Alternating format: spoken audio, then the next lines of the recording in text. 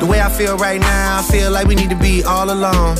So if you just playing around, you need to tell your girl, take a fine home, and that's real. Stop teasing me, stop teasing me. I could change your life so easily. I keep begging you to stay, but you're leaving me, leaving me. We got sticks in the club illegally. Got the whole 6 side, they believe in me. We got members east of the DVP. We got members west on the 401. We got a lock on the game, but there's more to come. You gotta pot that till the morning come. You want shots for the girls, damn, order some.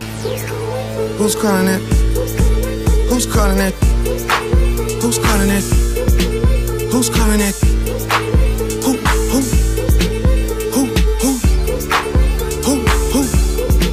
Hey. Is it Stacy? Is it Becky? Is it Keisha?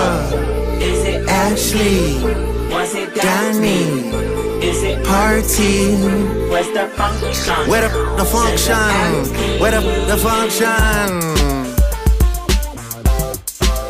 Baby girl. Baby girl. Baby girl. Baby girl. Let me see you do your dance, let me see you twirl. Shake it in the club with your homegirls. Take a pic for the gram, show the whole world. Yeah. Is that your bestie? I'ma ice both of y'all like Gretzky. I'ma at you like bless me. Hit the dance floor, get nasty, impress me. Baby girl, let me see you do your dance, let me see you twirl. Shake it in the club with your homegirls. Take a pic for the gram, show the whole world. Yeah. Is that your bestie? I'ma ice both of y'all like Gretzky. I'ma at you like bless me. Hit the dance floor, get nasty, impress me. Hey, how many in this club? Is it just me and you, my love? I don't mean to call you, know. Just heard about the things that you do, my love. And you're just like me if it's true, my love. Hey, you can see right through my love. Hey, I see your waist shrunk, my love. Hey, you got some bass in the trunk, my love. Damn, how many in this club? Is it really just me, my love? You know my dad and them pimpin' for real. You ever been down to Memphis, Tennessee, my love? I ain't saying I agree, my love. I'm just telling you the things that I see, my love. I got drinks, jokes, sex, and cash. Those are 4 things I can guarantee, my love. Hey, baby girl, let me see you do your dance, let me see you twirl. Shake it in the club with your homegirls. Take a pic for the gram, show the whole world. Yeah. Is that your bestie? I'ma ice both of y'all like Gretzky. I'ma at you like bless me. Hit the dance floor, get nasty, impress me. Baby girl, let me see you do your dance, let me see you twirl. Shake it in the club with your homegirls. Take a pic for the gram, show the whole world. Yeah. Is that your bestie? I'ma ice both of y'all like Gretzky. I'ma at you like bless me. Hit the dance floor, get nasty, impress me.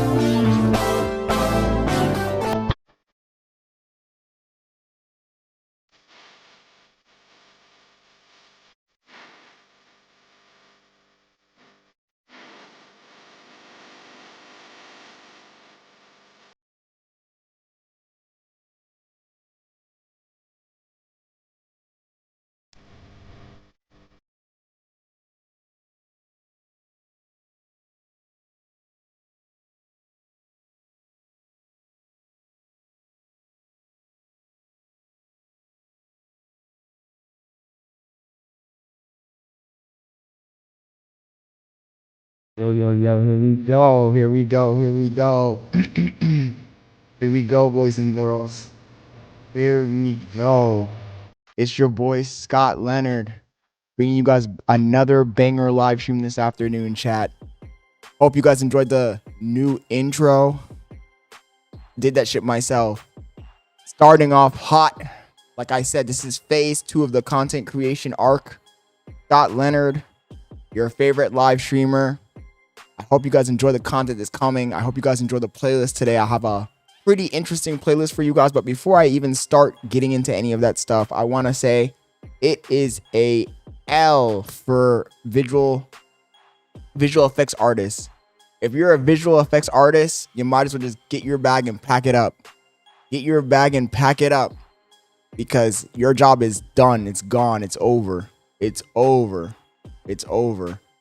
I literally, originally, I was planning on paying a visual effects artist to make my intro. I said that like a few days ago.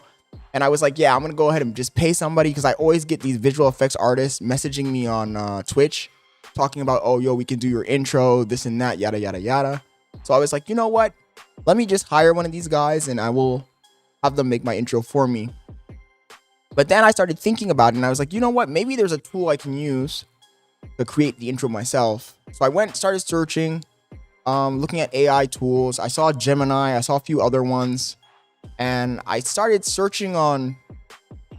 Actually, I think I used Gemini to find the one I actually used.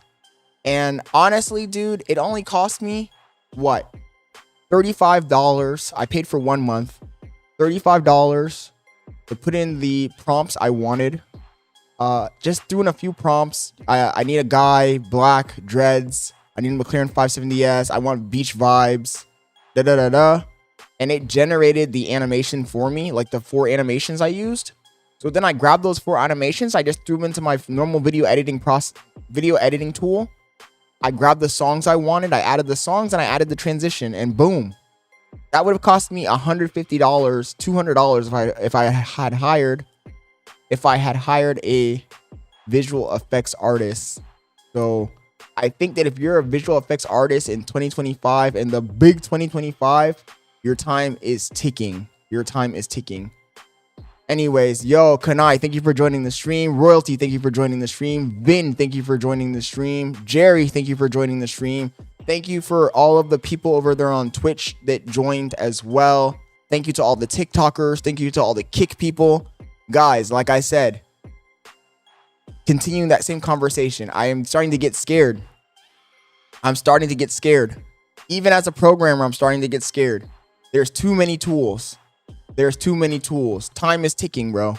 Any second now, they're gonna fire everybody in the department and say, yo, we don't need any of you guys. We can keep one. We'll keep one developer, and the rest of you guys can just monitor AI, because that shit was too easy to do. It was too easy to do, chat. I'm not even joking. It was too easy to do. Quicker. It took 2 minutes, Vin. It took 2 fucking minutes. Do you know how, if I had hired a designer to do that, I hate this fucking chair. I need to get another chair. If I had hired a designer to create that intro, it would have been at least 2 days.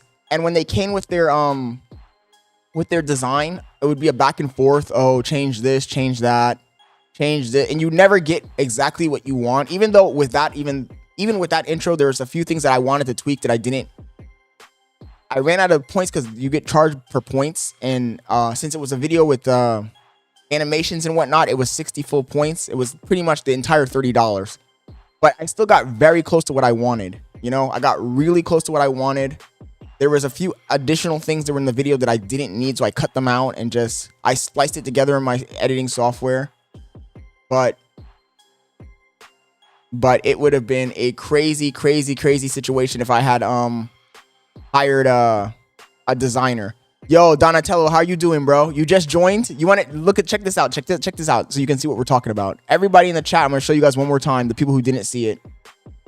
I just made a new intro. Do you guys know how when you're watching streams on Twitch, they always have like the intro, the loading screen? I made a new loading screen for the channel. Check this out. This was the new loading screen for the channel. Who's calling it? Who's calling it? Who's calling it? Who's calling it? Who? Yeah. OVO Sound 2025. Who's calling it? This shit took me a total of 5 minutes to make.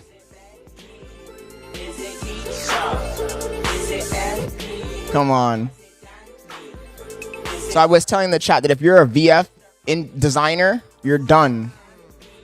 You're done. If you're a VF designer, you're done. There's no way that you're gonna be able to keep up with the AI supply of really high quality designs, and you can basically do whatever the fuck you can think of, bro. Especially if it's a cartoon.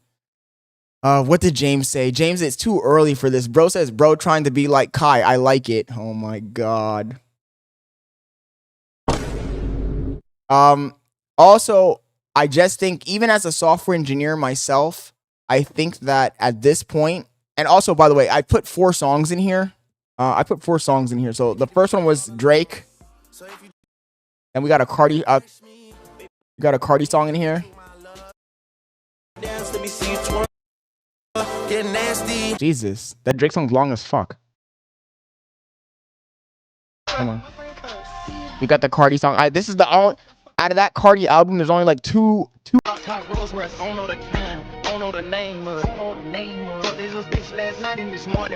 Shit, made one for the intro and outro. No, I haven't made one for the outro. I shoulda. I didn't even think about that. You identify my bitches with APs.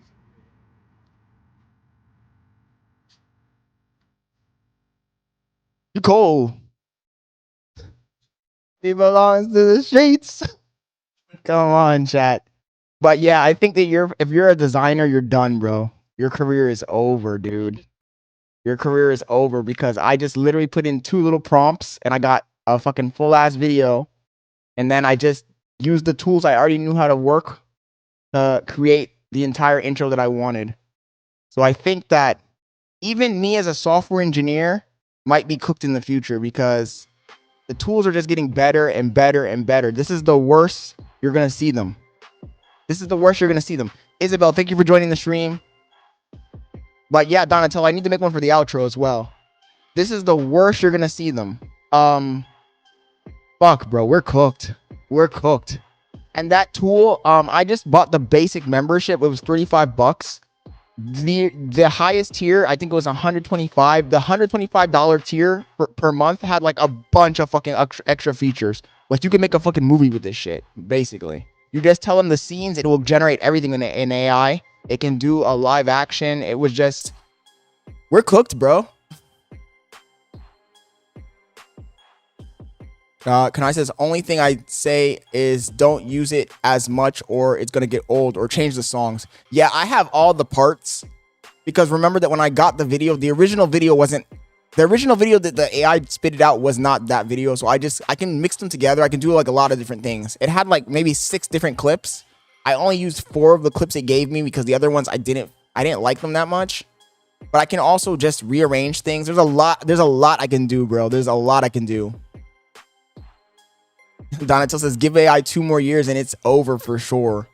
Yeah, definitely, bro, because it is fucking pumping out really good, high quality content. If honestly, with a little bit more refinement, you would not even be able to tell it was AI. And you would think it was like some artist sat down and like drew out the animations and made it for you, you know? And honestly, what's James say? James says, he a hoe for leaving. Who left? Nah, I don't know, Jit. Yeah, the Cardi one did fit a little bit better. But back to what Kanai was saying about the Cardi album, that album, there's only like 3 good songs in that entire album. So of course, the song I picked is going to be the one you like, because there were only like 3 songs to pick from. The rest of them were just weird. Like, I'm just like, is he a robot? I'm not a robot. I can't listen to robot music. All these beeps and bops. So anyways, chat, I'm pretty satisfied with what I did today. I got a lot done. I also added the songs to my soundboard. So you know how when these guys are trying to hype up the chat, they're like, okay, let's get hyped up, chat. I got the song on my soundboard now with one button. I can just hit it. Who's calling it? Who's calling it? Who's calling it? Who's? The only problem is with the soundboard, I'm not able to fast forward through the songs, and they're always going to be in the same order. But overall, I'm just trying to get you guys hyped up, bro, because like I said, this is the new phase. Donatello, if you haven't been paying attention to what we're doing, I changed my whole content strategy. I'm calling it phase 2. And in phase 2, we're just doing more original content. We're doing more reactions. We're doing more yapping sessions, more building community, more trying to grow the Discord. more, you know, more just basic streamer stuff. And I know that I definitely have got a hit in the views. Obviously, when you're reacting to other content, you get a lot more views. But I think that in the long run, even though I'm kind of gonna be struggling for a little while to get the views up, I think that with enough practice and enough content, especially the content that I've been trying to post on other social media platforms, I think that eventually I will be able to get back up to at least 100 people by the end of the year. That's my fucking goal. My goal is to get to 100 concurrent viewers by the end of the year. Doing solo content and react content and IRLs, obviously. So, and I feel like with the amount of people that I acquired while watching the Kai Cenat AMP, the Fousey tubes, like the neons, I feel like the amount of people is enough to really carry. So it's all up to me. It's all up to me. I mean, I started with 2,100 followers and I have 5,500 right now. So I should be able to carry myself as long as I, you know, keep it entertaining, keep it interesting. That being said, today, I got some news about the car. For those of you guys who are wondering, insurance adjuster messaged me back after hours and hours and hours of waiting for a response. He said that he was trying to get an estimate of the repair costs of the car from some exotic repair shop, but they were taking way too long to get all of the parts. Obviously, because it's a rare car. McLarens, first of all, have a lot of weird parts. Like, they like just adding parts for the sake of adding them, or like parts that all of the other manufacturers share because it's like a generic company that makes them. McLaren's like, no, we're not going to use the generic company. We're going to make our own specific part that's McLaren branded. So they were trying to get all the pricing for all that stuff, and they gave up. So he said that by the end of the week, he'll have the estimate for me, and I think they're going to total out the car, so that's a W for me. The question is, what do I do now? I know I said, chat, that I was going to be saving up that damn money. Then says, hey, Mr. Leonard, it's Francis here. That rare shop is really a Chinese market. Sorry it took so long. They don't speak English. I know I told you guys that, you know, you're probably right, Vin. But I said, I know I told you guys that I would be waiting at least a year and a half to get another exotic car, but I'm also getting that itch. I'm getting that itch, chat. A few days ago, Bailey and I were at the supermarket, and there was some guy in a GT3 RS 992, the new GT3 RS, and he was just at the light. But, you know, the fucking GT3 RS with the aftermarket exhaust sounds loud as fuck. So we're coming out of the Publix, and I heard that shit, and my antennas went up, chat. My antennas went up. I looked, I saw it, and I felt the bite of wanting to go out and get a new fucking car. I felt it. So now I gotta really protect myself from getting that bite, because that bite will drive you fucking crazy, chat. It will drive you crazy. The first week that out of the car accident, Bailey and I were going somewhere. I don't remember where we were going. We were coming down out of the building. First of all, for those of you who don't know, I'm jumping all over the place. For those of you who don't know, I live in the city. So when you live in the city, especially like Orlando, Fort Lauderdale, Miami, these cities in the southern part of the United States where it's nice weather, there's tons of fucking supercars. Especially in the area that we live in is like the supercar central of Orlando, basically. So we're coming down from the building, and there was a Ferrari 488 parked in our building. And Bailey was like, oh, isn't that a Ferrari? I had to not look, chat. I can't see that kind of shit. I honestly can't. If I start seeing supercars, I'm going to go out and do something dumb. And I says, bro, think about what happened and the fact that you almost lost your life. You goofy if you get another one this soon. I know what you're saying, bro. I hear you. But the temptation is... Because it's so hard to explain, bro. It's so fucking hard to explain. And I'm not even a car guy. I've told you guys this in the past. I'm not even a real car guy. But the feeling of having those cars, the feeling of driving them, the experience, it's just one of a kind, unique feeling. And you can't blame me. You said, yo, Scott, you don't go outside. I do go outside. That's the problem. But I can't go outside without a car. I'm not gonna fucking Uber places. So I've been trapped in the house, becoming a fucking little by little, becoming an incel. Well, not an incel, I guess, but what would the word be if you're trapped in the house? Akidomore is what they call it in Japanese. Royalty says, you're not a car guy, but talk like a car nerd. Oh, no, Royalty.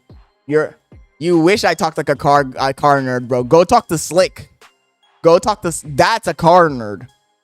I just talk about the brands and driving fast. I'm not talking about like actual car nerd shit. Like, go talk to Slick and then you come back to me and you're gonna tell me if your head doesn't hurt. Because when they talk, I have no idea. I do know. Okay, I'm not lying. I do know what they're talking about, but it doesn't interest me. Does that make sense? Vin says, devil on your shoulder here. Don't you miss that rush, buddy? Don't you miss everybody looking at us? You feel like when you're in a fucking supercar, especially like a flashy one like that one, you're like a celebrity, bro. Yo, hey man, thank you for joining the stream. You're like a celebrity. You go to the gas station, there's mad people walking up to you asking you weird questions. You go to the supermarket with it, you go to the club, you're like a fucking celebrity. Crazy. Royalty says, buy a regular car. Remember now, you got a family. I can still get a car. I don't understand. We have a family car already. I don't want a family car. I'd rather have no car than a family car. We got a family car already. He said, you're not single. Yo, we gotta hit the club, popping the bottles in the club, my boy. Let's go. No, but seriously, I'm not a car guy. That's the whole thing. Donatello says, felt that I'm doing my IRL stream today at the Knicks game. Been inside for over 2 days. Definitely need some air. Oh, we'll stop by and check you out, Donatello. That sounds interesting. I need to fucking go to some games or do something.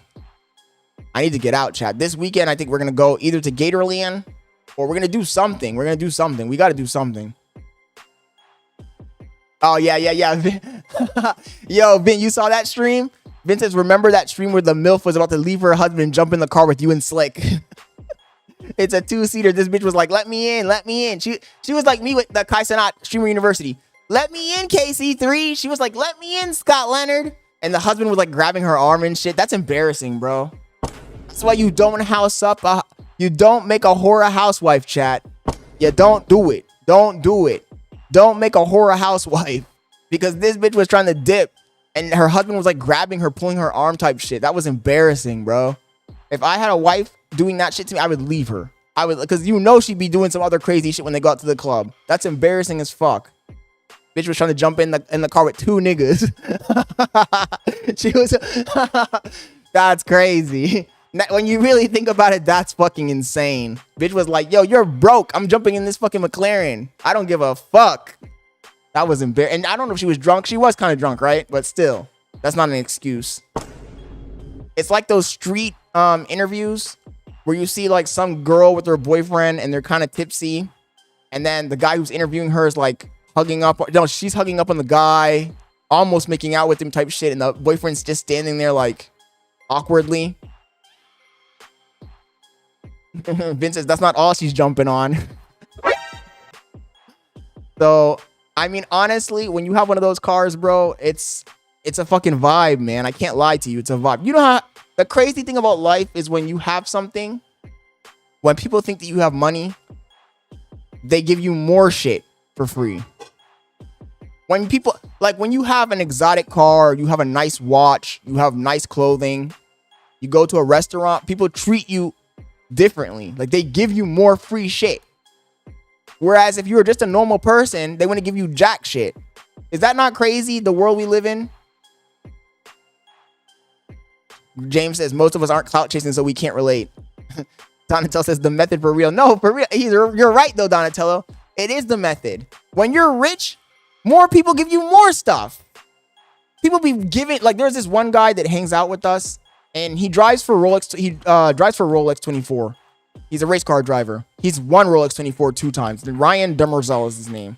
And this fucking guy, people be giving him shit for free, bro. Giving him free Rolexes. I mean, he got 2 Daytonas, but those were because he won the race. But he also just got like normal ass watch. Like they just give him like a normal ass watch. Like, oh yeah, customer appreciation. Since when have you ever seen a Rolex authorized dealer give anybody a Rolex for free for customer appreciation? Come on, dude.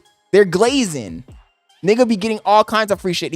When I had my Porsche, the Spider, I was trying to buy an exhaust, right? So I made a post on Instagram saying, yo, my car sounds like shit. I need to get an exhaust.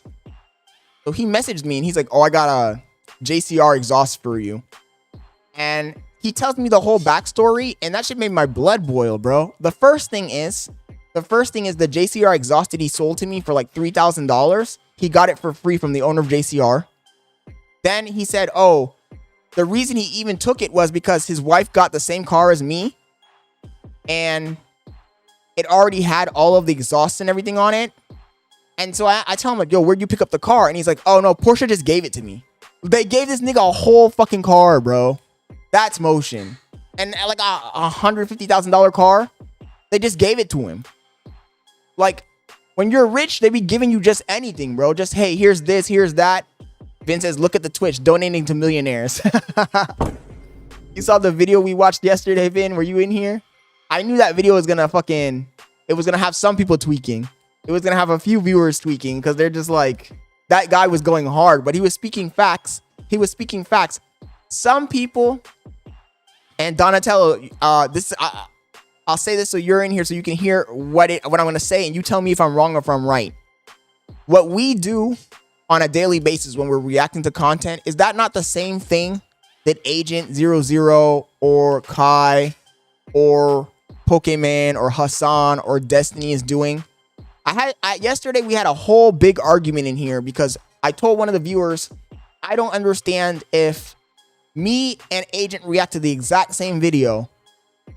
Why would you, and you know me, you've talked to me, you've watched all of my streams.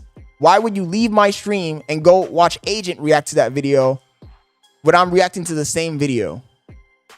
And when you watch Agent reacting, Agent's not doing anything fucking different. Like, you can watch in fact, I would say Agent is reacting even less. Like, he's sitting there silent for more time, not saying anything.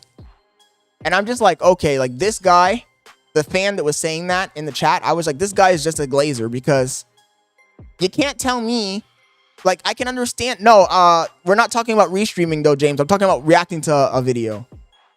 I was talking about just reacting to like a normal, like a video essay. Like, if we're both reacting to Tommy G, let's say. There's a Tommy G video, it just dropped. I click on it, I start reacting. Agent clicks on it, he starts reacting. Like, I told him, I don't understand why you're glazing so hard when if we go watch Agent react to the Tommy G video, he's going to be sitting there for a long time without saying anything. He's going to be like watching it. That's funny. These guys are crazy. And like, it's like, come on, dude. Like, I don't understand why some people just gravitate towards only watching people that are known. They'll go and donate, like they were saying in the video we were watching yesterday. Yesterday, we watched The Angry Asian, and he had a video where he was talking about he doesn't understand how people watch streams. Yeah, royalty, but I'm talking about reacting, not restreaming. He said that he didn't understand how some people will go into a stream with a dude who has 20,000 people watching them and donate 100 gifted subs, but then there'll be some other streamer that has 10 people watching him and nobody will go. The same person won't donate anything to that guy. And he was like getting frustrated, like, oh, I can't believe that these people donate. They're willing to donate their whole check to millionaires. And I started thinking about it realistically, and I'm like, look, it's fine to show your appreciation to the content creators because they are working. I'm not going to say they should be working for free, but goddamn, when there's people in there really like donating 100 back to back, 100 gifted, 100 gifted, 100 gifted, 100 gifted. And then if you could follow that person who's donating the 100 gifted, sometimes they're just ordinary people. It's like, what do you do for a living? Oh, I work at an Amazon warehouse. You know that there's people, I saw a video about this. There's people that are so crazy that they donate their entire check. They go into debt, they take out loans and shit. There was a guy, bro, and he was like taking out loans to donate to people and shit, and donate to OnlyFans models and cam girls. It's like, you are crazy. You are out of your fucking mind, dude. You're gonna go into debt to donate to some cam girl in Bulgaria? That's crazy.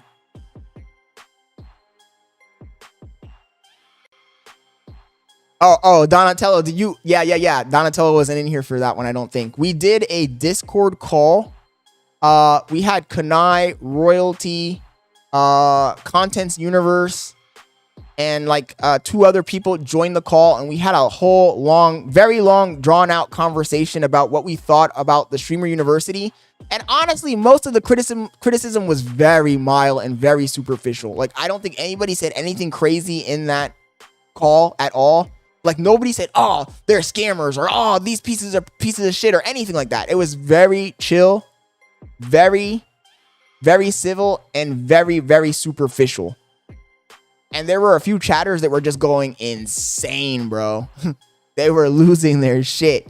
They're like, these guys are haters, blah, blah, blah, blah. And it's like, dude, we haven't even said anything like critical. We haven't said anything critical. Like, I could understand if we were like really saying some critical shit, but we weren't saying anything critical.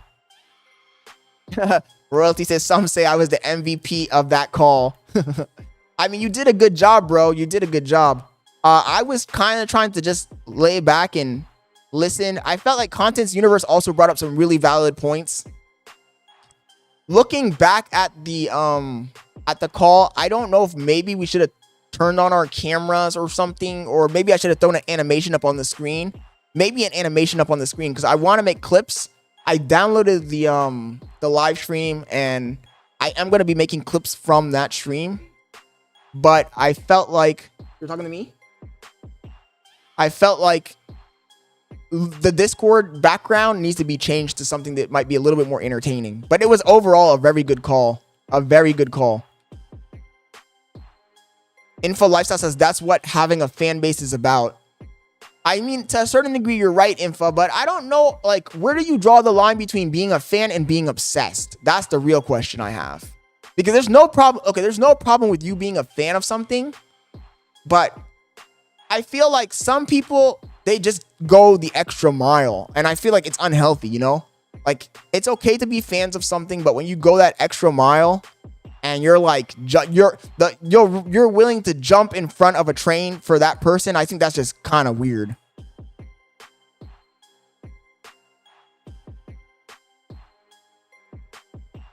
Because it's almost an obsession at that point, Donatello. That's the other reason why I decided to make the pivot so early. The reason I'm making the pivot super duper early, even though, I mean, I feel like, look, I made what, 3,000 new subscribers from watching Kai Cenat and watching Fousey and the other guys. But I realized, to be honest, that it's better to just make the pivot early, because I have enough people to try and... Look, we have 22 people in here just talking, and I think that that's enough people to be able to have a conversation with your chat. And once you're able to have a conversation with your chat, you can always grow your audience. Yo, otherwise 89, thank you for joining the stream over there on Twitch. You haven't missed much. We're just talking. TTD, thank you for joining the stream over there on Kick. TTD says sending money to some cave in the ass cracked of the world. What I was going to say is that once you have 20, 25 people and they're actually engaging in the chat, you don't need that many more people to grow. You just need to be entertaining and have good conversations. So there's no reason for me to continue grinding, watching, restreaming, and reacting to live streams to get to 10,000, because at that point it's just going to be too many super fans. And I just need people that are, mild and moderate. Like, I don't want to be getting like a bunch of Rakai fans. It also obviously depends on what kind of content you're watching, but if you're watching a bunch of Ray and Rakai, you're going to be getting a lot of crazy fucking maniac kids, you know?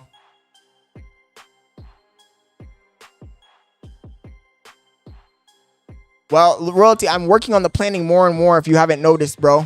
I'm growing it. I'm working it. I'm working it. I'm working it. And like I said, now that I'm doing my own thing, the planning obviously is going to be more critical. So I'm going to have to lock in more. I'm locking in every single day. I'm locking in a little bit more, bro. It's kind of like a train leaving the station. I'm just right now growing my momentum before I leave the station. So, for example, today we got a decent amount of stuff to react to. I did write down notes again to talk about some talking points. And it's just little by little.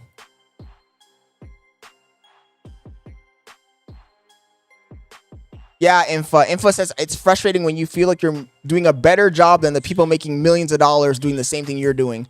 And it is, but I watched today I had a hard watch today, chat. I had her hard watch today. I watched a Pokemon video about live streaming. And I'm not going to lie to you. She had good information, but it was a hard fucking watch. And I don't mean the way you think, chat. Get your mind out the gutter.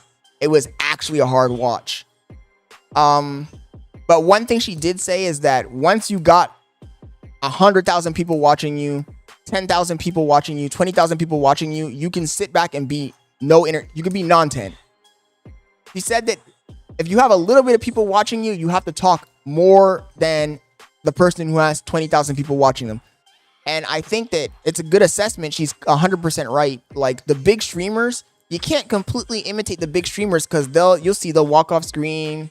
They'll be looking at their phone for long periods of time. I mean, heck, Fousey did a whole stream where he didn't talk for like 2 hours and he had, 1,500 people supposedly watching him. But I've seen Neon also just do whatever and not even be paying attention to the chat. The thing is that when you're a small content creator like us, you gotta really be grinding and you gotta talk a shit ton to keep them entertained. There's no way you're gonna be able to grow your audience if you're not entertaining when you're a small content creator. And Donatello, his community is toxic because he's toxic. I don't understand why. Well, I do understand why. I was about to say something stupid. I was going to say, I don't understand why he's getting so much clout, but I do, because kids love chaos. And Rakai is... Honestly, Rakai is not that unique. Does that make sense? But that's the reason why he's getting so much clout and fame, because he's not that unique. He's like the poster child for that type of behavior. So there's tons and tons of kids that act the same way at home, and then they see a kid acting like that on TV, and they feel they identify with him, you know? It's like that one kid that was at Streamer. There was a kid at Streamers University that looked like Rakai, sounded like Rakai, and acted like Rakai. And that just tells you that there's millions and millions of Rakais out there, and those Rakais are going to tune into their King Rakai, and they're going to identify with Rakai, and he's going to blow up because of that.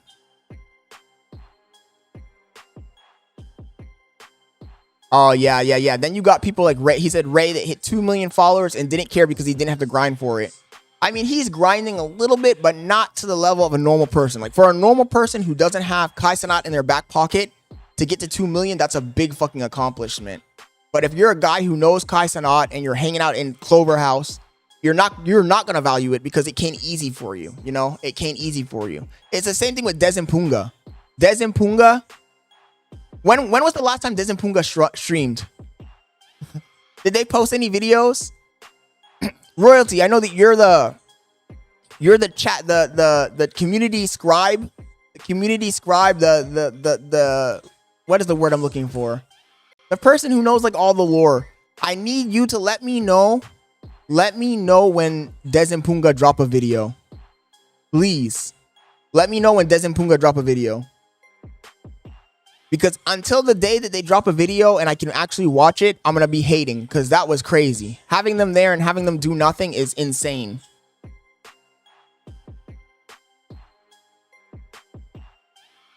Yeah, Rakai has 1.3 million followers on Twitch and only average 4 to 7K subs.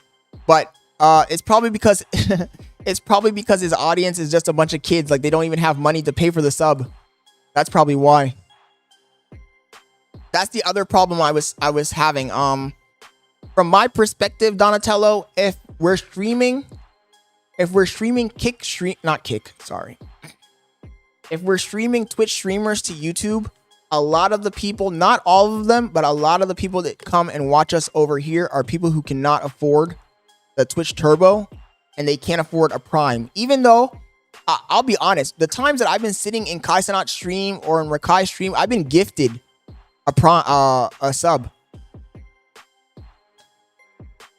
I got a sub for PlaqueboyMax. I got a sub for Rakai. I've got a sub for who else? I got like 2 other subs for some random fucking ones that we just clicked on for a few minutes. So I've been gifted a sub. So in reality, if you're sitting in there and you have no money, when they're donating 100 subs at a time, there's a chance that you might get a sub for free. But what I was going to say is that a lot of these kids, a lot of these people that watch on YouTube, it's because they can't afford a Prime or the Turbo. So they're just trying to watch it without any ads. And what that's doing, you're basically creating a filter and you're catching all the people who don't have money. So then you can't expect to get donations from your viewers over here on YouTube if all of your viewers are people that can't afford a $9 Twitch Prime. Does that make sense? It's like a self-fulfilling prophecy because you're basically creating a sales funnel. So I don't want to overpopulate my audience with young kids that are living with their parents that are not able to really go and do anything, because it's not going to help me either in the long run. Royalty says DEZZ right now is the one that's streaming more than PUNGA. PUNGA's being left behind in the shadows. I got a question for you, Royalty. What happens if PUNGA just stops? Does he have to does he have to change his name? He's going to have to start over, basically. I mean, not start over, because you can just change the name of the channel like I did, but it's going to be hella awkward. I just think that PUNGA is just a chill guy, bro. Like, he's not really trying to do that. And I think somebody said it in the chat a few days ago. The reason they created the channel is probably because Kai Cenat probably got tired of bankrolling their life. And he's like, yo, you guys need to do something. You can't depend on me for everything. Like, you guys better start fucking streaming. Because you can see the difference between DEZZ and PUNGA and fucking Tylil. Look at Tylil, bro. I promise you that in a year and a half, Tylil is going to be a big Twitch streamer. Huge. Why? Because he has discipline, he has dedication, he has vision. Like, he's not trying to get a free ticket. Yo, 2X Tate over there on Twitch says, Unc, why you hating? We're not hating. We're just having a conversation about what we've seen. By the way, thank you to all the people watching on Twitch. Big love to the Twitch viewers. But yeah, I think that in a year and a half, 2 years, Tylil is going to be a big streamer doing his own thing. He might not even be part of the Clover House anymore. He might be doing his own thing completely. But I assure you that he's going to be making moves. Whereas DEZZ and PUNGA, I don't see them lasting. Even Reggie is funny. Reggie is consistent. But I feel like Reggie doesn't get out of his shell that often. But does he really even need to? That's the other thing. Does he need to? He might not need to at all, because, I mean, he already has his own lane. So, I don't know. Reggie is kind of like a toin cost for... a toin... Sometimes I think that I'm slow, chat. A toin cost. A coin flip. A coin toss. A coin toss. Chat. Oh my god. I don't know how to talk. I literally don't know how to talk.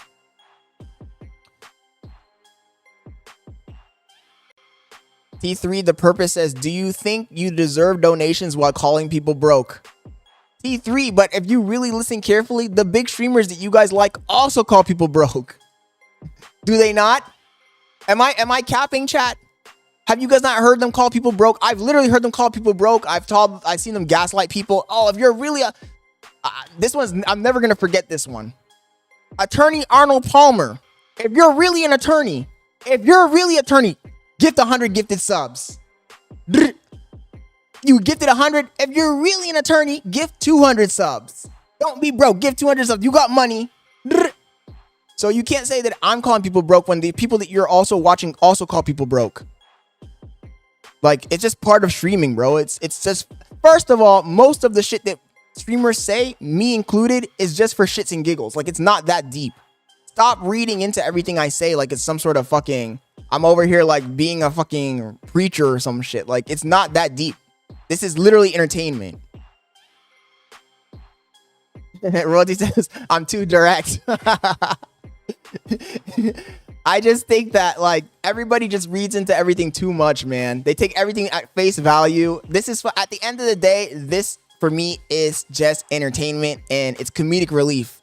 Like, I'm not really, like, thinking too deeply about anything that I watch or say. So, I would suggest that if you don't want to get your feelings hurt, chat, you do the same. You just take it at a grain of salt. Like, it's not that deep. I was gonna say something about not the donations, or was I gonna say? I can't remember what I was gonna say. Somebody sent something in the chat, and I cannot remember what I was gonna say. I wanted to ask Donatello a question, but now I can't remember. Donatello says they be doing that to NBA players. Yeah, dude, I've seen them to NBA players, to anybody who has doctor or lawyer in their name. They be doing it all the time. The thing is that people glaze over it when it's when it's their favorite creator. I was saying this. Asmongold is the perfect example. People will tell me like, oh, Scott, you're doing this and this and that, and get angry at me for doing it. But then the same person will go and watch Asmongold for 3 hours, and Asmongold will do the exact same thing, or Asmongold will watch somebody's entire fucking stream or entire video, and no one will say anything. They'll just be like, it's Asmongold. It's XQC. So if XQC and Asmongold can do it, I'm gonna do it too, chat. Your boy Scott's gonna do it too. If fucking Soul Illuminati can do it, I'm gonna do it too. I don't like, okay, when I don't even want to get into that conversation of the Soul Illuminati thing. Let's just say that I'm gonna be me, bro. I'm just gonna be myself. Like, I'm not gonna change my personality. Maybe I do have a hating ass personality, chat. You know, maybe I'm just maybe I have a hating ass personality. I can't change that, you know? I'm not gonna change that. Some people will rock with it, some people won't. What was I gonna ask Donatello, man? It was something about something that happened. Something that happened. James says, you don't understand. You're not these people. You're a normal chopped uncle. Oh my God. Chopped Unk. Yeah, Chopped Unk is crazy. Homie said I'm a chopped Unk. You guys saw that Sneeko crashed out because he was getting called Unk? I'm telling you, you guys need to chill with the fucking verbiage, guys. You really need to chill with the verbiage. Sneeko almost had a nervous breakdown. Sneeko's like, I'm 26 years fucking old, and you're calling me an Unk. I'm not an Unk. He lost it. He lost it on his stream. You guys are going too far. Now anybody who's over the age of 25 is an Unk. That doesn't even make any goddamn sense. In fact, I think I got the clip. Well, you're a girl, you'd be an auntie. But I don't think that they that they really attack girls with that verbiage that much as they do it with dudes. Let me see if I can find the clip, because Sneeko lost it. It was kind of funny. Also, you guys saw Ray's car.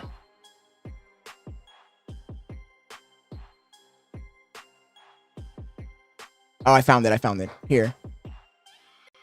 I mean, honestly, they be trolling, man. The kids that are calling people unks, they're just trolling. Here. On TikTok all day like you faggots. You guys like shit. Come on, Sneeko. You can't say that word. You guys call me unk and I'm 26. It's like, dude, I see niggas that are like 20. Whoa, did he say niggas? I mean, people get mad when I say niggas sometimes. This nigga saying niggas, that's crazy.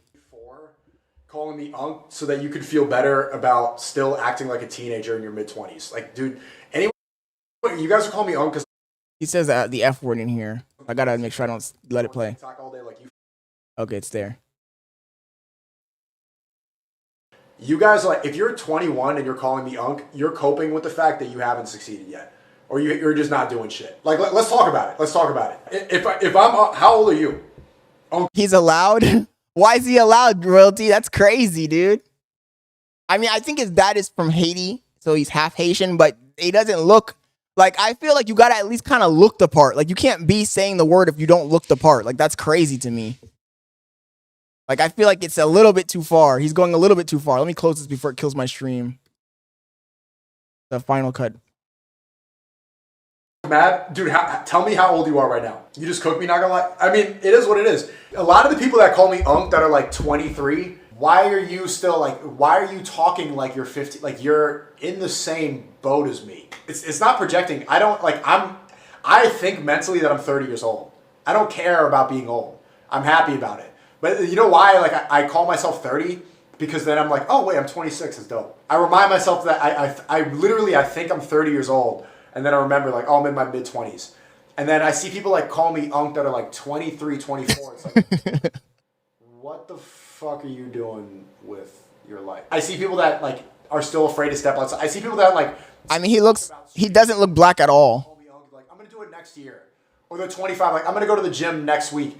You are just saying that so you feel better about your lack of progression in life. So just be careful about that. That's a W clip, but I feel like you guys are going overboard with the terminology, man. Like, the same thing with the terminology chopped. Like, there are people that are chopped for real. Average is not chopped.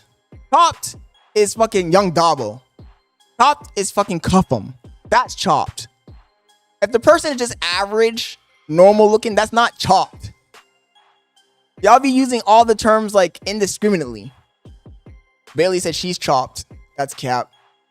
They be calling all the girls mid, all the normal people chop. Like, you're calling normal looking people chopped. David Fish says, bro, you think you handsome? I'm not cuff him though. Jesus, bro. It can always be worse. That's my point. Homie said, gang, you chopped. It could always be worse. It could always be worse.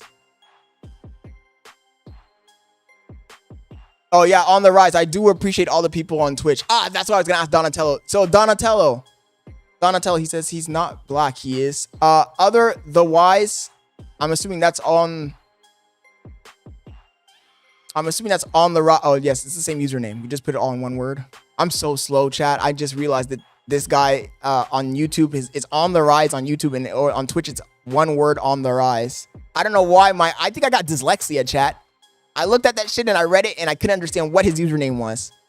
But I was going to ask you, Donatello, or have you tried experimenting with Twitch? How do you feel about Twitch, bro? Because I've been experimenting with Twitch. I'm trying to grow my Twitch audience. And I'm starting to realize that it is a lot of fucking work. It is hard as fuck to grow over there. I see occasionally I'll get spurts of viewers, but they never last.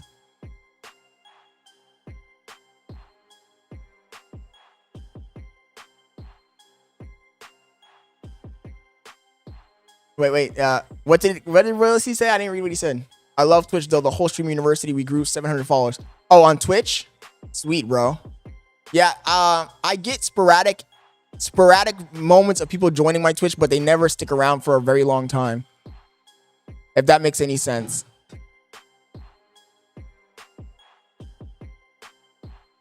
Yeah, but I do want to grow it. I feel like YouTube is too restrictive. Twitch is too restrictive.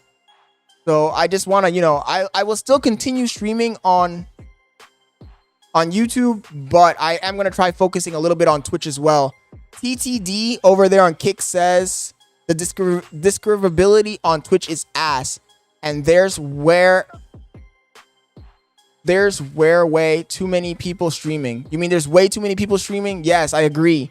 And you know what pisses me off about Twitch? And on the video I watched earlier that Pokemon made, she explained it too. On Twitch, when you have a lot of people watching you, the people who have a lot of people watching them, like 20,000, 30,000, 40,000, 50,000, they never log out.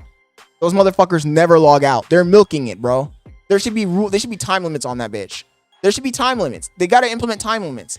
You can't be on more than 10 hours. You got guys like Hasanabi that are on there literally almost 24 hours a day.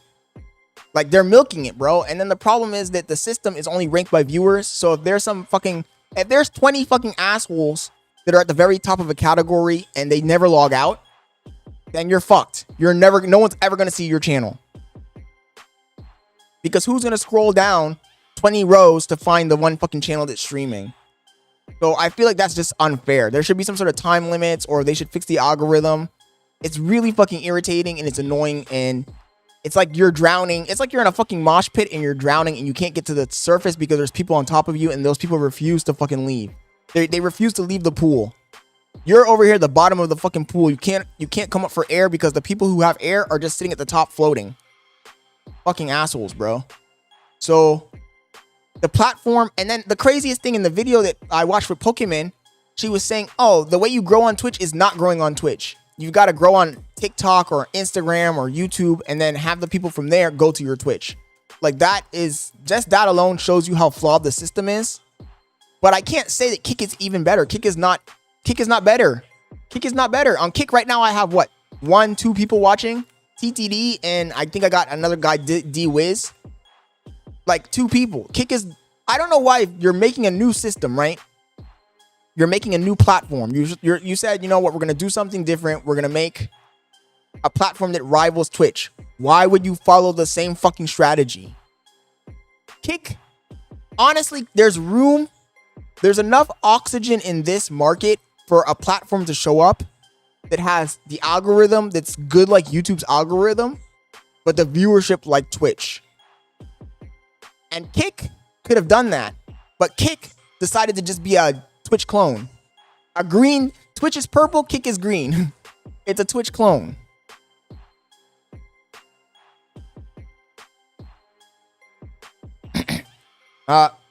Nomi Gaming says it's a little bit of luck and opportunity too.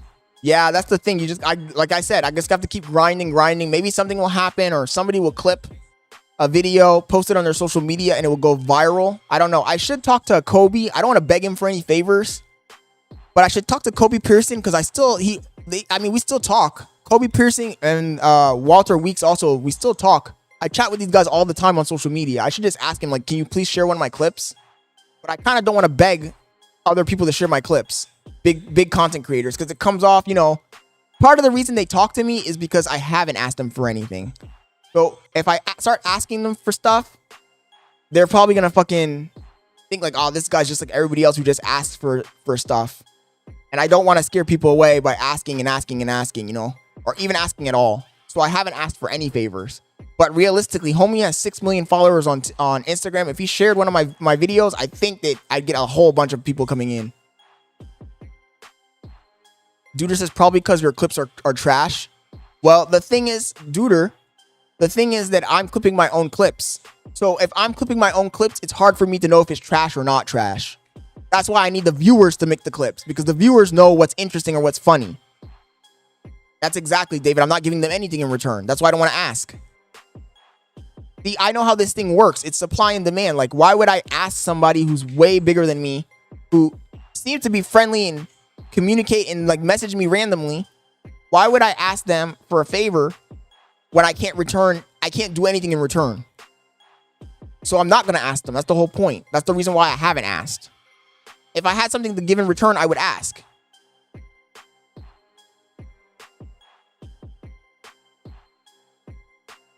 Yeah, but I'm tempted to go and just hit up the Brazilian friends I used to have and try and hang out with them, but I just feel like there's not gonna be good clips there either. Dude, this is your clips are trash because you're non-tent. There's lots of streamers that are non-tent, bro, that have clips. There are a lot of streamers that have non-tent content and they have clips. Yo, David, I know Walter is slowly cracking. I know. That day, there was a day we had like 1,000 or 2,000 people in here watching when we were reacting to one of the Kai streams, and I was gonna end, and I should have sent our viewers over to the Fresh and Fit podcast when we were done. I did it before 2 times, but it was like we didn't have a lot of people. We had like 100 people once, and we had like maybe 75 the second time.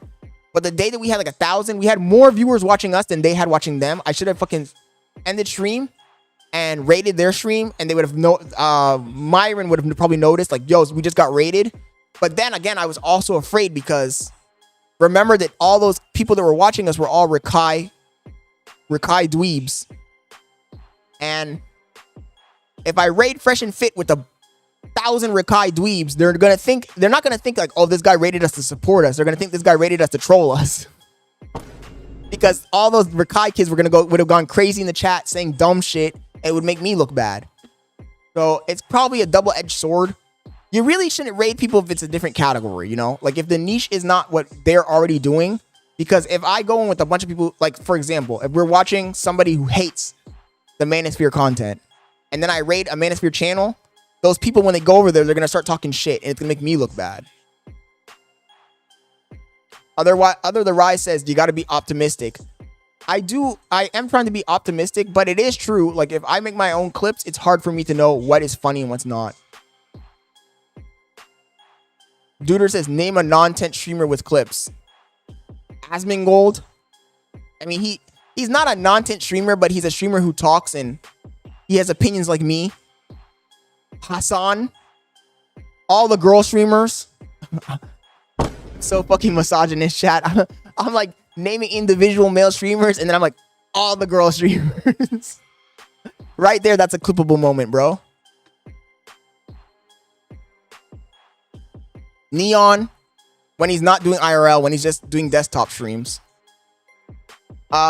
There's lots of people that when they do desktop streams, they don't have that many clippable moments. But they can say something that's funny. And I'm sure I say some shit that's unironically funny. There's no way that every single thing I say is not funny. If that's the case, then why are you even watching? That's how I know it's cap. TTD says the automod thing is already out of hand. Wait, you mean on Twitch, TTD? Because on TikTok, there definitely is. Oh my goodness. I saw that somebody did that before, Donatello, with the Lamborghini when he was in South Korea. And homie was revving the shit out of that Lamborghini. I was like, you know, I missed an opportunity too. There was a TikToker that caught me off guard when I was getting food at Panera. And he made a TikTok of me in my car. And I mean, it got decent views, but if I had known that he's starting to blow up. He just does like interviews, street interviews. I should have done something more extravagant. But now I don't got the car. McLaren Orlando told me if I ever need a car for the weekend to hit them up, but I'm not doing that. That's crazy. Doing that is insane.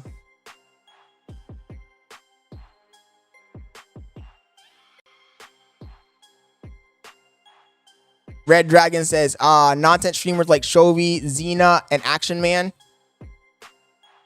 Royalty, you doing that on the low?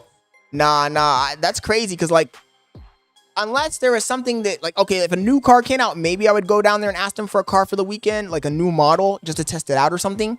But I'm not doing that shit. Yo, Red Dragon, thank you for joining the stream, bro. I haven't seen you in a while, dude. Glad to see you in here. So I just think that little by little,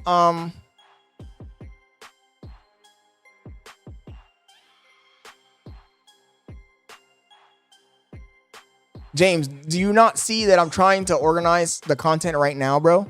I'm trying to organize content right now. The problem is that the small friend group that I have is very flaky, and I don't want to invite any of the car people because the car people are all going to want to do car stuff.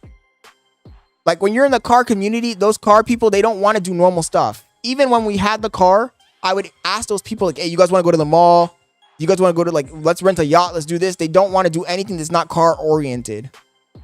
That's what you guys aren't understanding. Like when Royalty said, yo, Scott, you're talking like one of those car people. It's like, no, bro, you haven't seen the real car people. I'm like the superficial. I'm like the guy you meet at the grocery store that says, oh, I like Lamborghinis.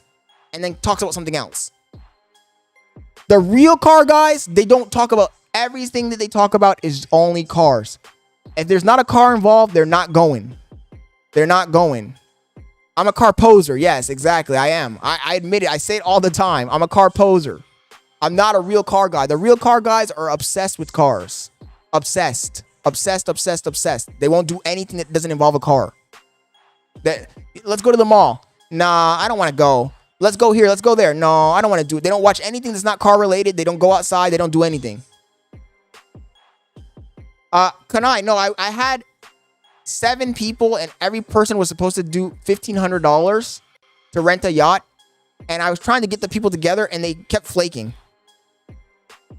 That's the only good thing. The only good thing about the car people is that they have money. Like if you want to go somewhere or do something, it's easy for you to plan it because they're not going to be like the normal people. Part of the problem with this other friend group that I have is that when I tell them, let's go to Universal Studios and do something, they start thinking like, well, it's going to cost this much to go there and this and that and this. They don't have like big amounts of disposable money to just spend.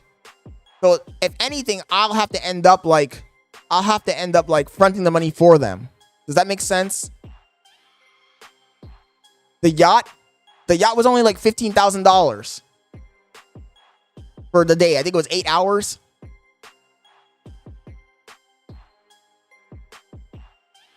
Exactly. They're homebodies when they're not in their car, Royalty. For real. You know what I told them?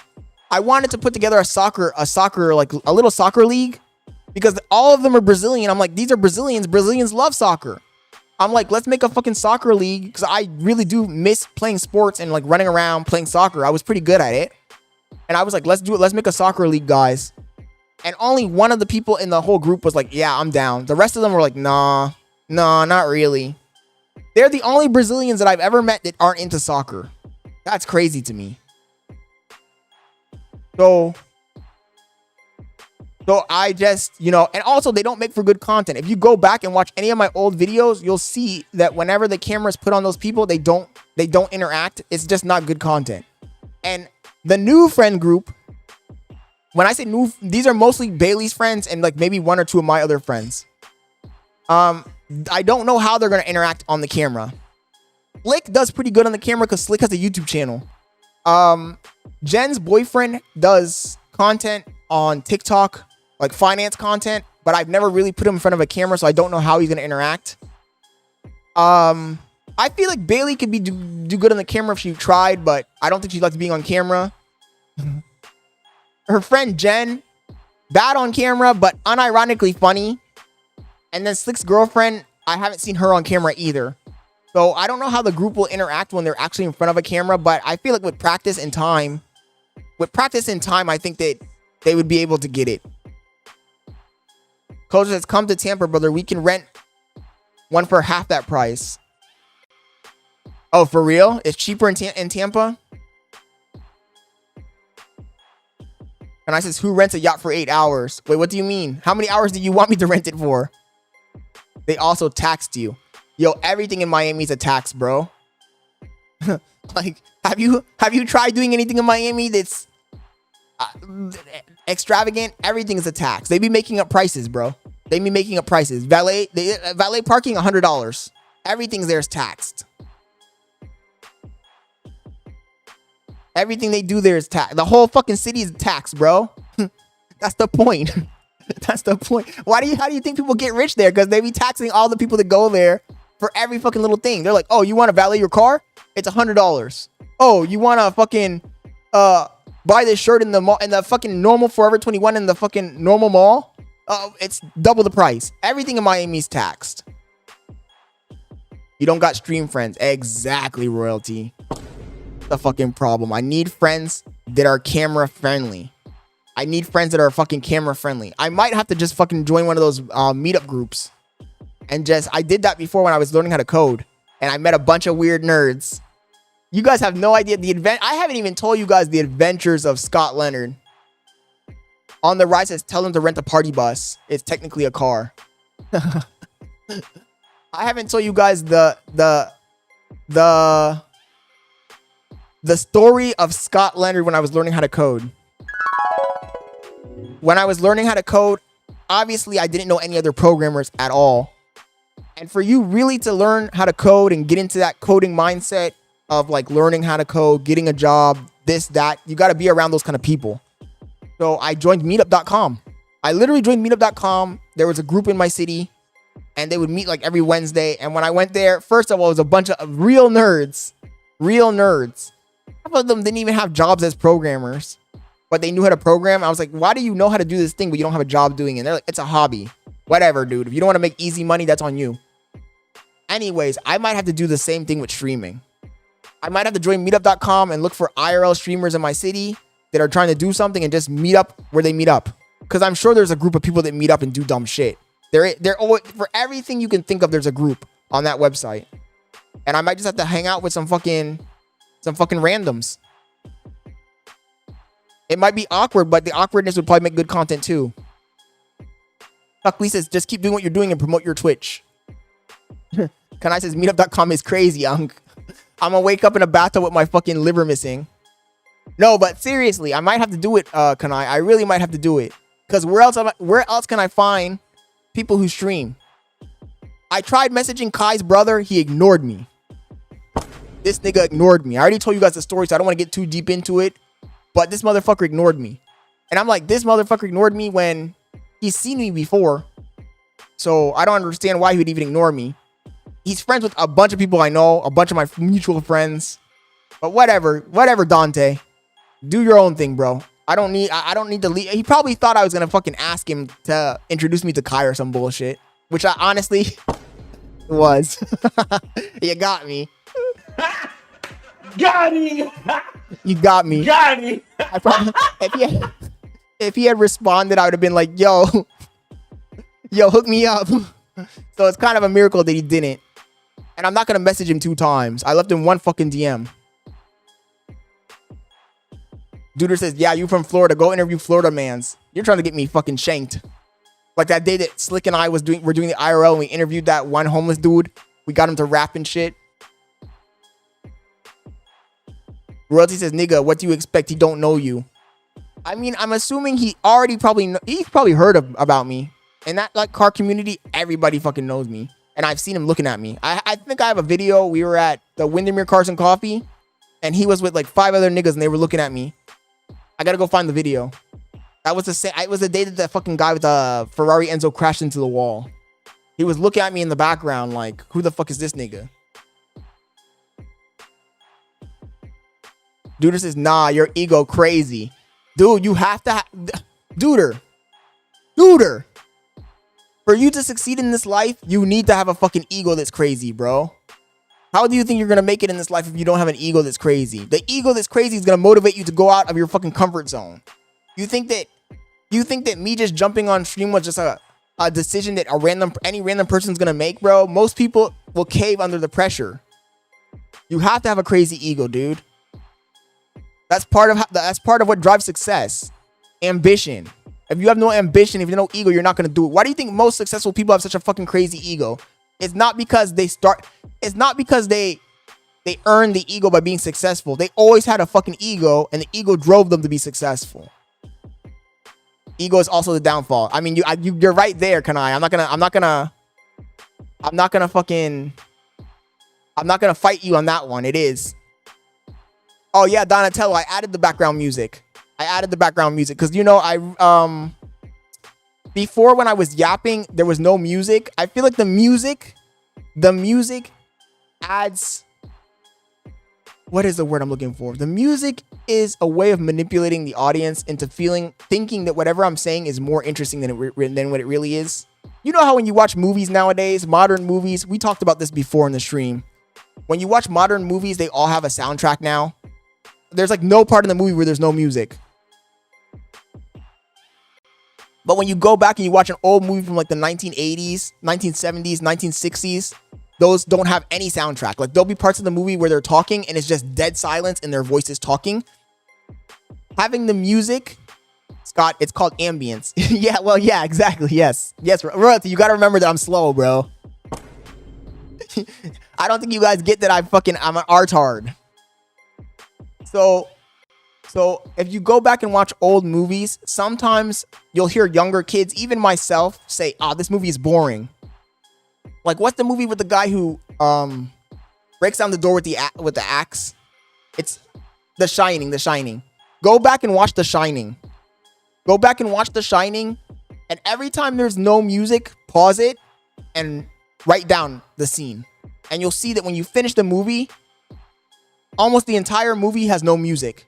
The soundtrack is only in certain areas of the movie. Go back and watch 2001, the Space Odyssey, and the same thing. There's tons of areas where there's dead silence, and then once in a while they put music.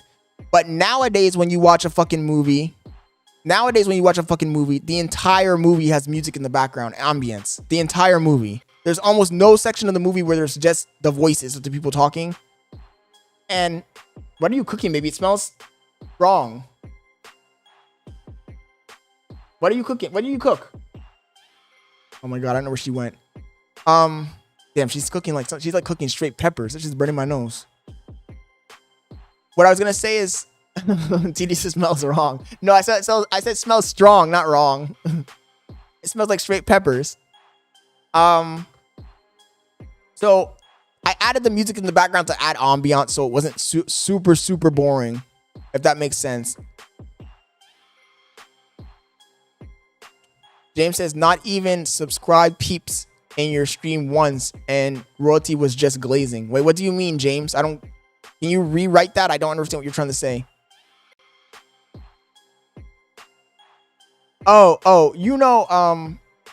meant to say this earlier. All of the people that were banned, I gave them a second chance. I unbanned everyone.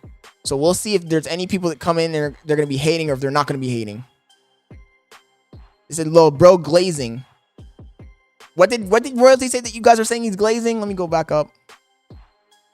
God, it's called ambience. University.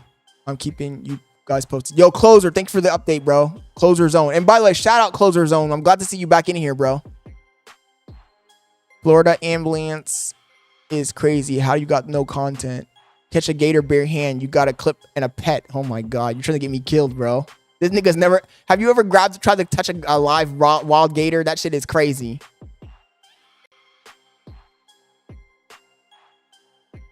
Don, he got boomed in your chat. Wait, what do you mean? Who?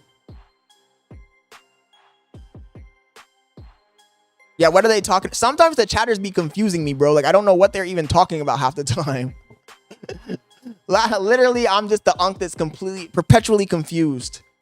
But chat, let's go ahead and start the second segment here. Let's go ahead and jump into the content that we wanted to react to today. I've got a pretty good playlist for you guys. So I'm going to go ahead and jump right into that. The first video, I need to put my glasses on, but when I put my glasses on, I start losing mad viewers. I guess people don't like seeing me with the glasses on or some shit. I don't know.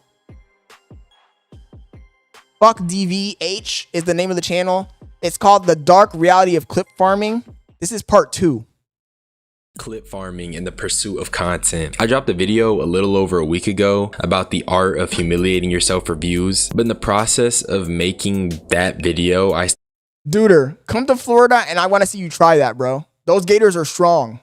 That's what you don't realize. The gators, even when they're small, Bailey and I went to Gatorland and we picked up a gator and the gator was small. It was only like 5 feet. And that shit is extremely strong, bro. That shit is extremely strong. So if you try and jump on an actual gator, you're going to be cooked. Unless you know how to jump on it a certain way so it doesn't panic. If it starts thrashing around, you're done, bro. It's going to knock you off so fast and bite you so fucking quick. You're going to bleed out so fucking fast.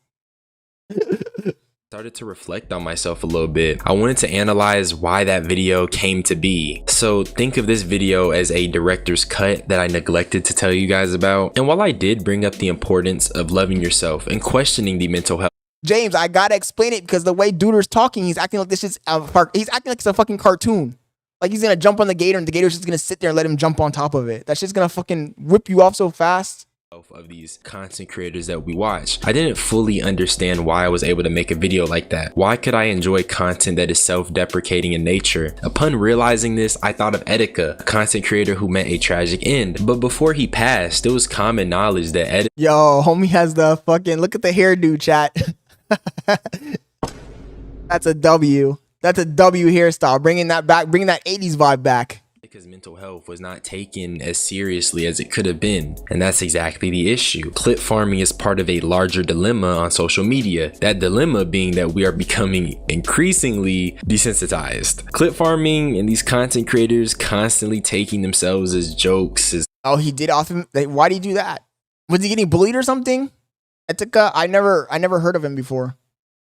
Causing viewers to become more comfortable with laughing at them and also more skeptical about the content we see. So yeah, this video is clearly about the dark side of clip farming, but I also want to use this video to introduce a few other thoughts that I had, and these thoughts will be elaborated on in a future video. So this won't just be me talking about Dabo being a chopped guy or whatever, or even reiterating the same points from that video. I do want to keep it fresh, even if the video is still along those same lines. This started because my friends had seen the clip of Dabo crying walking out of the gym after he played basketball.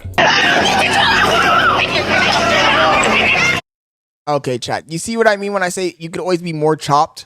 I know I'm chopped. When people say, Scott, you're chopped, that doesn't affect me anymore, dude. Once you're over the age of 25, if you're chopped, it ain't gonna affect you if people say you're chopped. But it can always get worse, chat. And here we have a prime example of that. Look at this nigga. Look at him, chat. Look at this dude. Wait till you see the. Look at him. No. Look at him, chat. Come on. Be worse. I'm over here counting my blessings.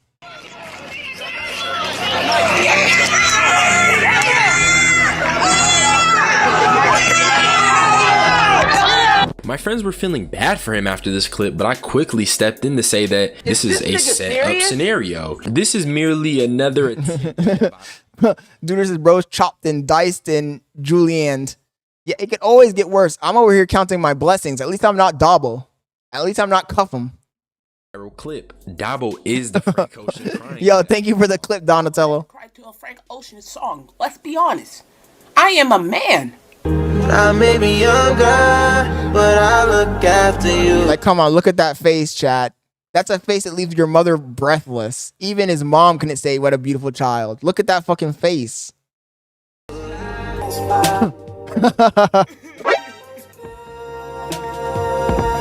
don't know what to express right now. And that same kid that cried to Frank Ocean is a kid with the ability to cry on command. He's clearly clip farming, and this obviously doesn't... Not even the grandmother. Right? That's what I told my friends, and they obviously said, but still, he's crying. We should feel bad. Something in me told me that that's just a bunch of bullshit. Dabo is a known clip farmer. He's known for constantly partaking in humiliation rituals. Why would I suddenly find myself feeling bad for another one? I came to realize this is essentially the boy who cried wolf. We all know the fairy tale about a boy who constantly lied about wolves coming. Or if you're a One Piece fan, we know how Usopp kept crying about pirates despite it being a lie. That's why when the wolves eventually did appear, the boy met a tragic end. Well, at least in some versions. But do you see what I'm getting at? Clip farming is essentially the streamer's version of the boy who cried wolf. We as the townsfolk or viewers get increasingly more desensitized to the cries of the streamer. Stop giving a f about my life. You know, back then I was still getting caught chopped and it hurt. That's crazy, dude. That will get me canceled. I'm not trying to get canceled. I'm trying to get clips. There's a difference between getting clips and getting canceled, bro. I was like, what can I do to be an evil villain? So I became even more chopped. I stopped giving a fuck because Homie said, instead of improving, I decided to become even more chopped. That's a fucking crazy statement. That's actually crazy. if nobody can care about me, why would I care about myself? I had to become the shadows. You know, I was wondering, what is Young Dabo good at? I'm not good at nothing. I might as well become the face of Chopped. So now we're facing reality. It's just me against myself. I'm the villain. One might call this a humiliation ritual or clip farm, but to me, I think it's a peek into the psyche of Young Dabo. The thing is, and I said this to you guys before, if you're playing a character, you can only play a character for so long, chat. The human brain is not equipped for you to play a fucking character. You can only play a character for so long before you become that fucking character. So if you're Mr. Chopped and you're pushing that I'm the most chopped person and I'm depressed and I'm this, at some point you're gonna have a psychological break and you're really just gonna become, it's like Fousey. Fousey's in his car talking about, yo, this guy Fousey finessed me. Nigga, you are Fousey. You can't play a character long term, bro. That shit will fuck up your brain. Your brain will get fried. Constantly being called chopped online has had adverse effects on him. It probably does hurt, but he also jokes around with being chopped. And the account that made the chop stare joke is one of Dabo's accounts.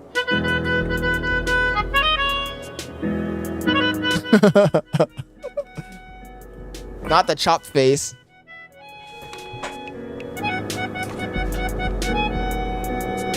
Clips like, no, Red Dragon, Fousey ran off with the money, bro.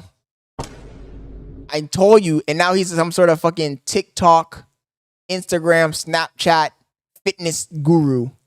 I don't even want to get into it, bro. He's been posting some weird shit on his fucking Twitter. these contribute to the jokes, despite them clearly affecting Dabo, which just further expresses that. He's gonna be back. Watch, Vin. He's gonna be back. Give him, I'm gonna say June or July. He's gonna be back, and then he's gonna act like that money shit never happened. And his audience is so brainwashed they'll forget that it ever happened. Point. And this is what I mean. I know he said he leaned into it because people called him it, but it just desensitizes his viewers. It makes them used to this Dabo. A Dabo that cracks jokes about being chopped. A Dabo that is a clown. Now I do want. And over there on Kick, my boy TTD, by the way, shout out to Germany. Shout out to all the people watching in other countries other than the United States. Shout out to my boy TTD. TTD subscribed to my channel the first or second day that I was streaming. He's been watching consistently on Kick, holding it down over there on Kick. So W's in the chat, my boy. Thank you, bro. I really do appreciate it. He says, Scott, you're right. I didn't see not a single female streamer who was funny at Streamer University. The content was all just thirsty simps. W, I agree. Pure simps over there, bro. And if you look at that spreadsheet that I was sent with all the people that were at Streamers University, the females were the ones that gained the most new followers. Why? Because gooners. Crazy fucking gooners. Talk a bit about Etika, because much like Dabo, people joked about him, people found his crash outs and his issues funny. Now I can't speak with certainty, but some people think Etika's community or fans were the reason he went off the deep end. A lack of consideration and care when it came to him. The thing is, Etika was self-aware of his chat, and according to him, he considered them an unrestricted army of niggas. Here's the thing, right? I want to share with y'all something, because I was looking at one of my reaction videos from the other day. It was the JonTron one, right? And you know, just Etika John, let me see here, JonTron reaction or whatever. Wait, his fans were all like hating on him or something? Chat? Is that what the grift was? That his fans were all haters? But this is the most recent one that came. Royalty, I thought Extra Emily did pretty good, to be honest. The person who, there were a few girl streamers that were not carrying it, but Extra Emily, she did pretty good. I'm not gonna lie. Even Emily CC, even what was this girl's name? The one who didn't do much was that girl Lena, Lancy. I can't remember her name. Some women that were just attractive, they just depend on their looks. That's all. They're not doing any content. Their content is just looking pretty. Came out and bro, TTD over there on Kick says the circumstances of Attika's death were very weird. I still remember it. the shit that the chat gets in this video is so hilarious. Look at the comments of this shit. The chat is as toxic as ever, I see. Niggas are like, yeah, pretty much. Glad to know that the flex tape products are a lot less toxic than his chat. Like, nigga, y'all be getting some fucking hate. But the thing is, like, when other people come around to the channel, right? I guess we do things so different here that they don't really expect to see, like, an unrestricted... Why were they hating on him so badly, chat? I don't know who this guy is. Why was he getting so much hate? Army of niggas. And that's what I mean. While Dabo definitely hasn't reached this point, and even in my video you can see his community was grilling him for it, the bottom line is that the general public are making jokes out of him. This normalized toxicity, this environment where these types of jokes are accepted, mark a bad precedent. It's okay to keep prodding the bear. It's okay to keep joking, because even if the streamer looks like they're suffering, it's just a joke. And remember, the streamers themselves make the jokes. They know the chat is toxic, so it's okay. But really it's not. In Etika's case, it got to the point of a breakdown on stream with his friend accompanying him. So you know what? No lies get no replies. For the first time, get and no the last time. replies. For the first. I'm not gonna lie, the hair kind of lost aura in this clip. Because it wasn't, I thought the front would be like sharp, but that shit was like a slope. And the last, I'm going to address this, and I will never say anything again. Oh shit. Stop donating to Etika. He's using us for money. Oh shit. Oh wait, that's what you were. Oh shit. What the fuck? Who is that? You nigga? know how fucking angry that makes me. Stop this, Kobe. Move. I'm gonna tell you something right fucking now. All right? What provoked this was his chat basically saying he's doing it for the money. Now I will commend Etika, because real nigga, you can tell he loved this shit. He loved content creating, and that's beautiful. But this reaction ain't normal. It's actually quite alarming and very telling on where his mental is. You get trolled, you get criticized. It's part of the job when you're a creator. But reacting like this isn't. When you look at the chat, they're eating this shit up, finding it entertaining. I was almost about to crash out, chat. I'm not gonna lie, I thought that my TikTok was banned. I thought that my TikTok was banned for a second. I was about to fucking crash out. I'm getting tired of this TikTok. I'm getting tired of this TikTok. You got me like fucking Solo Illuminati over here thinking that they got their fucking watchmen out for my ass. Pause. I'm getting tired of it. I can't say anything on this fucking platform. Everything I say is deemed inappropriate. I'm getting tired of it. Jesus Christ. I almost lost my shit, chat. I'm not even gonna lie. I thought my TikTok was banned again. I'm getting straight back-to-back bans. But it's just depressing. But this highlights exactly what I'm trying to get across today. The continued desensitization of content is leading us to more Etikas. You saw the post that I put in the Discord? I left a comment on somebody's post on TikTok. What did I write? I wrote something very banal. This is ridiculous. It's getting ridiculous.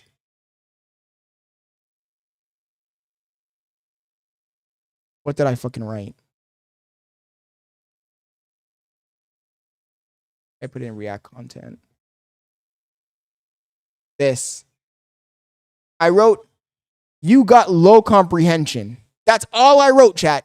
You got low comprehension. Comment removed. This content violates our community's guidelines. Ooh, I swear to God, chat. I'm not even fucking looking. I swear to God. If I cannot say anything at all on that stupid fucking platform. And then what really pisses me off is you go on the platform and I see girls basically naked. So you're telling me that you can have a girl that's basically naked on your platform showing her fucking holes, but I write you got low comprehension and that gets removed because it violates community guidelines? Fuck you.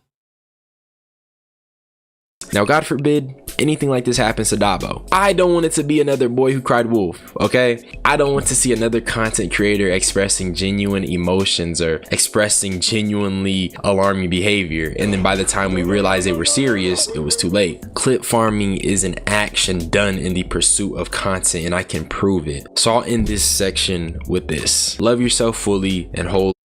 I could understand if it was a fucking harsh, vile insult that I said to somebody, but I literally just said you have low comprehension. That's not even a fucking insult. I mean, it is an insult, but it's not like I didn't do nothing to him.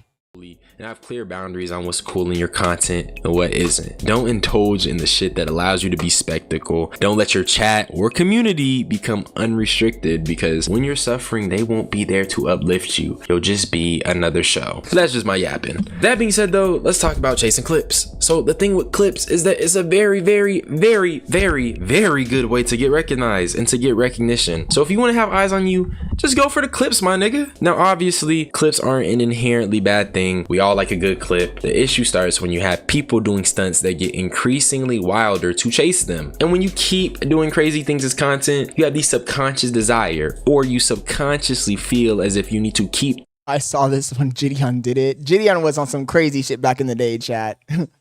Homie goes to a fucking Civil War reenactment fair dressed as a slave.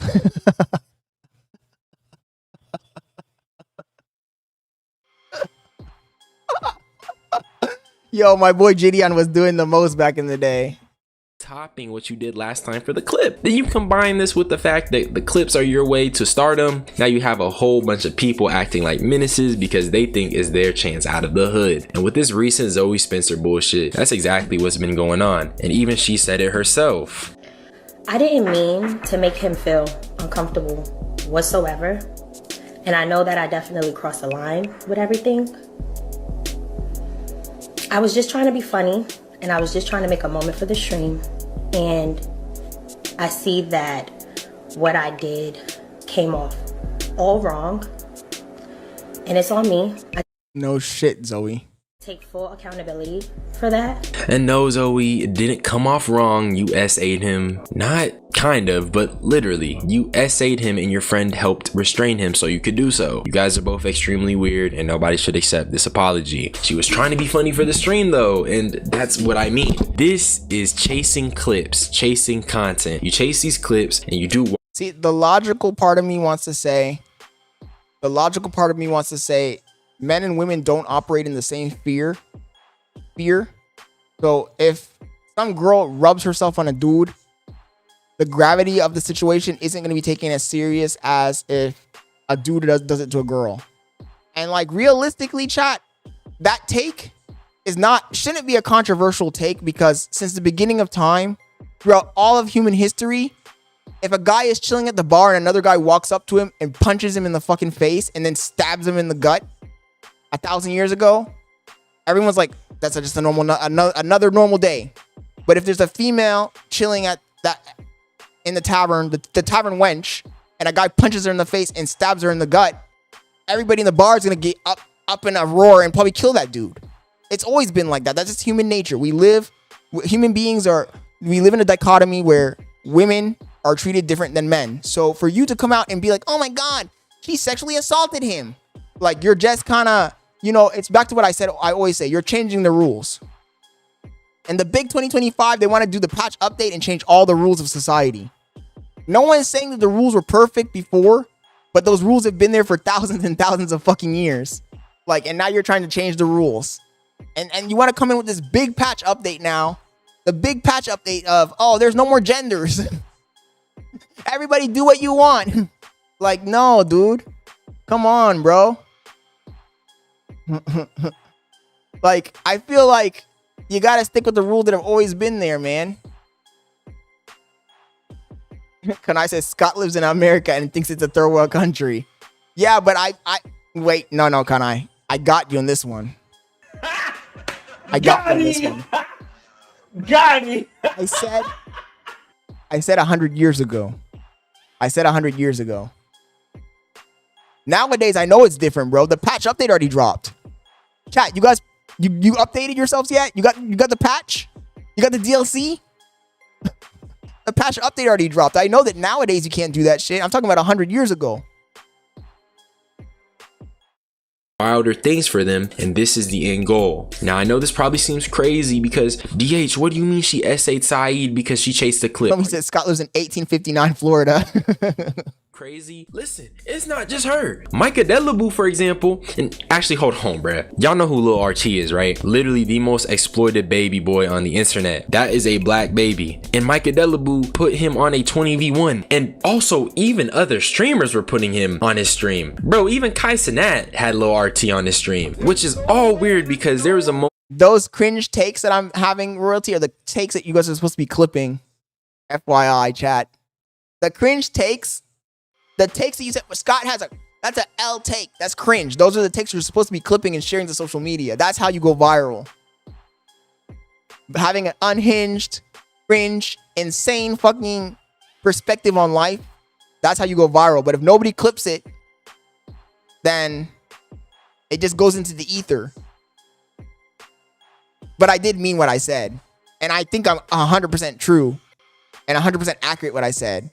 Men and women, we don't have the same rules. Nobody gives a fuck if something happens to a dude. Like, you gotta, yes, technically you gotta sexually assaulted. You're correct. Technically. But no one's gonna care, bro. Go to the cops and tell them, oh, this girl twerked on me. And see what happens to you. They're gonna be like, are you sure you wanna press charges? Are you sure you wanna press charges? Are you sure you wanna press charges? Are you sure? 100% sure? 10,000% sure? And they're gonna put the paperwork and be like, are you sure you want to press charges though? You're sure.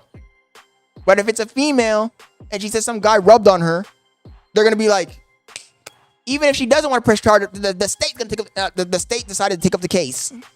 That's his life. That's his life. We're not equals. We're not equals. There's a draft for men. There's not a draft for women. We're not equals.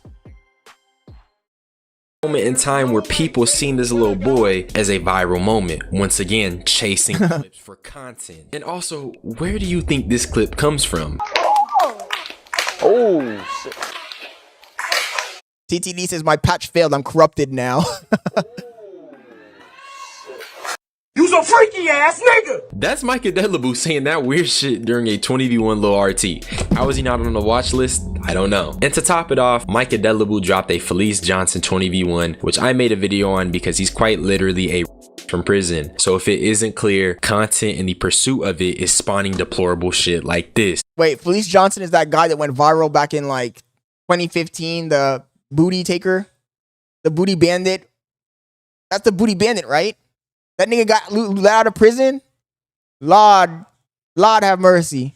Now the final thing I want to briefly touch on is the clone epidemic, where people are copying other streamers to go viral. Oh my god, Vin, not the dolphins. Don't bring up the dolphins again. That didn't even get clipped. You see what I mean though? That could have been a meme for all ages. A meme that would last forever.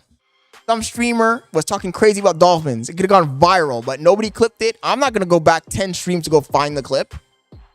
So now it's lost to the ether. Vince says, no, dude, you don't want that clip. Put me on some sort of list. Can you imagine? Can you imagine? They put you on some sort of list. You're walking into SeaWorld and they stop you. No, sir, you're not allowed in here. What do you mean I'm not allowed in here? You're not allowed in here, sir. You're on the list. You don't want to be on the list.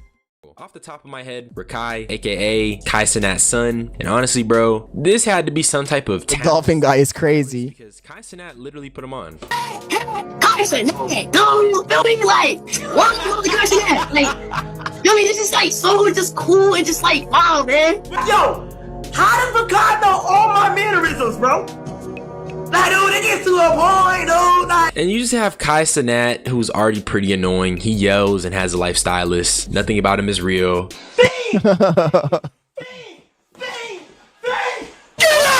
And then you have Lil Cenat mirroring it. And let me be clear, obviously this isn't as bad as the other shit, but it's still corny and has its own downsides. Number one, not everybody is gonna make it, so just being a clone is not gonna get you out the hood. And it seems like cloning stuff is reaching everybody. Even PlaqueboyMax has a clone. Will be one of the biggest shits ever. I don't give a fuck, because the reason it will, niggas hate on me. Niggas are just afraid to be themselves nowadays. That's the problem. They're just afraid to be themselves, bro. Everybody wants to be somebody else, man. Just be yourself. That's why when I'm live streaming and people are telling me like, yo, Scott, tune it down, or Scott, do this, or Scott, do that, I'm just like, I take it. I'm like, it's dual noted, but I'm just gonna be myself. I'm gonna do me. And I might not be the most PR trained person, or the most eloquent speaker, or the most interesting guy, or the most PC guy, but I'm gonna do me, you know? If people fuck with it, they fuck with it. If they don't, they can fuck off. That's how I see it. And that might alienate some viewers, but the viewers it alienates are the viewers that I don't want. You know? That's how I see it. Every day, I can do the simplest shit ever and still get hated on, but that's the thing though. Hate fuels success. I can work as hard as possible, and niggas will dead ass hate on me forever, just because they see somebody doing something and instantly will get on their dick. And for the record, to you, Mr. Max clone, nobody's just hating to hate. Just keep it 100. You dead ass have Max's look, the way he speaks, and his freaking mannerisms down to it. I got a question for you, chat. What major streamer am I copying, chat? Let me know. Who do you think I'm copying, chat? If I'm copying somebody, who do you think I'm copying? That's weird. The title of this video is The Dark Reality of Clip Farming.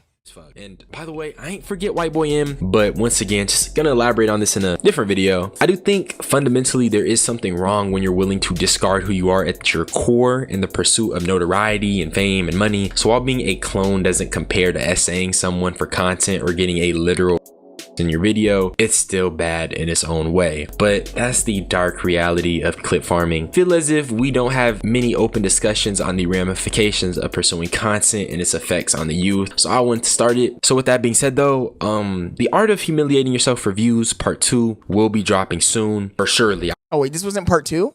I really want to come back to it because I got a lot of new stuff to say. But if you enjoyed this unsolicited opinion, subscribe.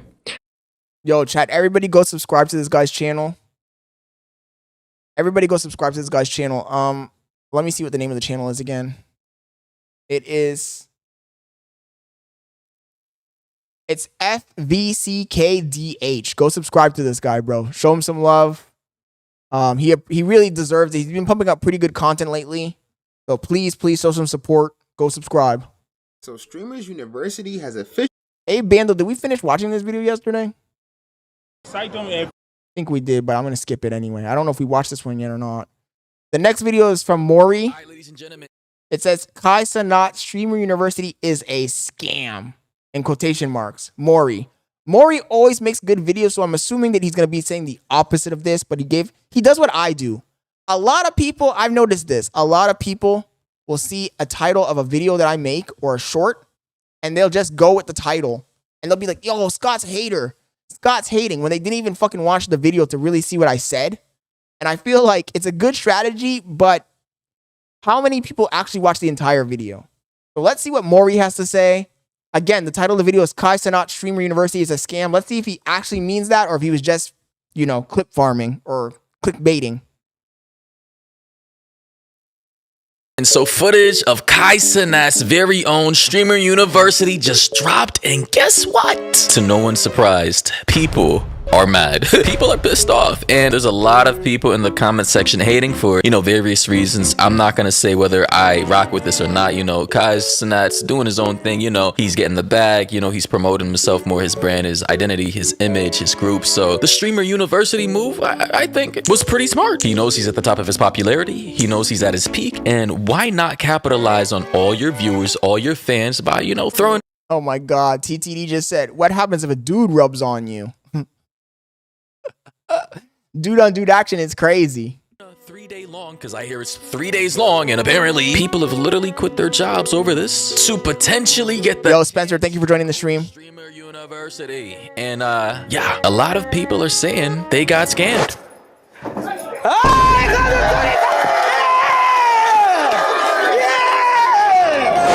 I like how as soon as he entered the room, he said class of 2020 something. Like, bro, this is not a real university, but you know, let's keep going. Oh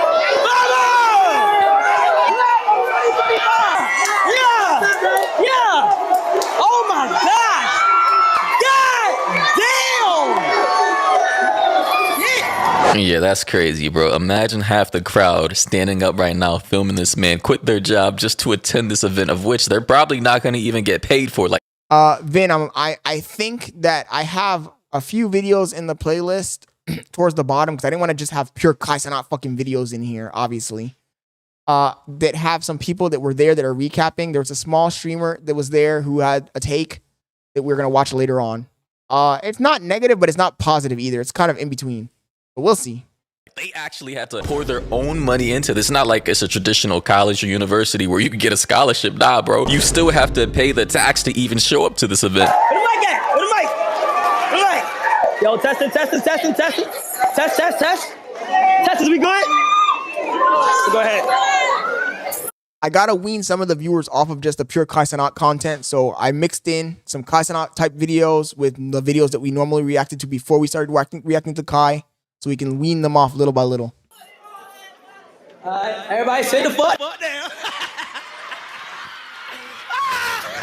Yeah, this man's laughing because he know he just made an easy, cool $1, $2, $3, $4, $5 million off of all this, bro. Like, look at the way this man is jumping, man. I got all these. That's exactly how he's probably thinking inside his head right now. Like, oh shit, I just got even richer. Sit the fuck down, nigga. Okay, listen. Oh my god, it's so fire to see everybody in this bitch. Who in this bitch? Duke. Dude, that is in this bitch. Okay, Duke, Agent was good. Yo, Big Duke and double Big Agent. When we say Big Duke, we mean big because his aura is big. When we say Big Agent, we mean big because he's fat as fuck. W Agent, though, he makes good content. I can't hate him on the content aspect of it. He just did the gym, that's all. Now, a lot of people seem to be mad about this. Listen, I'm just reacting, commentating. You already know what I do, right? I really don't. Double Agent. This, but in the comments, Agent 00, literally. There's a lot of wild comments out here from people that are saying, only. Also, shout out to Little Donatello. I didn't even notice, bro. Thank you for subscribing on the Twitch. I appreciate it, man. Bad bitches and blacks. Hashtag white lives matter. This is a disgrace. Not that's crazy. Be trolling like what? Somebody else said all black people, skull emoji. Another person said should rename it to Black Streamer University. So a lot of people seem to be upset that it's mostly black people who got selected out of all the applicants. Apparently that was a whole drama. I'm not gonna get into Kai Cenat's selection process for the applicants he had preferential treatment for in this whole Streamer University thing. It was a kind of a big drama on Twitter, and hey man, some people were saying if white people can do it, so can black people. So listen, I'm not into the whole race war thing. That is not my cup of tea, but I'm not either, chat. If you guys haven't noticed, I never pick sides, bro. I know what side I'm supposed to be on. I'm not on either side, man. I just treat people on an individual basis. I'm so sick and tired of this fucking thing here. America particularly, where they're so hyper focused on fucking race. You guys can keep fighting about that BS. Just leave me out of it. Somebody. And explaining that to somebody who didn't grow up here is extremely hard to explain because they're never going to comprehend your perspective. Whereas the perspective that they have, it's easy to comprehend. They were taught something by their parents. On both sides. He said this shit finna be nothing but screaming on stream and girls twerk. TTD says the race shit is only used to divide people. But then again, TTD, you're from Germany, so if you say it, they're not gonna understand when you're saying it. It's the same thing like when I say it, they just look at me like I'm fucking crazy. You gotta go. The people who think that way need to leave the country and go to another country and live there for 5 years and then come back, and then you'll see their perspective will change. But if they're just here the entire time, they're never gonna have a different perspective. If you're some fucking hillbilly in West Virginia, you're never gonna have a new perspective. And if you're some dude in Chicago, in the inner city of Chicago, you're also not gonna have a new perspective. You're just not.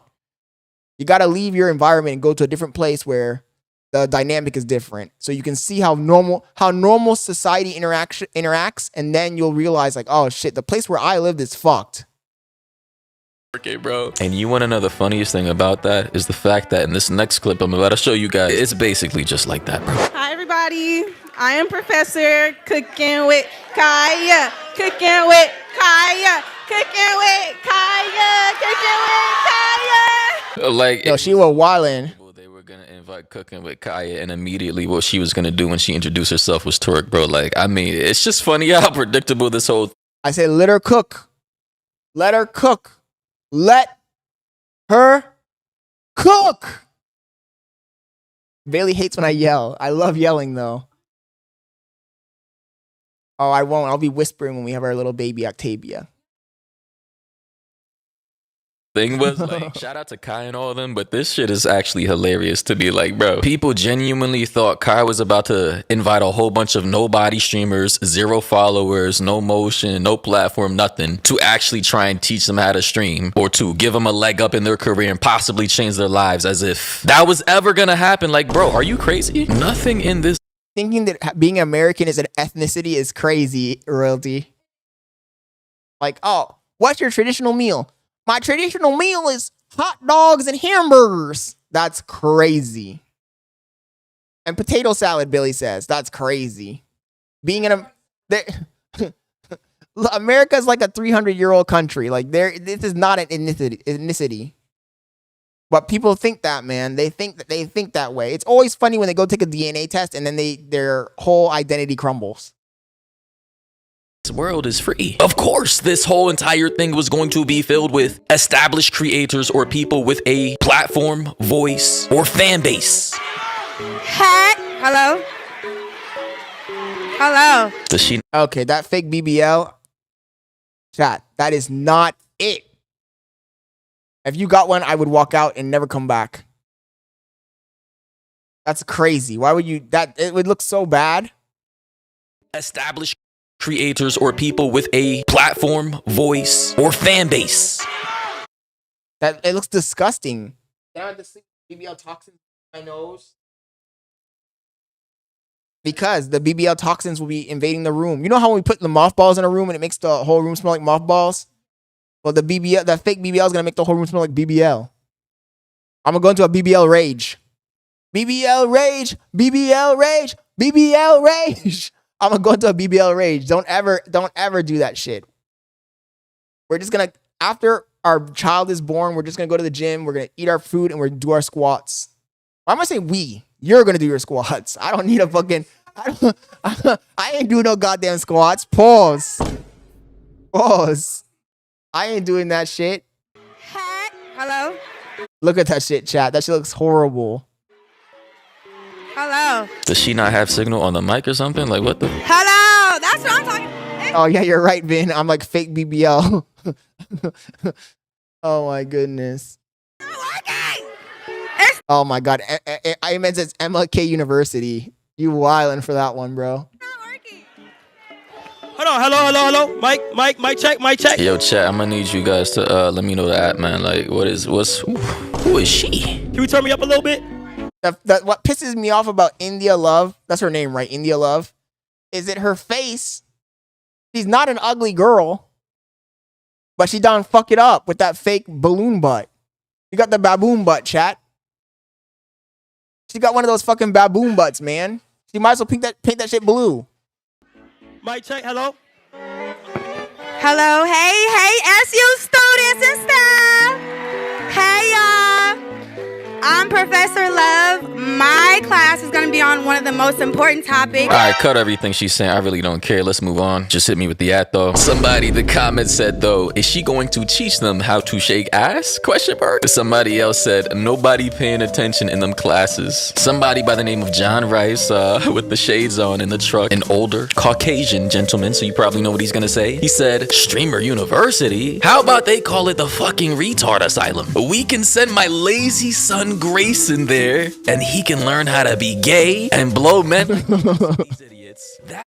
Yo, this guy went too far. That being said, I wouldn't mind getting sloppy with this here India gal. Signed, JR. I've never understood these fucking guys. This has to be a fake account, chat. That has to be a bot. Racist John Wildin. That has to be a bot, Vin. There's no way. I feel like on Twitter, there's a lot of fake accounts that they just throw on a female person or an old man person or an old white dude or old black dude, but in reality, it's just a fucking bot. There's no way somebody had this fucking crazy take, or people are just so fucking crazy on that platform that they don't give a fuck. They're just saying anything that comes to their fucking mind. Now, Mr. John Rice, you are a grandfather, likely a father. Because why the fuck is he even watching? Why the fuck is he even watching Kai Cenat? You're telling me that a 60-year-old trucker-looking dude is watching Kai Cenat for real? Come on, dude. An upstanding verified troll is nasty work. I do not think you should be saying this on a public forum with your whole face out for the world to see, insinuating that you wouldn't mind getting sloppy with this here India gal. Now I do understand this caramel complected young lady right here with the BBL. She does have potential for some Space John Rice. Fantastic sloppy. But as men, we must stay focused. Stay focused, brother. Stay focused. What's the stupid shit that this guy fucking Dr. Umar says? Black queens forever, snow bunnies never. Let's drop the Omar emoji in the chat. You guys forgot I had that shit.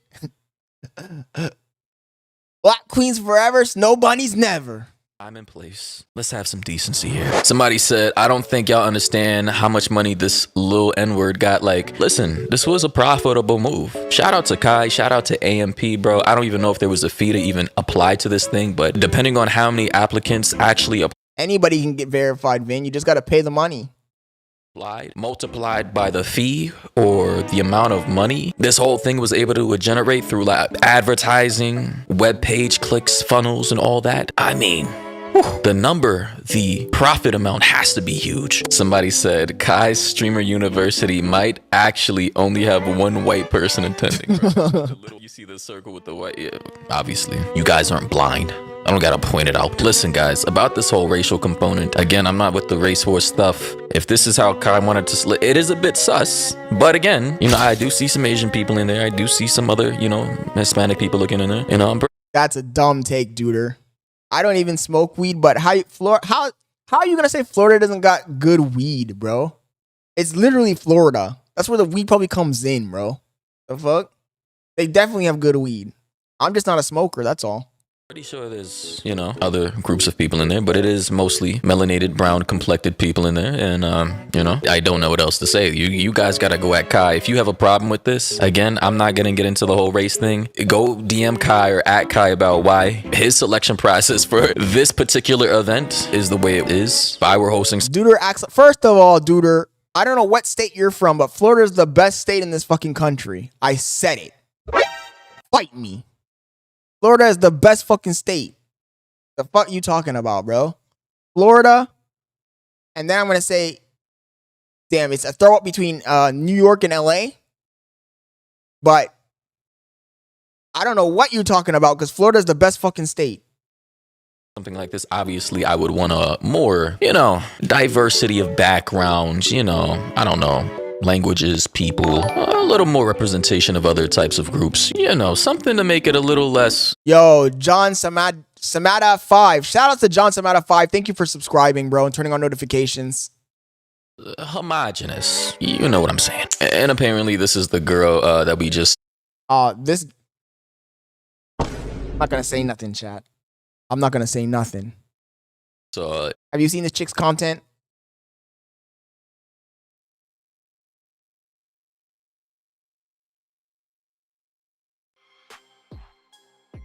Have you seen it, chat? Have you seen the content? The content? That's all I'm gonna say. That's all I'm gonna say, chat. Before Dr. Umar jumps in the chat and starts talking about Snow Bunnies never, Black Queens forever. In the Streamer University photo, here she is, literally I guess only white girl in attendance. Shout out to her, you know, at least one Snow Bunny made it through. But here's footage of DDG pulling up to Streamer University.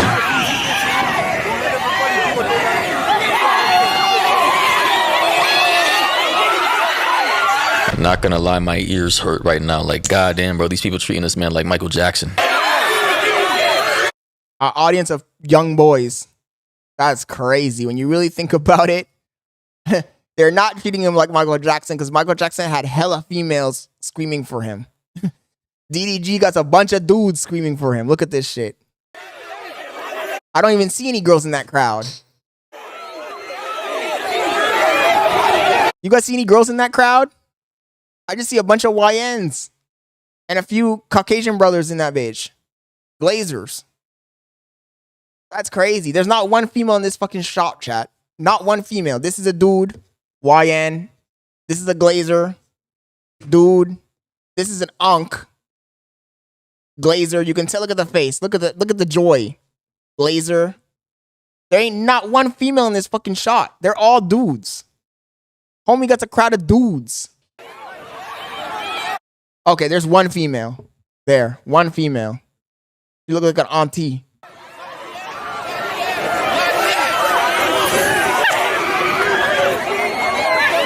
Somebody said Aura Farm in the chat right there, bro. Vince says, we're all dudes, LOL. Ah, shit, you got me on that one, Vin. Yeah, got me on that one, buddy. Somebody said Aura pulsating. Look at this man on the phone, too, with the light-skinned eyes. Like, bro, what is this? How was that? Nah, that's funny as hell, bro. Nah, shout out to MP, shout out to Kai, you know, shout Homie said with the light skin eyes. That's a crazy fucking take. The light skin eyes. What the fuck are light skin eyes, chat? made it through in attendance. This is actually pretty funny to me. Somebody said, all those motherfuckers don't have no jobs, man. Like, bro, we gotta stop the hating, bro. We have to stop the hating. Somebody said, though, they're teenagers, laughing my ass off. What do you expect them to do? Nah, no, let's slow down with that, because I'm pretty sure a lot of these people are 18 and above, and I saw at least one grown-ass woman there. Like, let me do some investigation. Here it is. Are those all the light skin face?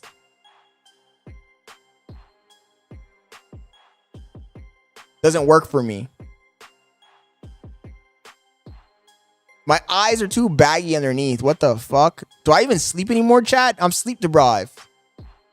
I can't even make the white skin face. Light skin face. I'm cooked. GG's. Teenagers now. I'm pretty sure I'm seeing grown women in this crowd too. Like, let's scan the footage. There we go. Is this a teenager? Are we calling this a teenager now? Shout out to her. She must be a big van. Anyway, though, guys, let me know your thoughts and opinions down below about this. What do you think about all this? Shout out to Kai. Shout out to MP, Streamer University. Hope they have a successful event. And yeah, until next time, everybody, stay safe out there. That was a W video by Maury. You guys, chat. Make sure you guys subscribe to my boy Maury. He's doing it, chat. He's doing it. That was a W video. The next video is by Omizi. Everyone said Streamer University would fail, but then this happened. Actually, I don't know if I want to watch this one next. Give me a second, chat. Let's see what else we have in here. I don't want to, like I said, I didn't want to do back-to-back Streamer University videos. For obvious reasons. Let's watch a crime one and we'll go, after the crime video, we'll go to this next video. This, oh my God, no way. No fucking way. Don't fuck with me.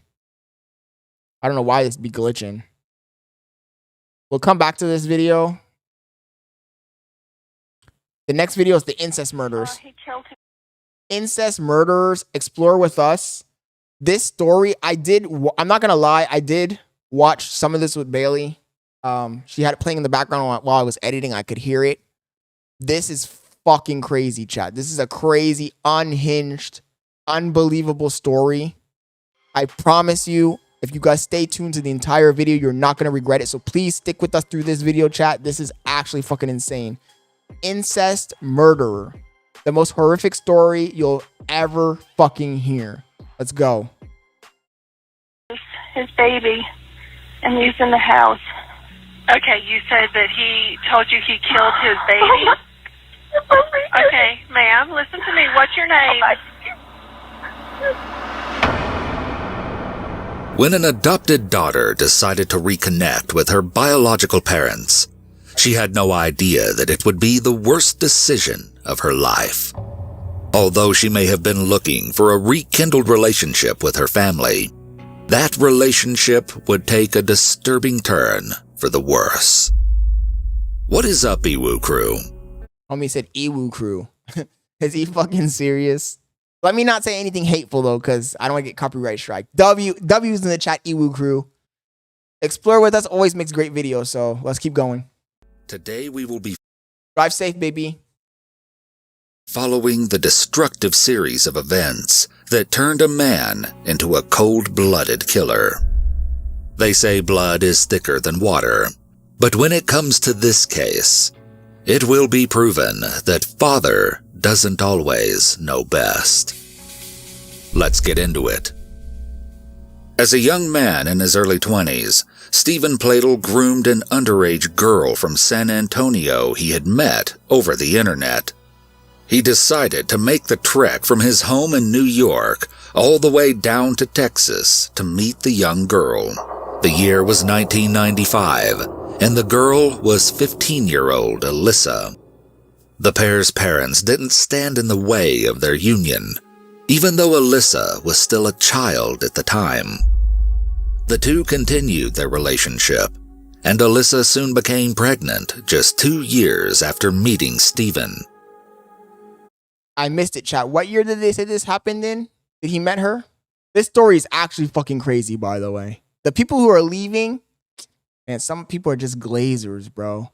They just be leaving as soon as they see something that's not what they want to watch. This story is actually fucking crazy as fuck, chat. If you're leaving, you're going to miss out on a good one. On a January day in 1998, the young 17-year-old That's 1998.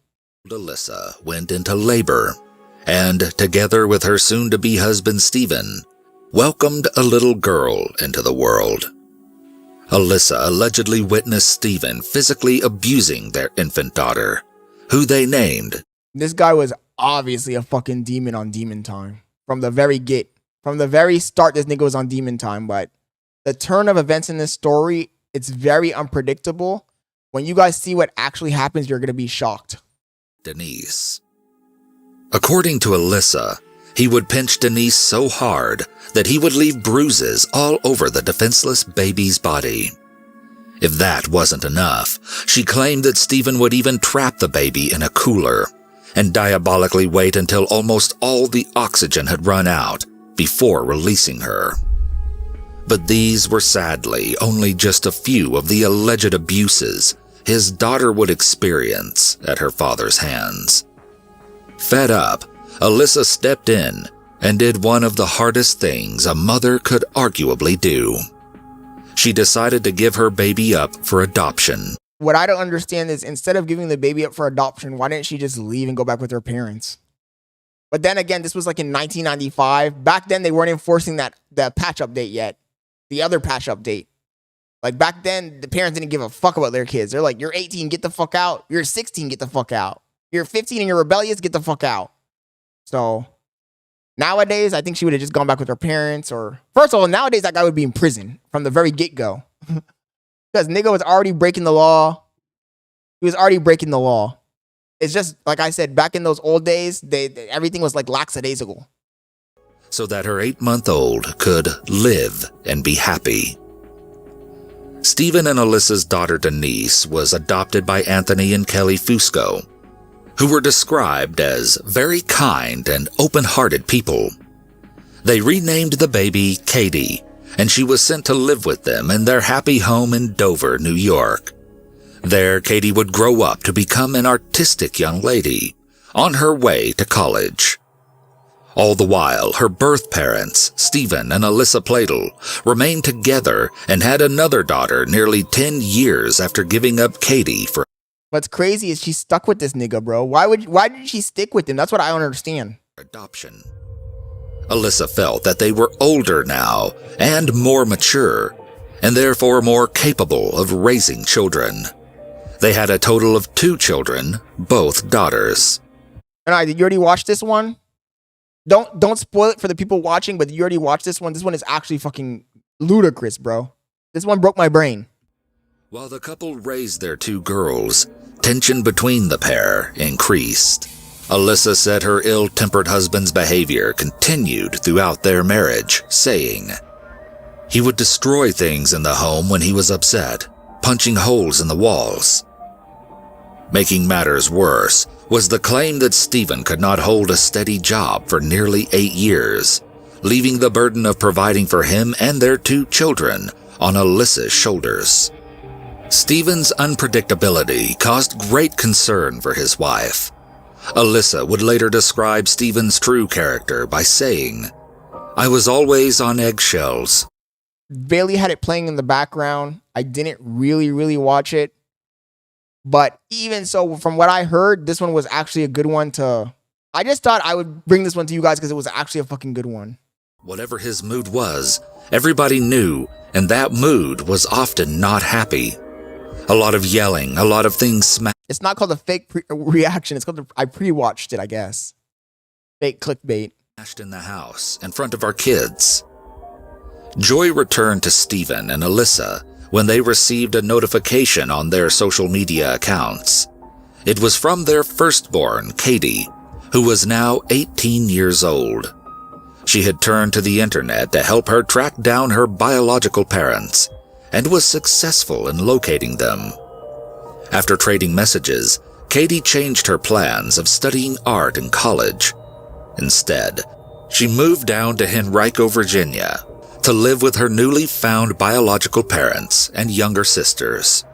Crazy work, bro. So this chick went on the internet, found her original parents, her biological parents, moved in with them. Keep watching, chat. Shit's about to get fucking crazy. Katie's adoptive parents were wary of the arrangement, but decided that she was old enough to make her own decisions. Familial bonds were formed, but Katie's arrival would only push Stephen and Alyssa's marriage further apart. Stephen's behavior changed whenever he was around his daughter, Katie. Alyssa even pointed out that Stephen attempted to make himself look younger by shaving his beard and changing up his wardrobe. Homie tried to rizz up his own fucking daughter, chat. Are you fucking serious? This nigga is he's on such demon time that the daughter that they abandoned, put up for adoption, homie's trying to rizz her up now. Is that not fucking crazy? And watch what happens, chat. Watch what happens. You're not gonna believe what's gonna happen. Noticing the growing kinship between Katie and Stephen, Alyssa felt the need to disclose to Katie the abuse she had suffered at the hands of her father when she was an infant. But the news didn't faze Katie. Instead, the father and daughter grew even closer. They grew close enough, right? They grew close, all right, chat. This is some degenerate shit, bro. This is the kind of shit that be happening in the big 2020s. What the fuck? But in Virginia, so are we really surprised, chat? Are we really surprised, chat? It's in Virginia. West Virginia. Country home. To the place I belong. West Virginia. Come on, dude. Things between Stephen and Katie took an awkward turn when the 40-year-old started sleeping on the floor of Katie's bedroom. The nigga became a puppy dog. Sleeping on the floor of the fucking daughter's room is crazy. Growing concerned by the situation, Alyssa asked Stephen why he felt the need to sleep in her room. He became confrontational and stormed out of the house. Stephen's affection for his daughter had transcended normalcy. They had fallen in love. In November of 2016. You serious? Now, I do have to give the guy one fucking point. I'm only gonna... One point is when your wife looks like this, I kind of don't blame you. Homie was married to Gorgoth the Destroyer. Gorlock the Destroyer. So I kind of don't blame him that much when your wife looks like this, because this is crazy work. Like, lady, stop eating the fucking Little Debbies. Stop eating the Twinkies. Go hit the gym. Go hit the gym. Still unaware of her husband's and daughter's intimate relationship, Alyssa moved out and filed for a divorce from Steven. They split the custody of their 2 younger daughters, and Katie stayed in the home with Steven. Now with nothing in their way, Steven and Katie continued their incestuous relationship. It wouldn't be until the following May when Alyssa would finally realize the extent of the affection between— Oh, dude, of course, homie's crazy, bro. I don't have to blame dude when that's obvious that homie's crazy. Like, I don't need to point out the obvious. But I also got to point out that his wife was hideous, bro. between her now ex— But obviously that doesn't excuse his behavior. I'm not saying that. husband and their oldest daughter. It was a bombshell journal entry that detailed the unnatural relationship. The entry was written by Steven and Alyssa's 11-year-old daughter. The young girl wrote, "Katie is pregnant. Dad says they feel like couples. Did they get a little too drunk that night?" How did the 11-year-old daughter know what was going on more than the mom? Or was the mom just turning a blind eye? "My dad is..." Adding, "He's Satan. He's Satan. He'll go to hell, but he won't be the one getting tortured. He'll be the one torturing people." That's crazy, chat. The 11-year-old daughter wrote this shit, by the way. She said, "My dad is going to go to hell, but he won't be the one getting tortured. He'll be the one torturing people." That's a crazy fucking take from a 11-year-old. That's a crazy fucking take, chat. In the journal, the young girl drew pictures of both her dad and sister, portraying them as demons.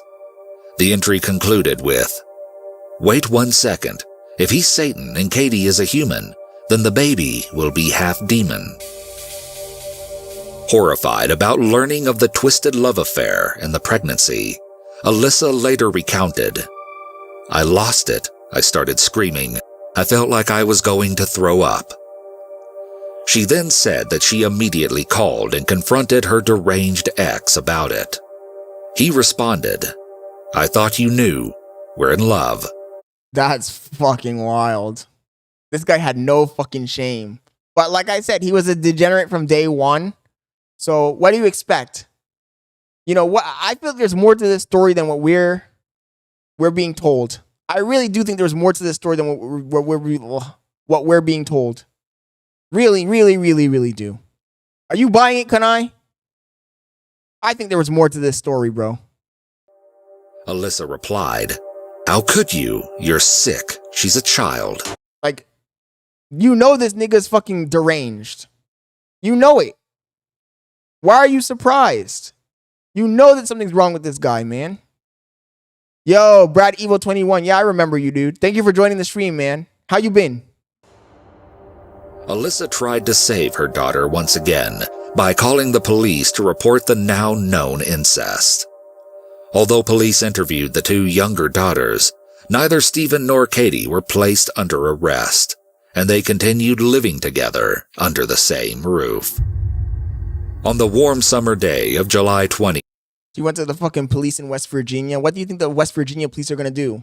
They're like, well, I mean, my mom is my aunt, so I don't know. I don't see nothing wrong with it. I mean, cousin and cousin do make a dozen, you know. You're in West Virginia. He decided to take their relationship to the next level. They traveled to Maryland to get married. Father and daughter marriages are not legal in the state of Maryland, so the couple lied about being related on their marriage application, and as a result, were able to legally tie the knot. As if the wedding wasn't already disturbing enough, in attendance were Steven's mother, Grace, alongside... How's he look so young all of a sudden? He really does look way younger now. What the fuck? This nigga's a vampire, chat. A demon fucking vampire. Katie's adoptive parents, Anthony and Kelly Fusco. They can be seen in many disturbing photos, smiling and appearing to enjoy the wedding, alongside Stephen and a very pregnant Katie. Apparently, Anthony and Kelly Fusco only attended because they felt that all they could do at that point was support their adopted daughter in her decision once again. TTD, it's Virginia, bro. They probably were like, oh, we're gonna have a shindig tonight. Let's start doing the square dance. A few short months later, on September 1st, 2017, Katie gave birth to a baby boy, whom they named Bennett. However, the happiness of their new marriage should have named him Oedipus. And young son missed opportunity, I guess. Stephen and Katie were arrested 4 months later in January and extradited back to Virginia. Police administered DNA tests on Stephen, Katie, and their son Bennett to confirm their familial genetics. Dude, I told you it was fucked up, bro. You thought I was joking? When I said we were gonna watch a fucked up video, you guys thought I was fucking exaggerating? I told you it was a fucked up video. I told you this one was crazy. Also, why does she look so Asian? The two were officially charged with incest, adultery, and contributing to delinquency. In court, Stephen Pladle's attorney tried to justify the unlawful marriage by explaining, "This case is an 18-year-old girl who shows up at the doorstep of a 40-year-old man who's going through difficult times with his wife.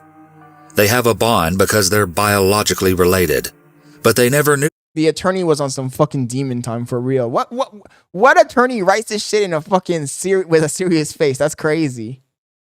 Like this was gonna fucking stand up in court. Each other before they had a sexual relationship. He was head over heels in love with her, so much so that outweighed the issue of them being biologically related. Stephen was able to post bail and was released first. The judge ordered him not to leave the state of Virginia and to not have any contact with Katie. However, the court did not deny Stephen access to his son Bennett, who was placed in the care of Stephen's own mother, Grace. To leave the boy with Stephen's mother, who was 72, was described by Alyssa as a shocking failure. She continued, "Stephen shouldn't ever have been allowed back to North Carolina, where he had access to his house, his weapons, the baby. I can understand they like to put children in the hands of his weapons. They're mistake number one. He had weapons. Relatives, but not Grace. She wouldn't have been able to stop him seeing the baby even if she wanted to." Katie was later released on bail and was also ordered not to have any contact with Stephen. She decided to move back in with her adoptive parents in New York. However, Katie broke the no-contact order and called Stephen and told him that she wanted to end their relationship. Heartbroken, Stephen did not take the news. That's the problem, duder. As well. All he had left in the world was Katie and the baby. Things then took a devastating turn. On April 11th, 2018, Stephen went to his mother's house to pick up his infant son, Bennett, telling her that he was going to take the baby up to New York to see Katie. His mother didn't try to stop him. She couldn't have imagined that handing over the little boy would be a death sentence for the helpless child.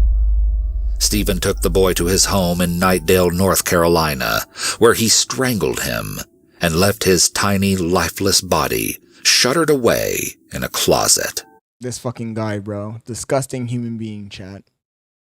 And the fact that he had weapons, the fact that the original wife stuck with him all those years. No, you think she didn't know this nigga was on demon time? Come on, dude. This was only Don't be naive. Of Stephen's murderous rampage. He left the house and proceeded to drive 600 miles through the night, up to New York, where he had planned to confront Katie. In the early hours the following morning, Stephen arrived at the home of Anthony and Kelly Fusco. He sat and patiently stalked the family from inside his blue minivan.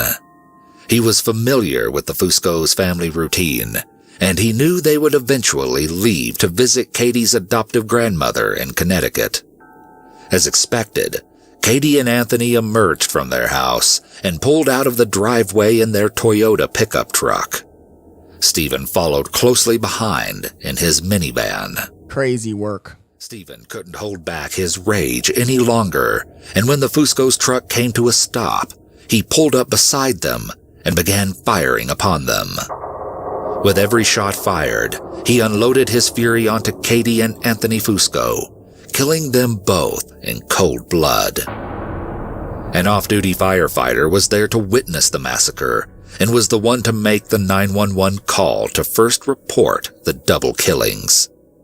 The firefighter described the horrific scene to dispatchers. 911, what's the location of your... This fucking guy went murder crazy, chat. You guys thought that I was exaggerating when I said this video was fucking rough? Emergency. Hello, this is Connecticut. It's on Route 7 and Route 55. Someone just went by and shot this guy in the truck. Somebody just shot somebody in a truck on Route 55, sir? Yes, right at the beginning of Route 55 and Route 7. It just happened. I'm a fireman out of New York. The car pulled up, went around him, shot him. Whole clip pulled into his head. Okay, sir. Is you still with him? We're here at the road. Where? Right at the intersection? Yes, sir. Right at the intersection. Okay, sir. He's deceased, boss. The truck's in the middle of the road. He's dead? Yes, sir. Brains are on the road. And fuck, dude. Did you see the person who shot him? Yeah, we pulled up. There's a whole... Yes. Who? Okay, which way did the vehicle go? Headed toward New Milford, down Route 7. Down Route south. 7? What, can you describe the vehicle to me? It's a blue minivan with, I believe, a South Carolina plate. Blue minivan, South Carolina plate? Yes, sir. Are you still with him is crazy, I know. I'd be like, hell no, nigga. The fuck? A light blue minivan. Okay, sir, just stay on the line with me. 911 dispatchers soon received another phone call. This time it was Stephen's mother, Grace. In the call, Grace described what Stephen had just confessed to her, telling dispatchers about the dead baby boy and how Stephen had killed Katie and her dad. He killed his wife, he killed her father, and I can't even believe this is happening. He left the baby dead. She killed his wife. That was his daughter. It was his daughter and his wife. The wife. He killed his wife. He killed her adopted daughter. That's crazy. When he left. Stephen's mother cried out. It's crazy. Dispatcher. 5 miles from the scene of Katie and Anthony Fusco's slaying, police found Stephen's vehicle, but Stephen was in no condition to be arrested. Wait, did Stephen kill himself too? He had shot himself, and his motionless body sat slouched in the driver's seat of what a piece of shit. Stephen's ex-wife, Alyssa, eventually looked back on the events and said, "It's been a difficult roller coaster of emotions because I'm so devastated by the loss of Katie and her adoptive dad and baby. But it's such a relief that I don't have to look over my shoulder anymore to see if Steve is there." I'm telling you, she knew this nigga was on demon time, bro. There's no way. This guy, I wouldn't be surprised if this guy is one of those people that has committed other crimes, murdered other people, and just got away with it, just never got caught. There's no way she didn't know this nigga was on demon time. There's no way. There's no way. There's no fucking way, chat. I'm telling you. I'm telling you. You can tell when someone's capable of murder. You knew that shit. Reprehensible behavior, bro. But anyways, chat. Dude, this is bye-bye Kentucky, bye-bye Alabama, bye-bye Mississippi, bye-bye Georgia, bye-bye Florida, deep South Lamau. No, your Florida is deep south until you get to like the end. South Florida, Orlando, that's not deep south. The top of Florida is deep south. I'll give you that. But not Miami, not Orlando, not the coasts. Georgia's deep south for sure. This is bye-bye bros. But overall, that shit was fucking deplorable, man. Like this guy. And what really pisses me off more than anything also is that he killed himself at the end. I hate people that escape accountability. Homie fucking escaped accountability. That's a fucking... Oh my goodness. Dude, this is big yikes, big bye. I ain't fuck with no one from y'all states. Oh my goodness. Where are you from, duder? You better say New York or Connecticut or one of those yuppity states. If you're from like Ohio or Iowa, you better not be talking all that crap. Where are you from?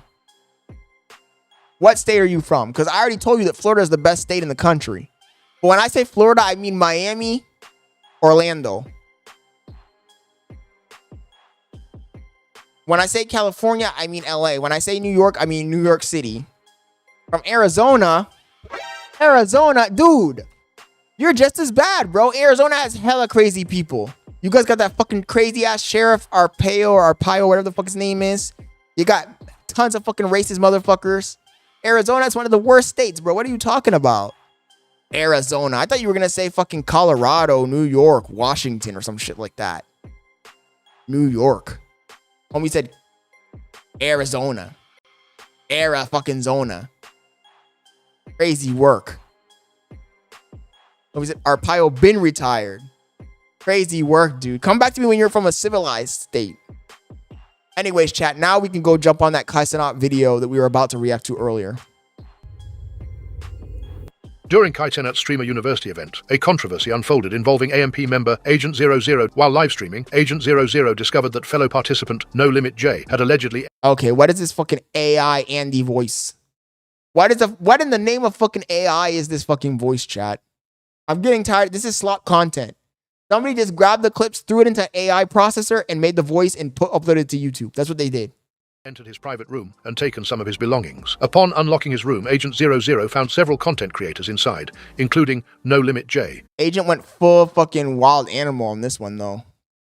He confronted them, pushing streamer Shell Zero before directing his frustration at No Limit J, expressing that entering his room without permission crossed a line between creating content and respecting personal boundaries. The incident sparked discussions on social media platforms like Reddit and X, formerly Twitter. Some users noted that while AMP members often play pranks on each other, they share a close bond and mutual understanding. In contrast, the Streamer University participants were relatively new acquaintances, lacking that established trust. Later in the broadcast, Agent 00 and No Limit J had a conversation to address the situation. Oh yeah, TTD says, if this was a movie, people would call BS. I agree, bro. Sometimes, what's the saying? Reality stranger than fiction?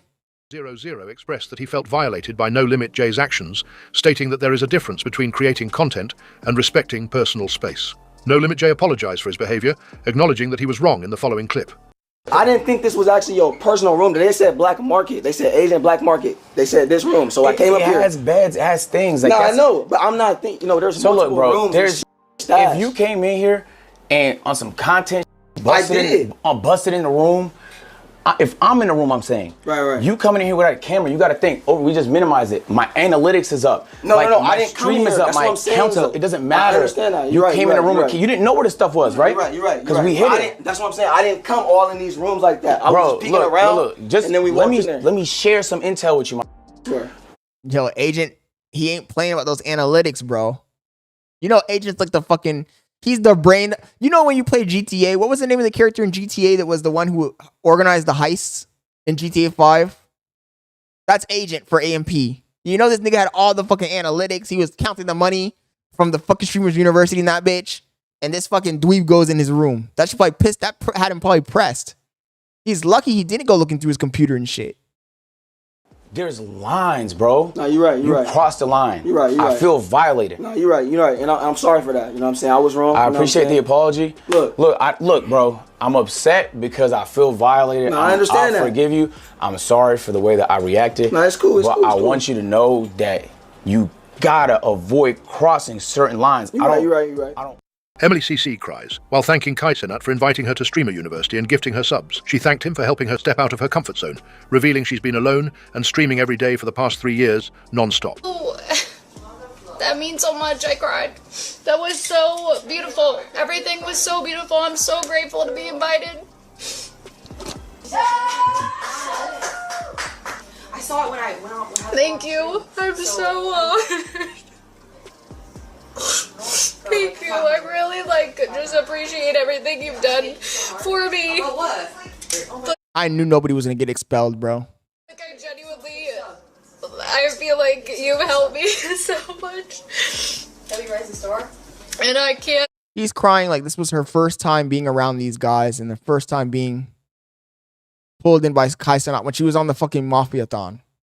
If anything, I'm gonna say this girl gets too many opportunities, bro. Too many.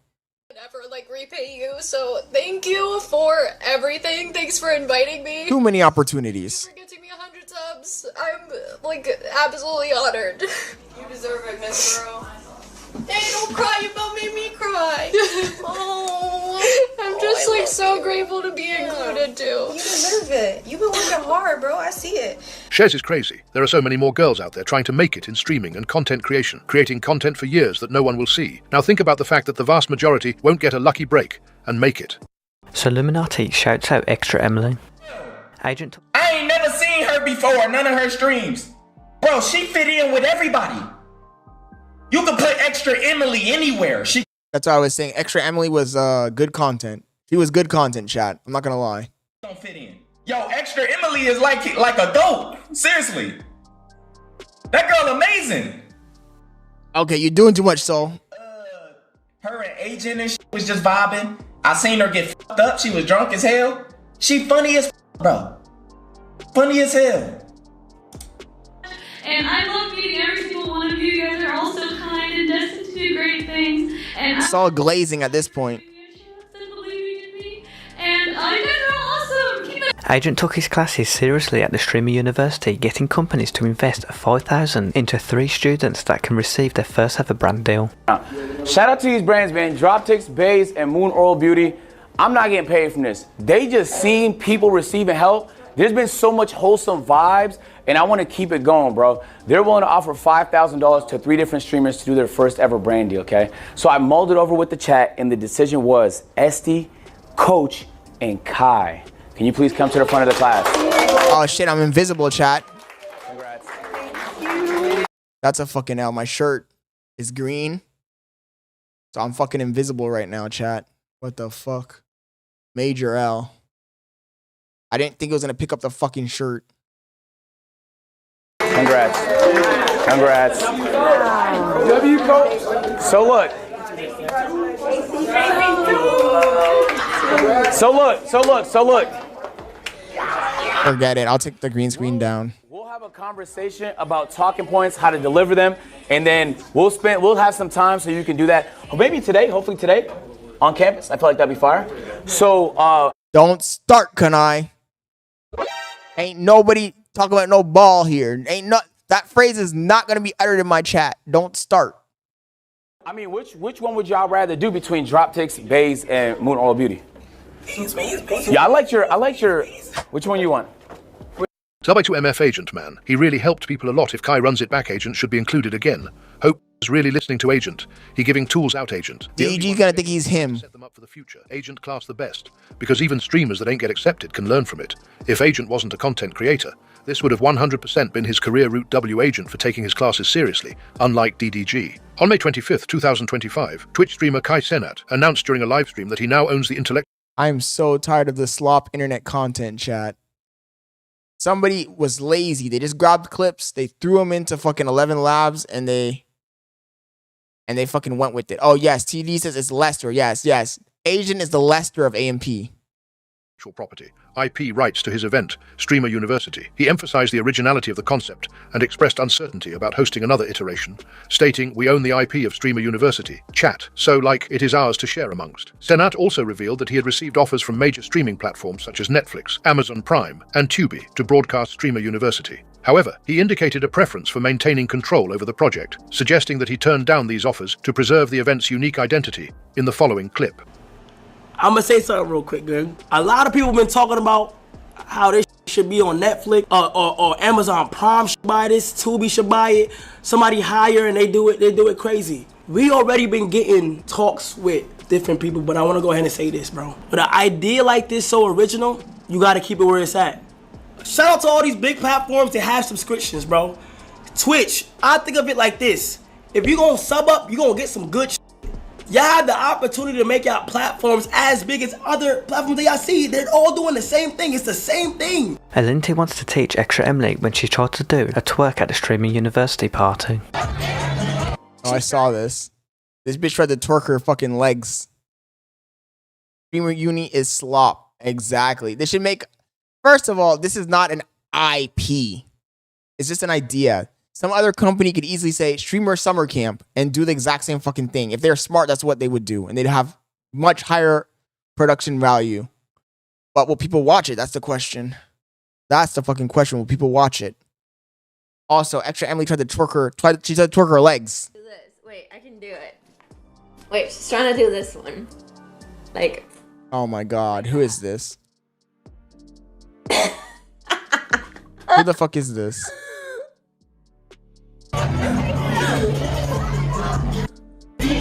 I can show her how to do it.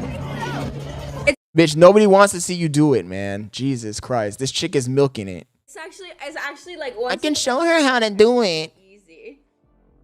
There's a different POV.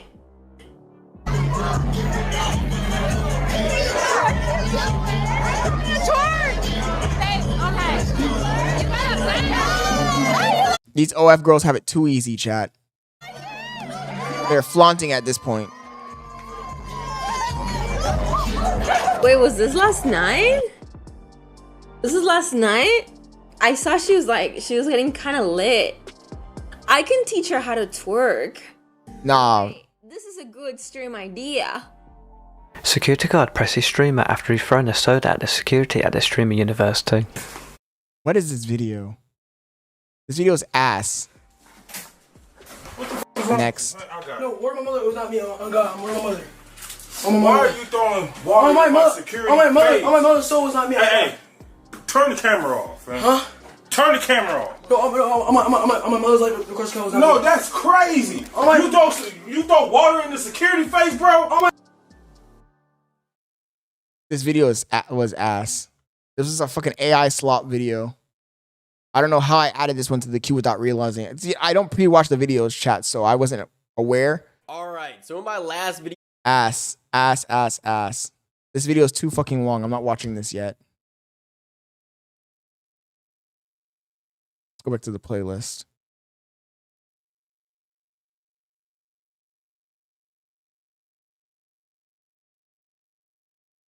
China, no, I don't want to watch that yet. The donation video, no. The women, This, Adin Ross and Speed, the biggest. We already watched this video. Why is it still in the fucking list? Streaming makes 0 sense. I keep erasing shit from the fucking list and it doesn't get removed.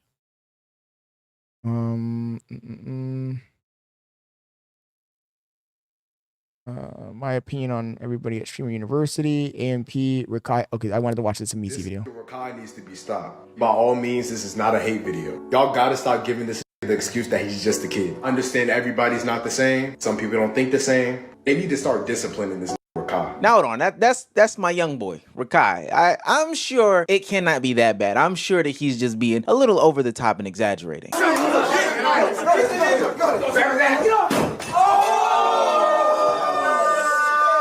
Yo, Damone Walker, thank you for joining the stream. No, I didn't. I just went by the title and the thumbnail, bro. I click on the. I can't watch the videos before I react to them. The whole point of reacting is not knowing what the videos are about. So I saw the title and the thumbnail, and it seemed like an interesting video, and that's why I selected it, but it was ass. I should have stopped it as soon as I saw it was ass. I gave you a cold right back, bro. No, you did. I Yes, I had to did. fight. And after that, Yeah, I I gave you shit, bro. I'm fighting you and Jamal at the same time. Right now. I'm playing around more and take your ski. Bro, I'm gonna keep the butt down. No, come on, bro. Chill, bro. Hey, bro, chill. Why are you throwing On water my in my mother. security On my mother. face? On my mother's soul was not me. Hey, turn the camera off, man. Huh? Turn the camera off. No, on my mother's life, the question was not me. No, that's crazy. You throw water in the security face, bro? Okay. Disrespectful as fuck. Now, normally we can excuse this behavior as normal 16-year-old ignorance, which I think a lot of people have been doing. But coming off of Streamer University, there has to be a real examination of Rakai, his actions, his attachment to the group, and why streamers think that this is the way to make content going into 2025. But this is what they're teaching them is the way to make content in 2025. That's the problem.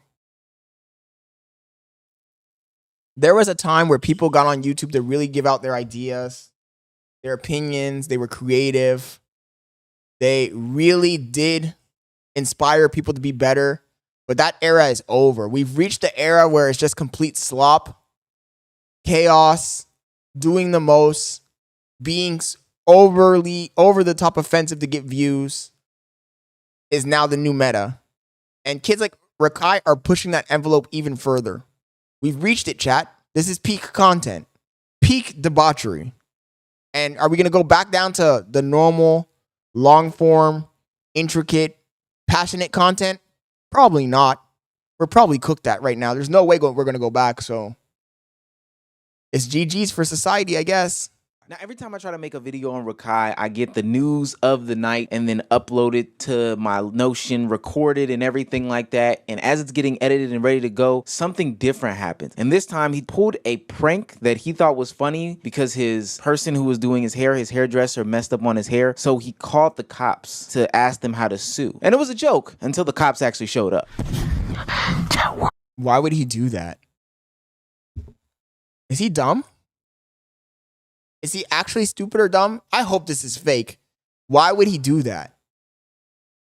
And then you guys want to be in the chat defending this type of fucking stupid, dumb jit behavior. Word to my mother, the cops are here.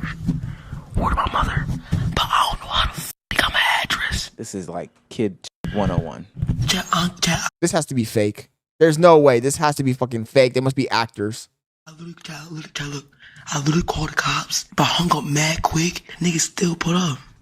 Yeah, they track our phones. Rakai is a 16-year-old streamer. He didn't do that shit. That's fake.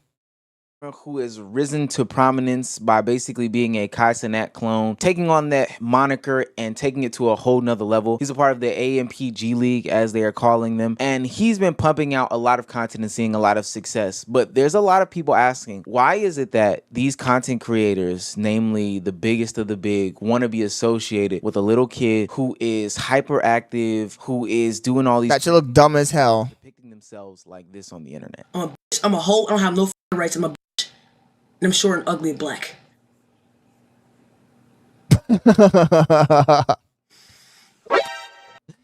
This kid is a dumb jit.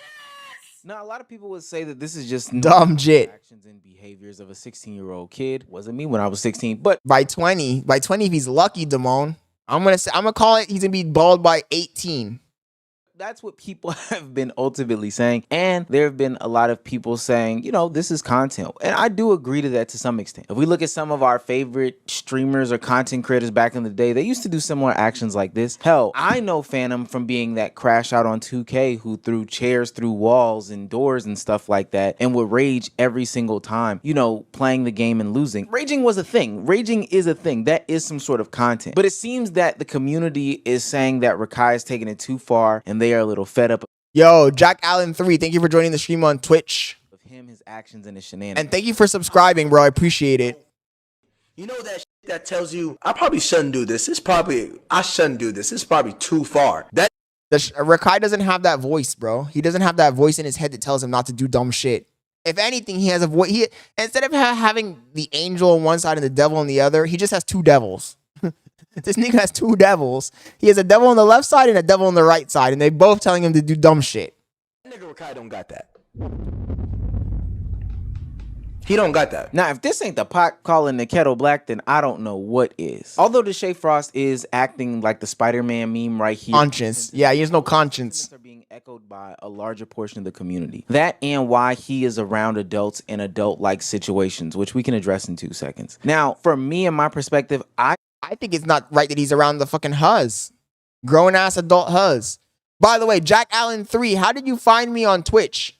Just organically, or did you find me from YouTube? And thank you for subscribing, bro. I appreciate it. I see Rakai as being nothing more than an extension or an evolution of what's been going on in streaming over the past couple of years. Now, don't get me wrong. I'm not excusing any of the incidents that happened at Streamer University, you know, the depictions of his room after the fact, or, you know, his physical altercations, whether it be a fight with Dabo or the Orbeez incident.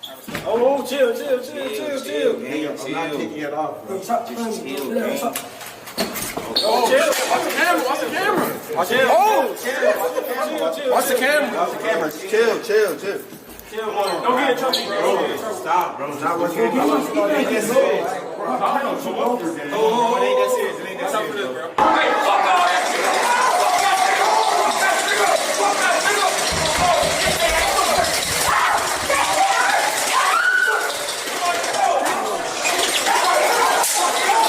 They were going crazy with those fucking Orby guns. It was bound to happen, bro. Someone was bound to get hurt, whether it was the Orby guns or slipping. First of all, the whole floor the first day was wet with water. I'm surprised nobody slipped and fell and got hurt, or nobody slipped down the stairwell or anything. Very surprised, actually.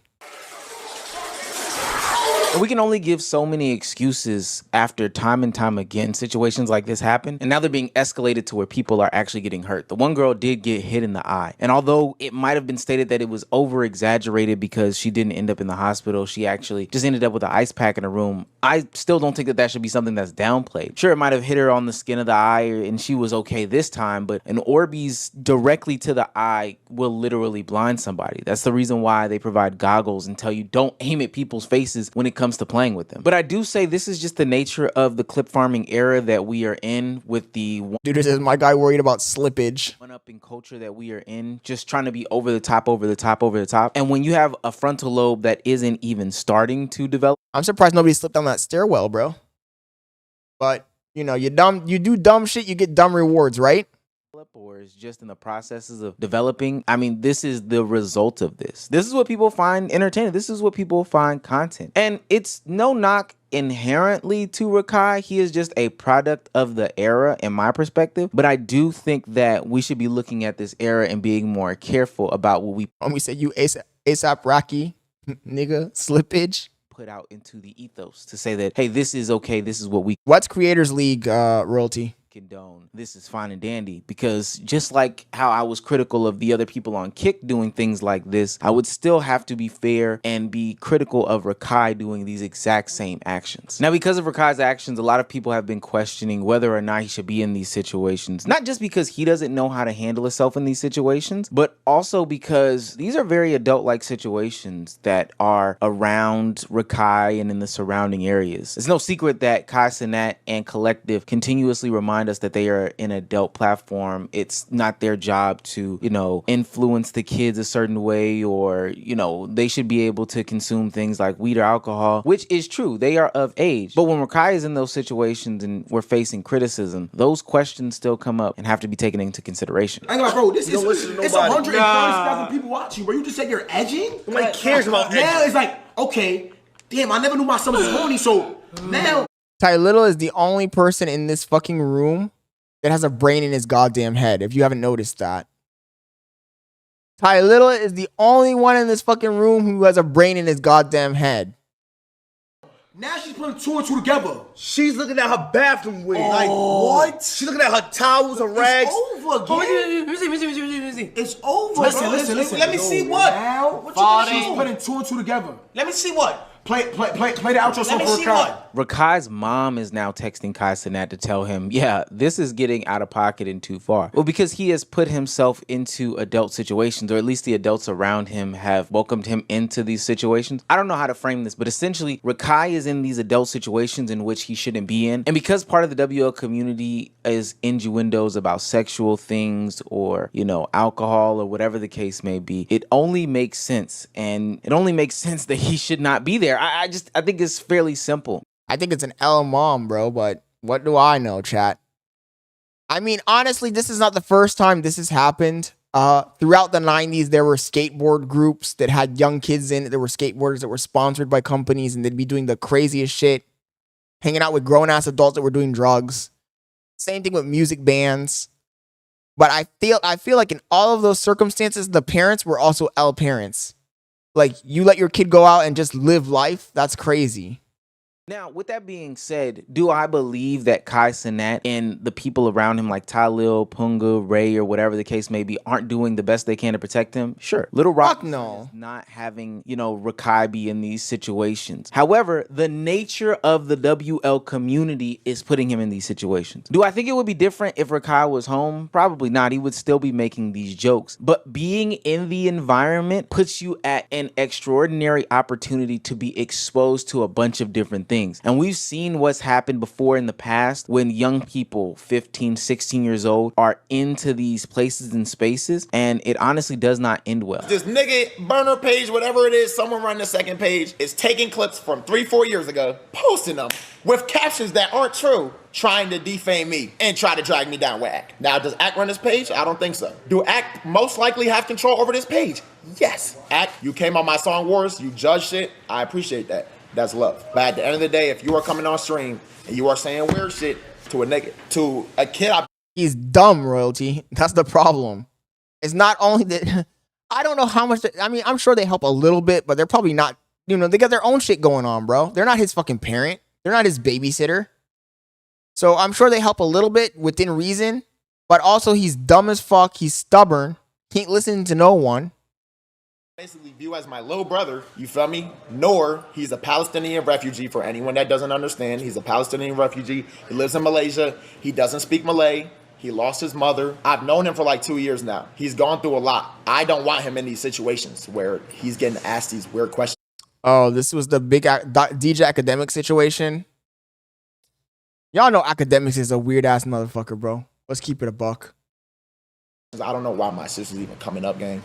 You know? That Noor Academics and PlaqueboyMax situation from just a few months ago at the top of the year was totally out of hand. And it's a situation that Noor shouldn't have even been in. But because the community dictates that this is the way that content is supposed to be made, then ultimately this is just another young man that succumbed to the pressures of the adults that ultimately failed him in the name of content or trolling or joking or whatever the hell be going on. And so then we wonder why these young kids ultimately end up regurgitating this nonsense, but it's because it's being spewed to them. And then not even just that, this ultimately becomes content for the entirety of the community to consume and make judge of or light of any situation as if it's something to even be talked about in this manner. You're still scamming people. You're asking people around me for money. You're doing things that you know you shouldn't be doing and playing the I'm a kid card in order for you to get by, which is not cool. You've been on.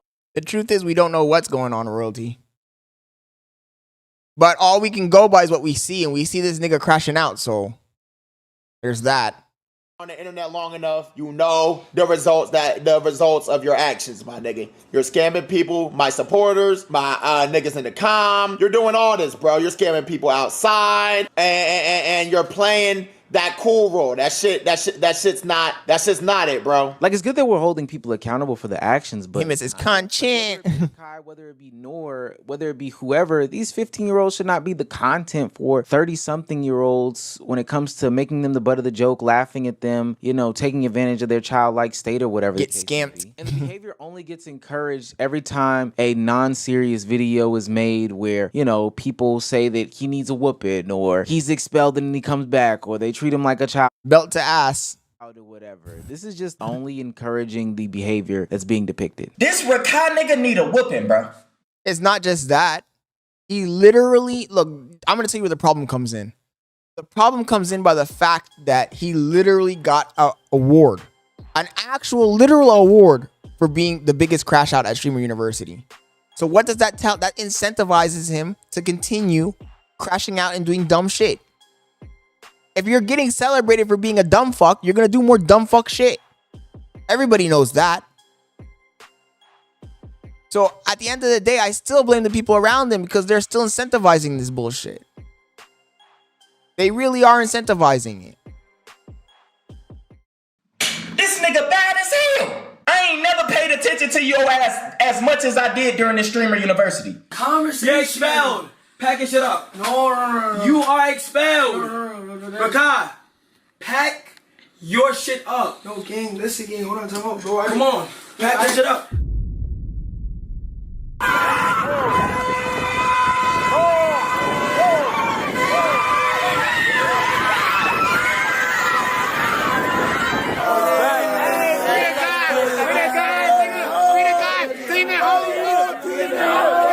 Now, look, one of the only reasons why I'm bringing this to the forefront of the conversation is for two specific reasons. Yo, Gray, thank you for joining the stream, bro. We're just chilling, man. We're doing some React content, and we are chilling. Because I'm 30. Sweet Kisses on Sweet Kisses 51 on Twitch says he's being rewarded for his bad behavior. Exactly. Literally being rewarded. It's not even figuratively. It's not even technically. No, he literally is being rewarded. And they gave him an actual physical certificate that says biggest menace at Streamer University. So why would he stop? If anything, if I'm a 16-year-old kid and I got invited to Streamers University and I'm crashing out, doing the most, and at the end they give me a certificate saying biggest crash out and everybody claps and praises me for doing it, I'm going to go even more ham. I'm going to go even more crazy. Like, you're literally teaching him to be a crash out. So you can't complain. You can't complain and be like, oh man, I can't believe he did this or did that. Because you're teaching him to be that way. Literally teaching him to be that way. Let's keep it real, man. I shouldn't be talking about Rakai and all this other stuff. I didn't report on it when it was him and Little Tay going back and forth. And honestly, I'm employed. I shouldn't be talking about it now. But I find it very interesting, though, that when it came to the Zoe Spencer situation, yes, I keep bringing it up, a couple weeks ago, that was taken very much more serious than the Rakai situation. I would think that both people would say that they are equally annoying and would dismiss both of them if it was all equal, right? But are we going to continue to give him the 16-year-old pass? And then secondly, and most importantly, I think that this is... I didn't really eat a good... I was going to order food, to be honest, Spencer. I ate an arepa, cheese, some hot dogs, some rice. What time is it? What time is it, chat? It's 8:30. I think I'm going to order something.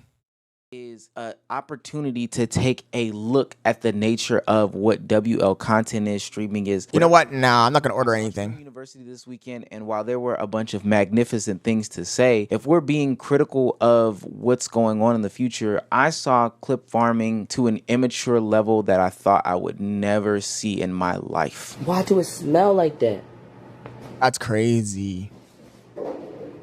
Ew. Pigs.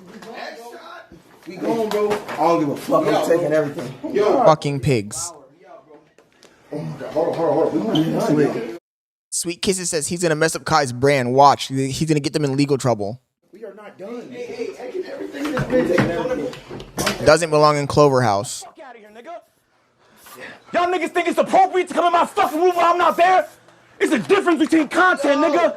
Learn the fucking difference, bitch ass nigga. I'll be fucking get this nigga the fuck out of here. I'll be fucking dead. So while I definitely understand Agent's gripes about, you know, honestly, Agent has the right to be upset, but at the same time, I can't blame the kids for going in his room and fucking it up and digging through his shit because you're teaching them to do that, bro. It doesn't matter. Like, from your perspective, you say, oh, they don't know me, so it's mad disrespectful that they did that. And it's true. You're right. However, you got to keep in mind that these kids, they think they're on the same level. They think that they believe, first of all, the kids that are watching the fucking wars, AMP, Clover War, or the Clover War, or the AMP War, they believe it wholesale. They don't know that it's planned out or acting, or they discuss what they're going to do before they do it. So when you're in an environment where they're going to still crash out on you. They're going to still dig through your shit. They're going to be mad disrespectful.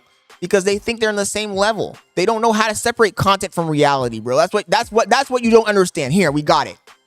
We got it, chat. The fucking kids don't know how to separate, and some fucking adults, because some adults are slow as fuck. They don't know how to separate content from reality. So Agent is over here crashing out, upset that they're crossing the line into reality, but you taught them that the wars, invading people's privacy, destroying other people's property, taking whatever you want is good. So now they're just enforcing what you taught them, bro. They're literally just enforcing what you taught them.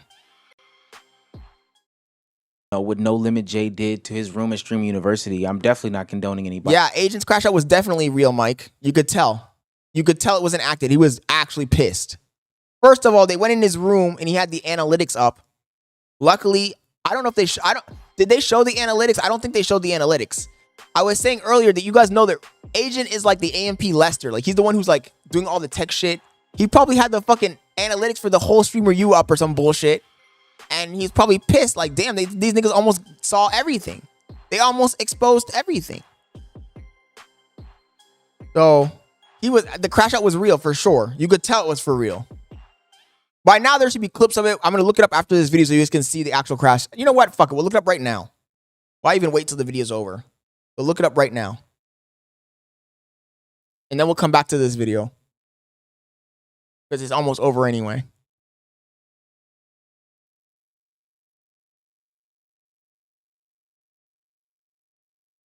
Here. This is the game plan for today. I want to react to all the moments. There were so many things happening with... Ah, shit. This fucking video is long as fuck. Give me a second. Let's just find the clip.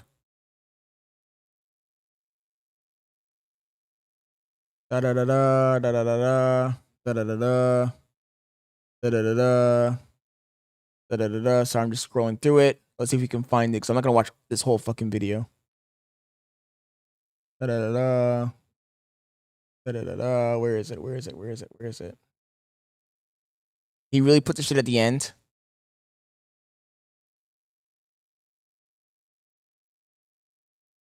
Where the fuck is it?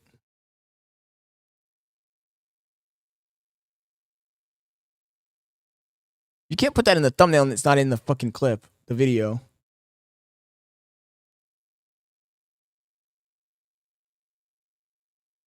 Are you serious, agent? Are you serious, agent?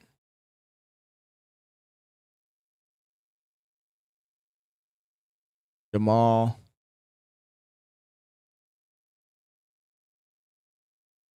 I don't see it.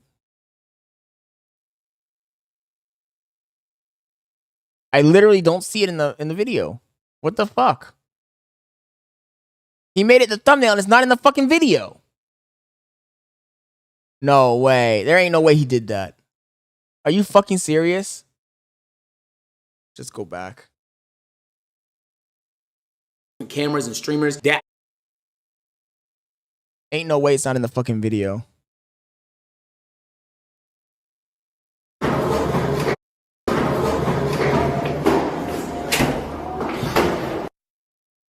It's the black market. It's closed.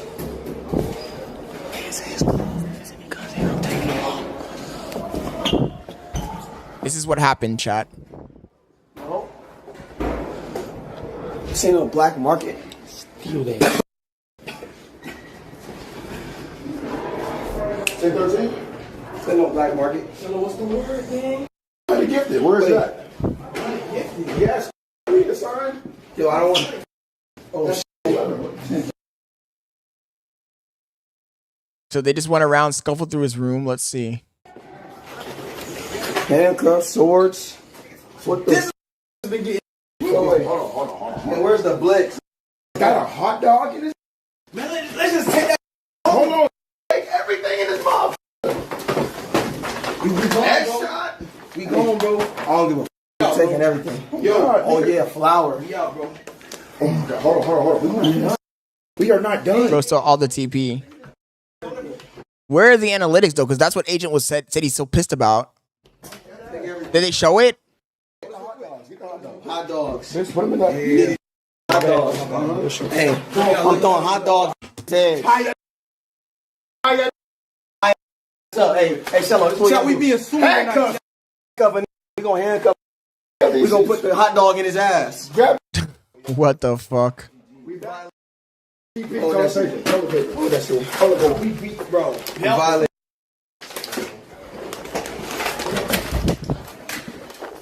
I didn't even see any computer on with any fucking analytics. What the fuck is Agent even talking about? Come on. What's that?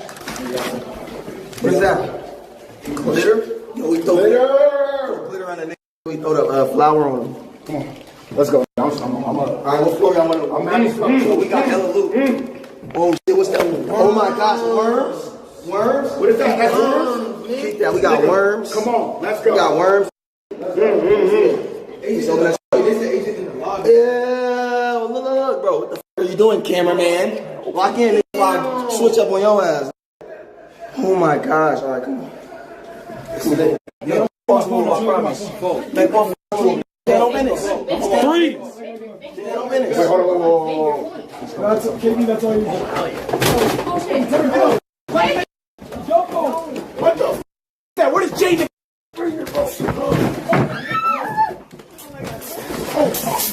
See, that you can tell. You can always tell when niggas are fighting and they're acting. This is definitely not acting, chat. Yo! Whoa, nigga, hell. Out of here, nigga. Y'all think it's appropriate to come in my room while I'm not there? It's the difference between content, nigga. Learn the fucking difference, nigga. That dick, the fuck out of here. That dick, I'll be that dick, man. You stink, nigga. Smell like. Yo, Jay, yo, it's lit. It's lit. No. Give me something for my eyes. Give me something for my eyes. Hurry up. I got something for your eyes. I got something for your eyes. I'm straight, nigga. Let's go. Hold on. He got glitter in his eyes.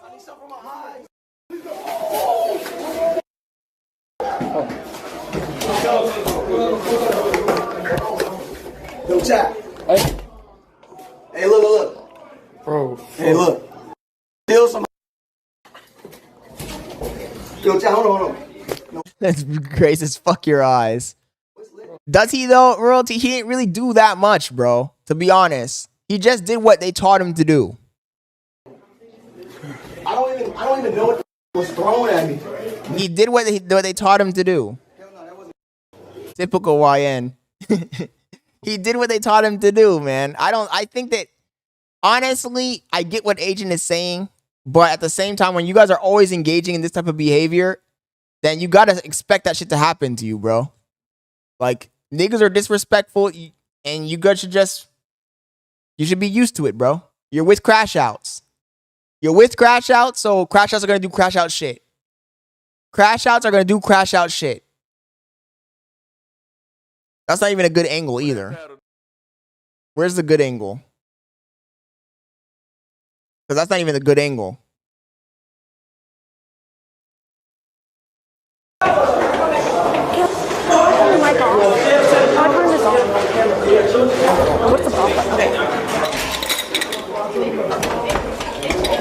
Open the fucking door, nigga. That's all you. You think I'm fucking playing, nigga? What the fuck? Where these niggas at? Where does Jay nigga at? Whoa, what the fuck? Whoa, nigga, chill. Nigga, get the fuck out of here, nigga. Y'all niggas think it's appropriate to come in my fucking room while I'm not there? It's the difference between content, nigga. Learn the fucking difference. Crashout University. Get this nigga the fuck out of here. I'll be fucking bad dick. I'll be fucking bad dick, man. You stink, nigga. You smell like shit. Yo, Jay. Pussy. Yo, it's lit. You know what I also like? I like how the same niggas that were with him in the beginning, helping him rob the shit, turned on him. You saw that shit, chat? No honor among thieves, bro. The same niggas that were with him, helping him rob the shit, and in his room with him 10 seconds before that shit happened. When Agent got there, they all switched up on him. They all fucking gang. The same niggas he was with are the same niggas that turned on his ass. Crazy fucking work. And we're over here thinking that, man, you can't trust niggas like that, bro. They flipped on him so fucking fast. Funny as fuck, though. But like I said, I can't blame anybody in the room. I can't blame Agent for getting mad, but I also can't blame Jay for going in the room and fucking around with the shit, because you've been seeing these niggas fuck around and do clown shit the whole time. So might as well join in on the circus, you know? Might as well join in on the fucking circus.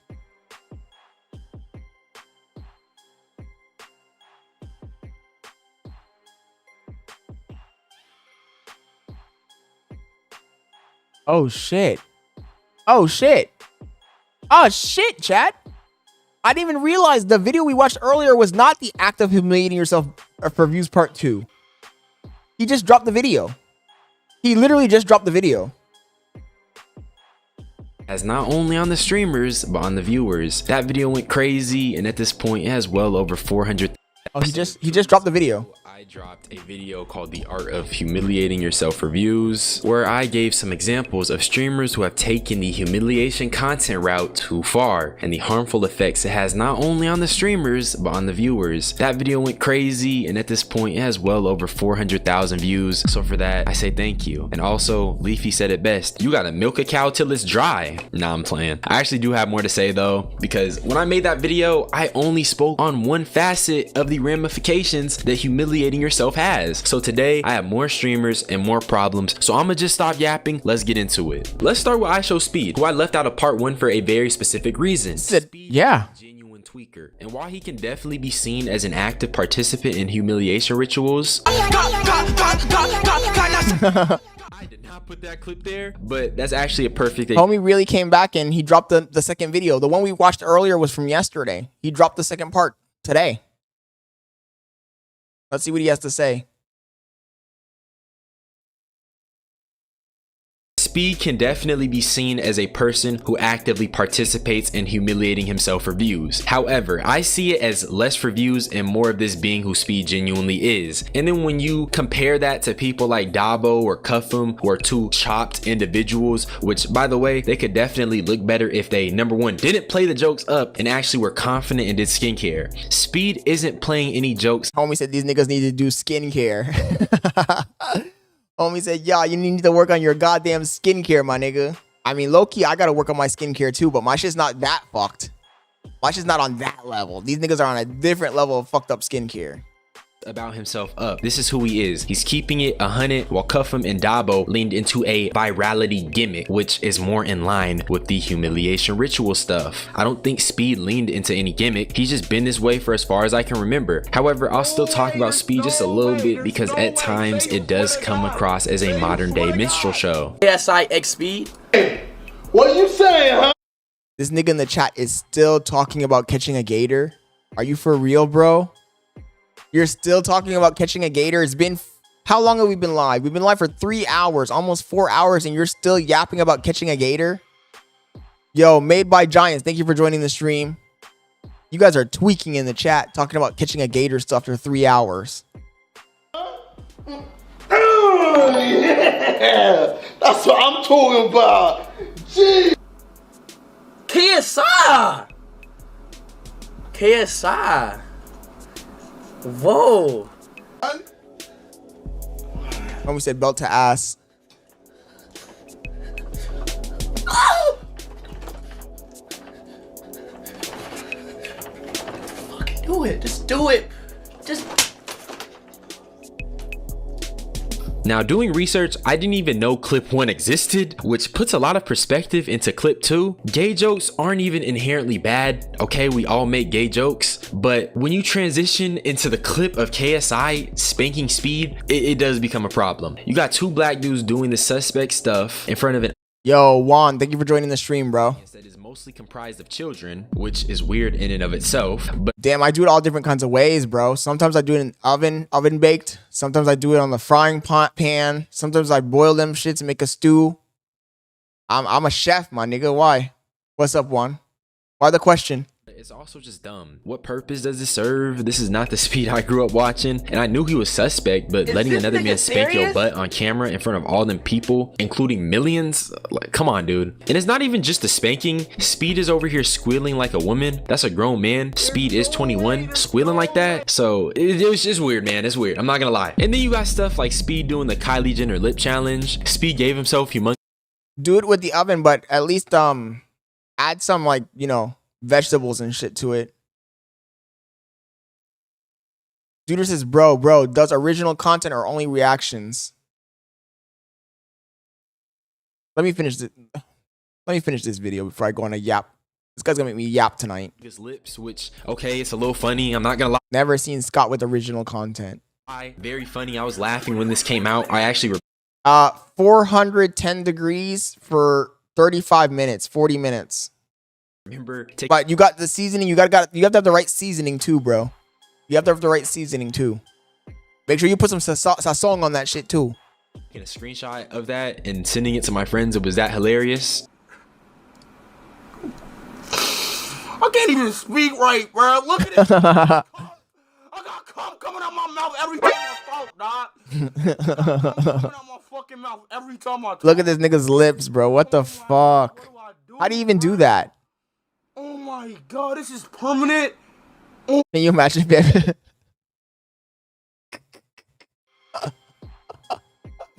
Can you imagine if it had become permanent somehow? That would be fucking hilarious, chat. Permanent nerve damage to his lips type shit. That shit, they got homie looking crazy for that humiliation ritual, chat. They got him looking wild. Look at him. He looks like a fucking alligator. There's your gator right there, bro. Duder. Catch him if you can. He looks like the fucking croc from fucking Batman. Oh my fucking gosh.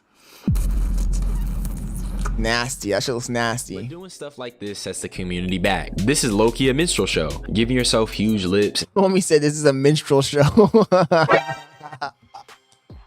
Minstrel show is crazy. Minstrel show is crazy.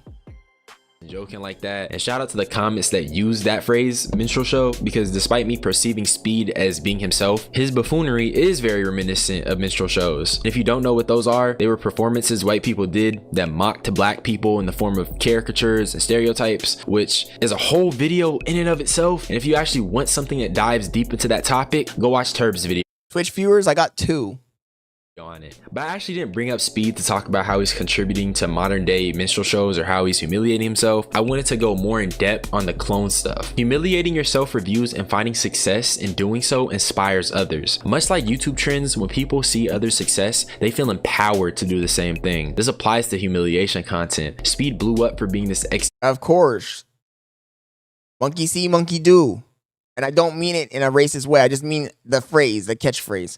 Like, people see you do that shit and they see you blow up and they're like, okay, shit, I'm gonna do the same thing back. Hold my beer. In fact, I'm gonna do the same thing and I'm gonna do it level 10 times more aggressively.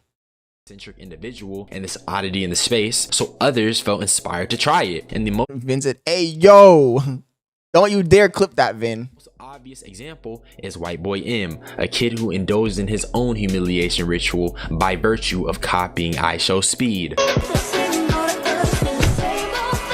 Really? I have 14 out of 15 bubbles, bro. Are you serious right now, bro? Crazy. Are you serious right now, bro? In this clip, he's quite literally copying all of Speed's mannerisms. It's eerie, to be honest. And I even said in my previous video, to discard who you First of all, does that nigga have lipstick on? are at your core is bad. Flat out, it's alarming. And to do so in the pursuit of content and notoriety and material wealth, there are clearly issues that need to be addressed. It's pathetic. It's pathetic. If you can't be yourself, first of all, that strategy doesn't even work. The strategy doesn't work because we already have a fucking IShowSpeed. We already have a Kai Cenat. We already have an agent. We already have the fucking person you're trying to imitate. We already have an Adin Ross. We already have a Neon. So if you think by imitating them and being a copy clone, you're gonna make it, you're wrong. You just look like a dummy. You just look like a fucking stupid glazer. Glazer, bro. I'll say it and I'll say it again. There's too many fucking glazers in these fucking streaming. This streaming environment is too full of fucking parasocial glazers. Like, they want to copy everything the fucking favorite streamer does. They want to imitate. Like, nigga, be yourself. Be yourself. I know your parents don't love you. I know you don't got a girlfriend. I know you live in your mom's basement, but be yourself. If you're yourself, that's how you fucking blow up. You're never going to blow up being someone else, man. You're never going to blow up being someone else. You're never going to blow up holding on to someone else's coattails either. Be your fucking self. Go do your own thing. Fucking Christ, man. That, if anything, that's more than any troll. What really, really grinds my gears is when there's people being glazers, extreme glazers. You know what? I'm going to be a IShowSpeed clone. I'm going to act exactly like IShowSpeed. I have no original personality. I'm going to be an IShowSpeed clone. I'm going to be a Kai Cenat clone. I'm going to be an Agent 00 clone. I'm going to be an Adin Ross clone. I'm going to be the new Neon. I'm going to be the new Fousey. We don't need a new Fousey. We already got Fousey. We don't need a new Neon. We already got Neon. We don't need a new XQC. We already got XQC. Go be yourself.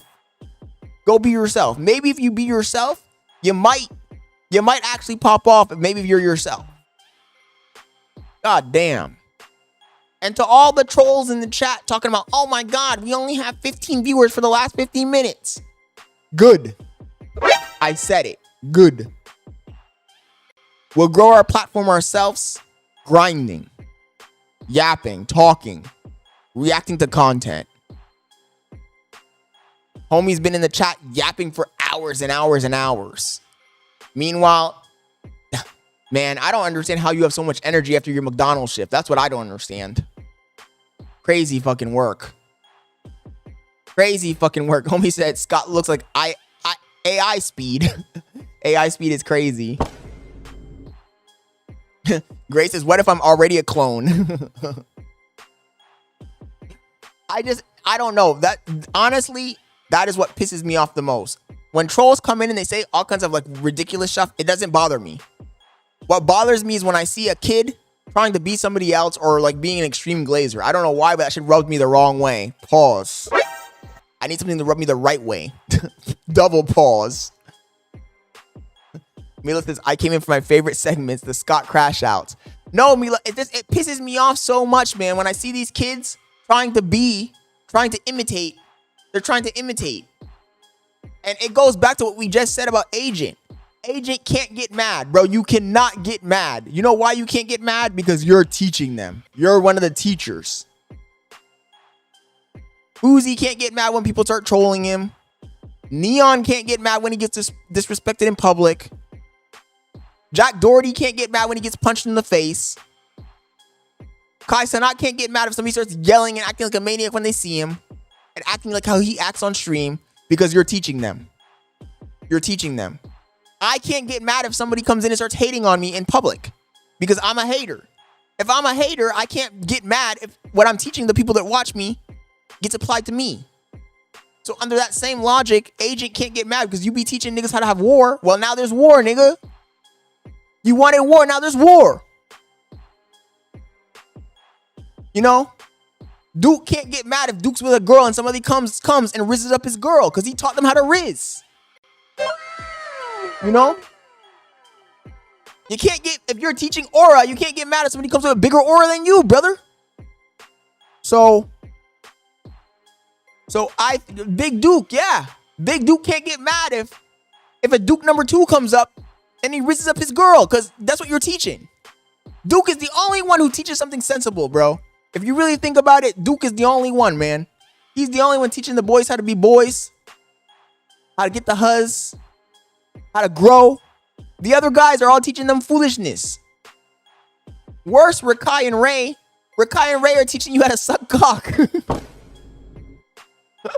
Literally. They're teaching you how to get the husbands. Yeah. Like, they're teaching you how to be fucking hella sus. So, honestly, Ray doing the double-handed. Yeah, I know. Ray teaching you the technique. First you get the one hand, then you get the second hand. Like, no, bro. They're doing tricks on it, exactly. So, my point is that you just gotta be yourself, bro. You just gotta be yourself, talk your talk. If you wanna start streaming, do the Scott Leonard method. The Scott Leonard method, chat. Mike says, yeah, Scott, you're done, buddy. The Scott Leonard method is just, I'm just being myself, bro. I'm just vibing. I'm not even worried about nothing no more. I'm just chilling, chat. If people want to fuck with it, they can fuck with it. If they don't, they can, they can do whatever. The crazy thing is people think that I'm pressed. Like, oh my God, Scott, you've been streaming for 3.5 hours and you've had an average of what? You've had an average of 20 people in your chat. Are you not hurt? No, I'm not. I'm content, bro. Because I know that the people that are here are the people that really fuck with the content, the real G1s. They're here with the G1 president. And little by little, we'll get traction. All I need from you guys is to stay tuned, to continue watching the streams, and to clip if I say something. If you think I said something ridiculous, something that is outrageous, clip it. I don't care if it's bad, negative, it doesn't even matter anymore. In the big 2025, nothing matters anymore, man. As long as you're being yourself and there's clips, it doesn't matter. But I'm not gonna do a fucking humiliation ritual. For less than 10 million. Yo, where's my 10 million at? No, but seriously, dude. You're not gonna catch me doing a humiliation ritual, bro. Oh my God. James, are you serious? You really gonna bring up Dutch fucking Plant? Dutch Plant. I got a question for you. Dutch Plant talking to his chat, just yapping to his chat. Is he gonna have 25 people watching him? He's gonna have 0 people watching him, bro. He is. And also, tonight, I didn't even do the thing. I didn't even ask you guys to hit the like button. I don't think people are even hitting the like button. If you're watching the stream, guys, I guarantee we haven't been hitting the like button. Oh, we kind of, I mean, 25 people, 29 likes. I'm sure we could have got more likes out of the people, but I haven't really been asking. Like I said, I haven't even been focused on that. I've been focused on just watching the videos that we wanted to watch, reacting, and talking. Yo, Mila, thank you. I appreciate it. I really do. I appreciate everybody who's in here, by the way. Juan says, polo shirt on stream is a humiliation ritual. Yo, what's crazy is that Dutch Plant, oh my God, now you guys got me talking about Dutch Plant again. But Dutch Plant was like, oh, Scott even copied me on polo. Nigga, I've been wearing polo. First of all, I've been wearing polo for years, bro. And also when I wear a polo, this shit is not even like my going out clothing. This is like my in the house doing nothing clothing. That's the crazy thing is for some people, wearing the polo would be a flex. For me, this is like a fucking t-shirt I wear in my house. All the polos I have, t-shirts I wear in my house, chat. This is not a flex. This is like nothing to me. It's 0. Dude says Dutch Plant the same content as you, little bro. He's not, dude. You're just oh my God. Why do I always get baited by this guy? You're just saying that to make me crash out, bro. When you damn well know that Dutch Plant doesn't even talk on his streams. Dutch Plant doesn't even fucking talk on his goddamn streams, and you know it. Really is PTSD for you. In fact, let's see if this fucking kid is online right now.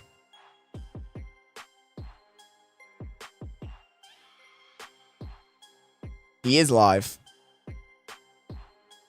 Look at this shit. Homies just look at Dutch Plant stream.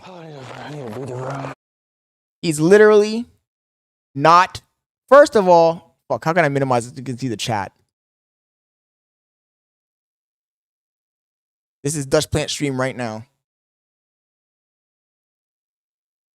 Let me open this up. So first of all, he has a video on where he's not even on screen at all. He has 49 people watching him. And his chat is dead. It's just him talking in his own chat. And you guys want to compare me to this? Come on, dude. That's an insult. That's an insult. Watching Convy, that's an insult. Don't you ever compare me to this kid. Don't you ever compare me to this kid, bro.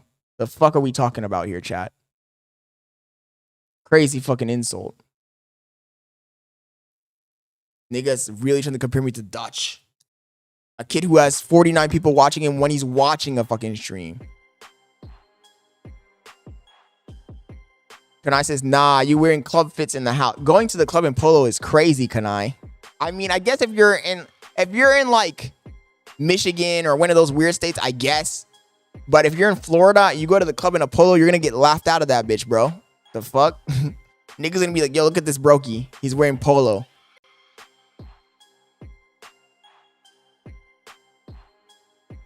Duder says, bro, you can barely talk. Dutch Plant raid, let's go. Why would I help Dutch Plant? 21 is left and half than 49. Duder, the difference is that I am talking. You guys are watching me. You're not watching me watch Cuff'em. You're not watching me watch Kenby. You're watching me watch me. Watch it and reacting to clips. It's very different from what he's doing.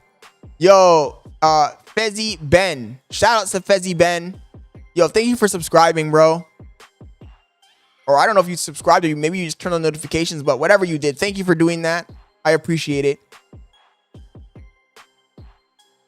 So I think that it's a big difference. It's a very big difference between what I'm doing and what he's doing. Mike says, okay, Scott, name 3 reasons why you're the best reaction channel. I don't think I'm the best reaction channel, but Dutch Plan is not a reaction channel. Mike, do you consider Dutch Plan a reaction channel? Now, if I think that I'm a good content creator, I talk, I'm entertaining, I engage the chat. I can be funny at times. I have valid points at times.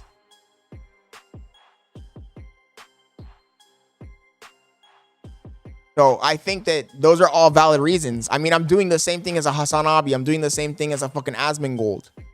Like, I'm not doing anything different.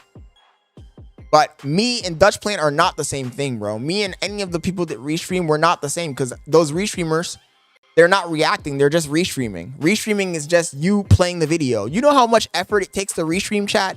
Honestly. Do you know how much effort it takes to restream? It takes 0 effort. You just open up Twitch. You open up OBS, you click 2 buttons, and then you walk away and go do whatever you were doing for the rest of the day. That is not the same thing I'm doing at all. It's not. It's not. First of all, before the stream starts, I sit down, and I download the video from the day before, and I have to go through the video from the day before and find all the parts that I think are semi-funny or interesting and clip those out, upload them to another service that gives them subtitles, download them to my fucking fucking computer, add the logos, and then upload them on Twitch, upload them to TikTok, upload them to X, upload them to Instagram. That's actually a lot of work.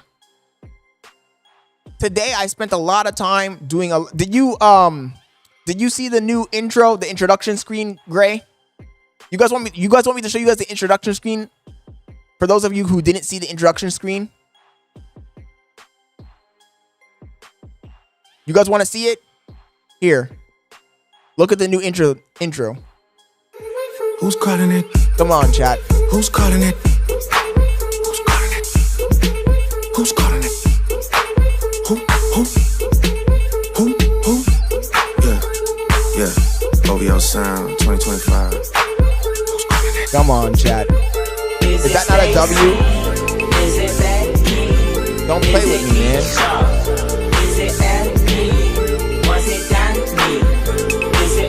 And people think that I'm just sitting around doing nothing. Like, when I'm not doing this and I'm not doing my normal job, I'm making hella clips.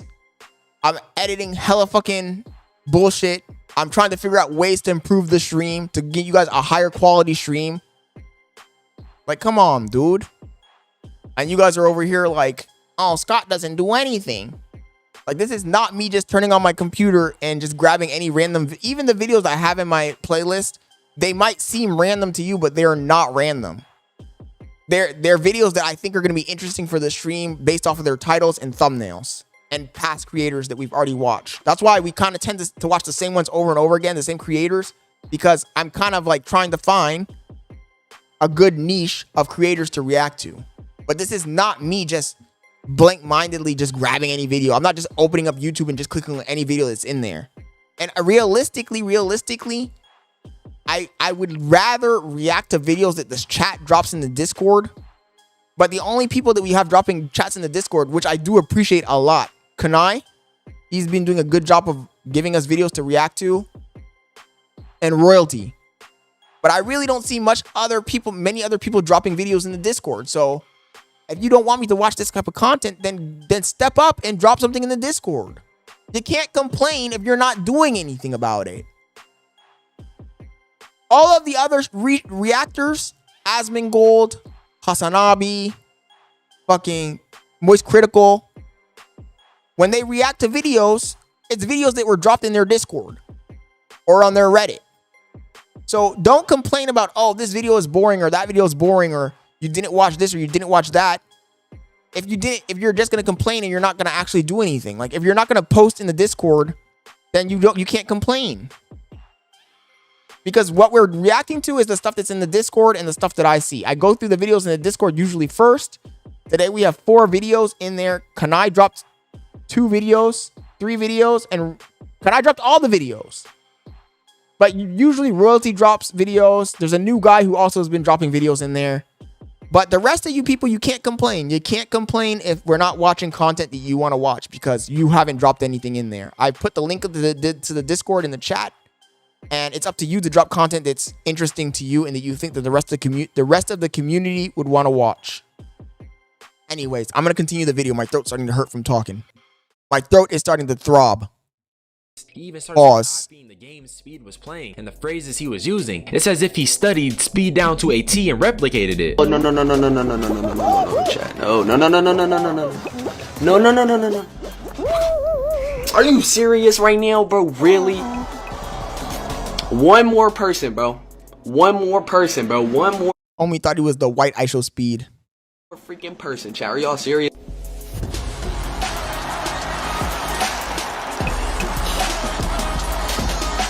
Are you serious right now, bro? Like, are you serious right now? All these Mexican. Are you kidding me, dog? That's a 1-to-1 Speed copy. Speed's rise inspired this white boy to reheat his nachos. Nigga ain't even changed the paper up a bit. Bro, the teacher found out instantly. And that's what I'm trying to say. Humiliating yourself for views and finding success sparks a chain reaction where other people want to hop on. It becomes the next big thing. It becomes the meta like this shit is a game. Literally prime double pump. You got people out here genuinely copying the IShowSpeed method. And it worked. It not only got Kai Cenat to talk to this clown, it got Speed to speak to him as well. And let me just tell you something right now, bro. I'm gonna just tell you this shit right now. I don't think right now, bro, the way you acting right now, I don't think it's gonna go far for you. I'm not gonna lie to you. And that's just me. That's just me being a real nigga right now, bro. Right when? Right now, bro. Okay. Nah, but I ain't gonna lie though. Like, this is really how I act though. Like, I'm not acting no type of way. How are you? No, it's not, bro. Cause I've seen people expose you on TikTok. I've never seen somebody expose me. I ain't gonna lie. Bro, I've seen. This dumb jit said, I ain't ever seen anybody expose me. I ain't gonna lie. Somebody expose you on how you really act. And bro, look, I don't like lying. So if you lie to me, I find it disrespectful. Like, we can't be friends if you don't lie. What's up, man? What's good? Who are you? What is good, man? Oh my god, he has the IShowSpeed clap.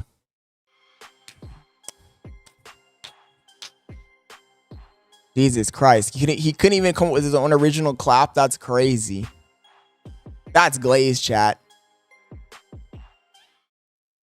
What is good, man? Fuck. Don't tell me, wait, is that? Hell yeah. Right here, hell yeah, hell yeah. It's a great fucking guy right here. That's weird as fuck. Wait, is that you? Really? Wait, what the fuck, royalty? What do you mean? They reduced the monetization requirements? Are you serious? Like that? The zesty claps? Really? Are you serious right now, dog? What are they now? After he seen the success that he got from impersonating a big streamer, you know what this nigga did? He switched to making black YouTube type content. He impersonated. Oh my god, no fucking way this kid did that shit. He tried to be the first white black YouTuber. Speed and became a hyper content creator with riveting titles such as Touching My Best Friend Prank. We did it. And I said chain effect, but it's more like a domino effect because if one clone finds success, other clones realize they can do it too. Let's talk about emotion stylist number 2, Rakai. So if you don't know by now, Kai Cenat has been cooked for having a life stylist, as in every action he does is curated by someone else.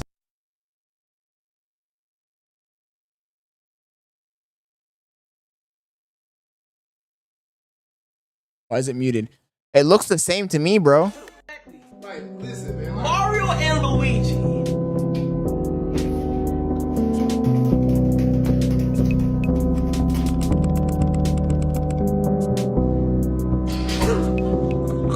I checked on my other account. It looks the same to me, but who knows?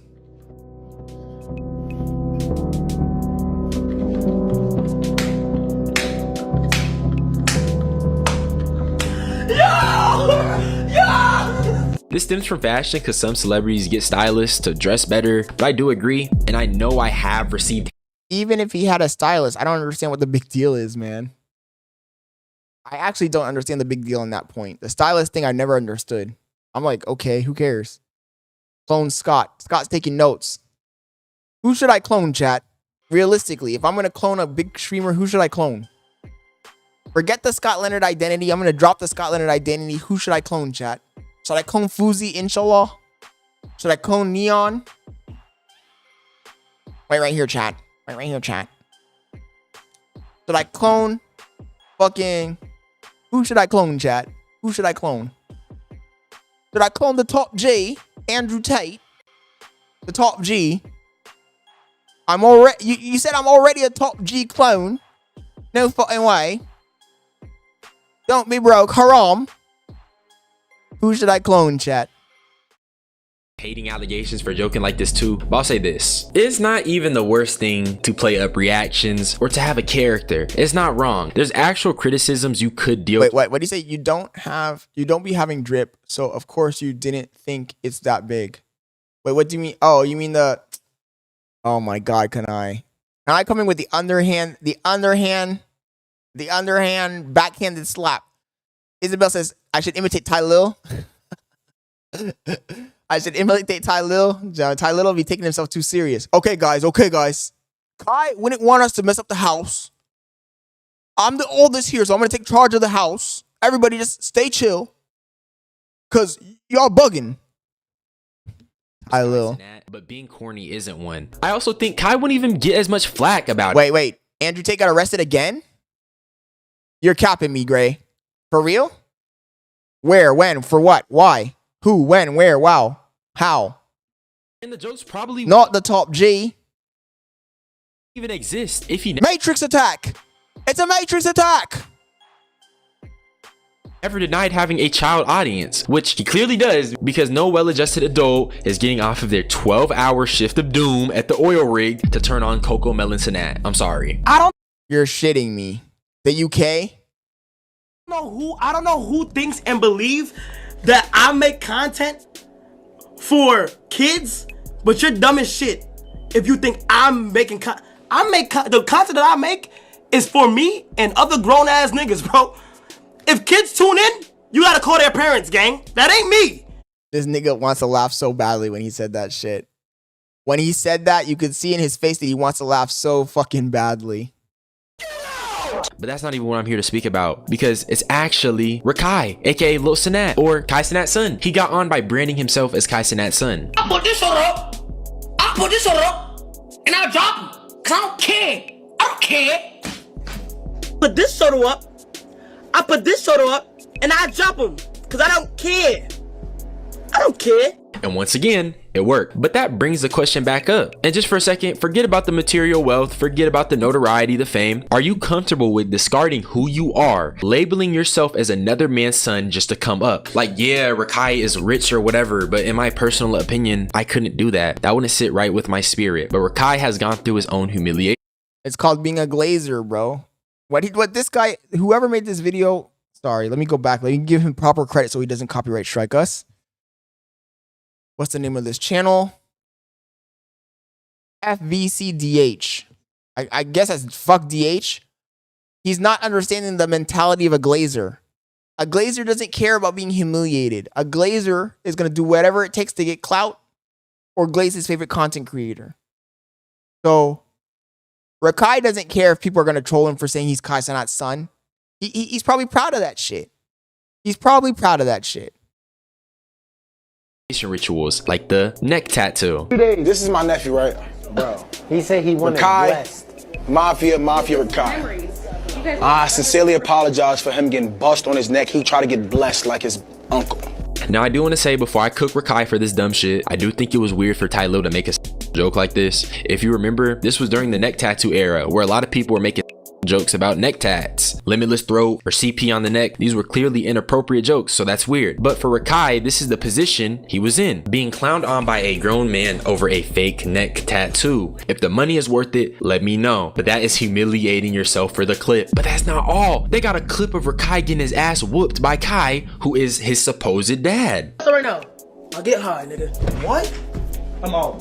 Get the fuck out of here. This nigga don't go nowhere.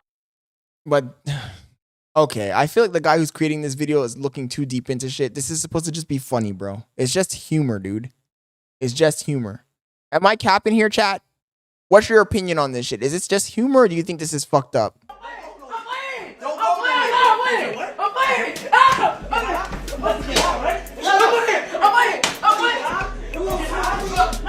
When you observe this clip from the lens of a normal individual, you got 2 grown men helping 1 grown man whoop a 16-year-old. Is it worth it, bro? Are you gonna be able to face your mama when she asks you why you was on the internet letting millions see you get your ass whooped? If you can, all power to you, but I'm cool off that shit. Let's talk about doing wilder things in the pursuit of content. Now, in my last video, I talked about Zoe Spencer as an example. I did this because that's just what I had on hand, you feel me? But now, I have a whole dedicated video, so I'm gonna go even harder. Pause. Let's start with the Streamer University, where I seen Agent get his room broke into for content. Open the fucking door, nigga.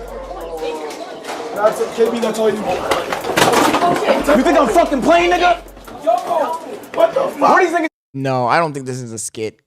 Or did he just put that on the he just put that on the screen so YouTube wouldn't ban him or block him? Because I do not think that's a skit at all. He came in too fast and too aggressive for it to be a skit. He was definitely fucking pressed. Where does Jay nigga at? Yeah, that is not a skit. Not a skit, chat. Nigga, get the fuck out of here, nigga. Homie was mauling him. Fucking room when I'm not there. It's a difference between content, nigga. Learn the fucking difference, bitch ass nigga. I'll be fucking get this nigga the fuck out of here. I'll be fucking bed dick. I'll be fucking bed dick, man. This thing smell like shit. Pussy. Yo, it's lit. Get my slides. My slides right here. I got you. Oh my God.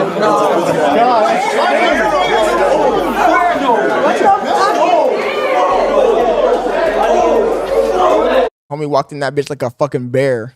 He came in that bitch like a fucking bear, chat. The fuck? Big Agent. And when I say big, I mean big. Big back. Look at that back. This was just a line that was crossed. As I said, niggas are willing to do this for the clips, and smaller streamers had already been saying some bigger streamers were using classes as an opportunity to clip farm. So in class, we don't, like, the smaller creators, obviously we're here to learn. Yeah. And like the bigger creators, I feel like they're here to have a viral moment. Okay, step up. I wanted to bring this to you because obviously this is very important, and the teachers are saying, they're saying real shit, and I'm trying to learn. But it feels like the My question is, how does his sister have? Look at her features. She's actually pretty attractive. I wasn't expecting that. When I heard Kai Cenat's sister, I never expected his sister to be semi-attractive. Like, she has a pretty face. I'm not gonna lie. But also, the fact that he has his sister in fucking Streamer University taking up a spot is crazy. Like, nigga, are you for real? have a viral moment to where the teacher gets distracted, and I'm real life trying to learn. I'm real life trying to learn. If I cook on stream, it's not gonna be at 5:30. It's gonna be at like 4 something, 4 o'clock. So you guys are gonna have to tune in if you really want to see me. And I says that's not his sister, gullible ass nigga. Do I look like a Kai super fan? I don't know if it's his sister or not his sister, bro. Like, you think that when I finish the streams, I go and like research Kai Cenat's life? Like, I'm not that guy, bro. I don't know anything about this nigga. When I'm done reacting to it, I don't give a fuck what he did in his life or any of that shit. Like, so I don't know. I just took it at face. People said it was his sister. I took it at face value. I'm not gonna go research it and say, oh, let me see if it's his sister or not. Alright, so big creators viral moment. And that just aligns with the fact that everything is a viral moment. Those niggas sought after a viral moment. They did something childish and lame just because they wanted to go viral. I literally thought it was his sister. I literally thought it was his sister. This whole time I thought that was his sister. I'm not gonna lie. Truly trying to give streamers game. Now, the final person I want to talk about in this video is Yusuf7N, another Chop streamer. Yo. Did you guys see that nigga's head? Pause. Roll that back. About in this video is Yusuf. How do you get a cranium like that, chat? For real. You serious? Look at this dude. How do you get a fucking head like that? Wait till you see the. No.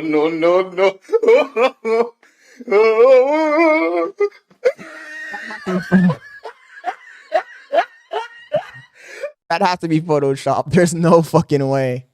There's no way this nigga's head is shaped like that. This nigga's head is shaped like a fucking upside down eggplant. There's no fucking way, chat. This nigga got the Megamind head. Like, his fucking brain is just bulging on the sides. There's no fucking way. There's no fucking way that shit's real. There's no way, chat. Is this real? Or is that Photoshop? That has to be Photoshop. Somebody, they're fucking with us. There's no fucking way. This Somali looking nigga. There's no fucking way, chat. No fucking way. And then the crazy thing is this hairline. If your head is shaped like this, you can't. Having a hairline like this is criminal. You're broke.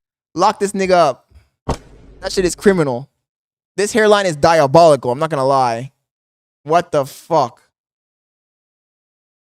Of 7N, another chop streamer. However, he has done some seriously stupid shit for the sake of content. One of those things was going to DreamCon and just being very inconsiderate and disrespectful towards the people there. Hey, I like the fit, Birdie. All right, who are you? Like, who you dressed up as? All right, word. Looks good, though. I'll fuck with it. That's crazy. Also, this guy, I watched his videos before, but I didn't know his head was shaped like that. I knew he had a big fucking forehead, though. Nigga saying I'm fucked up for that. Did I say anything mean to him? Nigga, I was nice. I said I fuck with his shit. Niggas want me to, like, laugh? You're good, bro. Dude, you know what I want? Fuck the basketball, fuck the anime. I want to see some bad bitches, bro. Where the bad hoes at, bro? Really? Bro, I haven't seen any, bro. Where they at? Fuck, bro, I left my fucking underwear yesterday. He went to a convention filled to the brim with nerds who all share a common interest, and he talked about some bitches. And then on top of that, this nigga is just clearly being sarcastic when asking Brody about his fit. And it's just like, nigga, shut up. Now, I will say this isn't... You know what I just realized? The guy we're watching right now, he doesn't show his face, does he? Does he show his face? I don't think this guy shows his face. He's probably one of those niggas. Even the worst thing he's done, but it does introduce a pattern in his behavior. He apologized for this. He also ended up trying to explore Diddy's abandoned mansion and got caught up. Say, if I go, will you go? Yeah. Will you go? We have to. We'll all go. Wouldn't that be breaking and entering? Nigga, I'm already here. What the fuck am I gonna do? Just stand here? Here, go look. You go look and tell me if you think we could get back out from there. Yeah.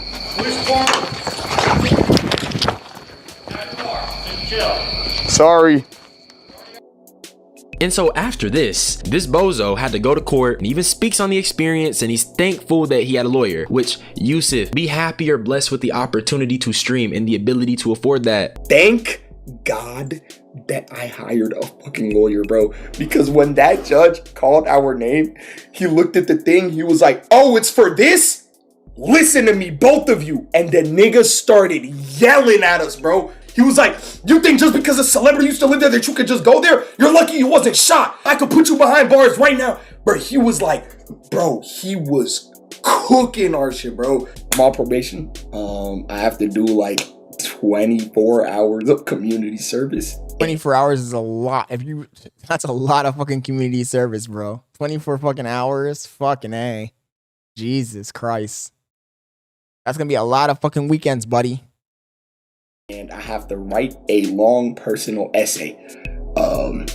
He could have avoided this had he not been pursuing content to that level. He allowed himself to be caught. I didn't know this guy made dumbass videos like that, because when I watch his YouTube videos, he seems like a pretty serious dude most of the time. But I guess fucking when you're trying to be a content goblin, Gray says 24 hours is nothing. Dude, I had to do 8 hours once, and that shit felt like forever, bro. It was just 8 hours. 24 is crazy.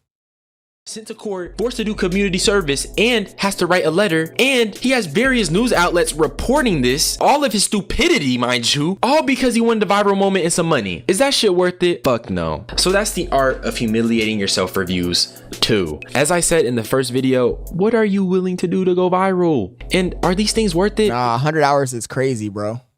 Then when I had the 8 hours, they were like, oh, you want to do some service at the dog humane shelter? And thank goodness I didn't say fucking yes to that shit. I ended up doing some easy shit. But still, that shit felt like forever, bro. And it was only 8 hours. Is your dignity something you're willing to throw away? Mine isn't. But that's all I had to say. If you enjoy these unsolicited opinions, subscribe. Make sure you join my membership. I'm gonna get out of here though. Bye-bye. W fucking video. W fucking video. This guy's dropping bangers, bro. Jesus Christ. I just don't got the energy or time to sit down and make a fucking long ass video like that. Maury dropped another video. Apparently, there's some problem with OnlyFans. All right, ladies and gentlemen, so sad day for the unemployed. They're officially banning OnlyFans. Yes, you heard that right. They are officially banning OnlyFans, and the country that's doing this, because it's not yet global, is Sweden. Sweden is leading the charge in banning OnlyFans. Well, not entirely. Sweden? Who gives a fuck about Sweden, bro? This nigga said OnlyFans is banned. Sweden. And Sweden, bro. That ain't gonna do shit. That ain't gonna do shit. I thought it was gonna be like California or someplace like that where it really matters. Sweden? Who gives a fuck about Sweden, chat? Who the fuck cares about Sweden? That's not gonna affect nothing. Dumb jit. But you'll hear the details later. But obviously, before we go any further into the video, be sure to like the video, comment down below, maybe share with your friends and family, and I don't know, grab a cold one, get some popcorn, sit down and let's listen to the story. Now, according to the New York Post, they say OnlyFans users in Sweden could face prison sentence. Tommy says, all my Swedish viewers just unsubbed. I wish I had Swedish viewers, bro.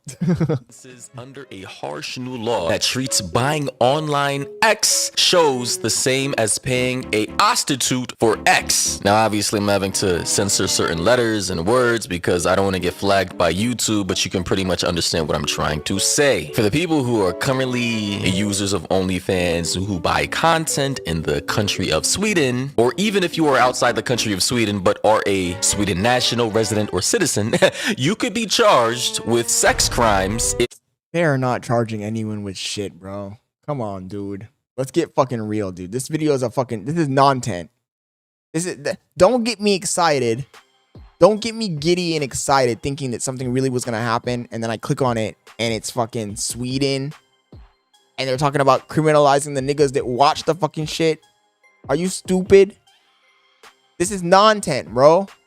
Nothing's gonna happen and nothing's gonna change. And niggas in Sweden are gonna be using VPNs, man. Niggas be dumb as fuck, bro.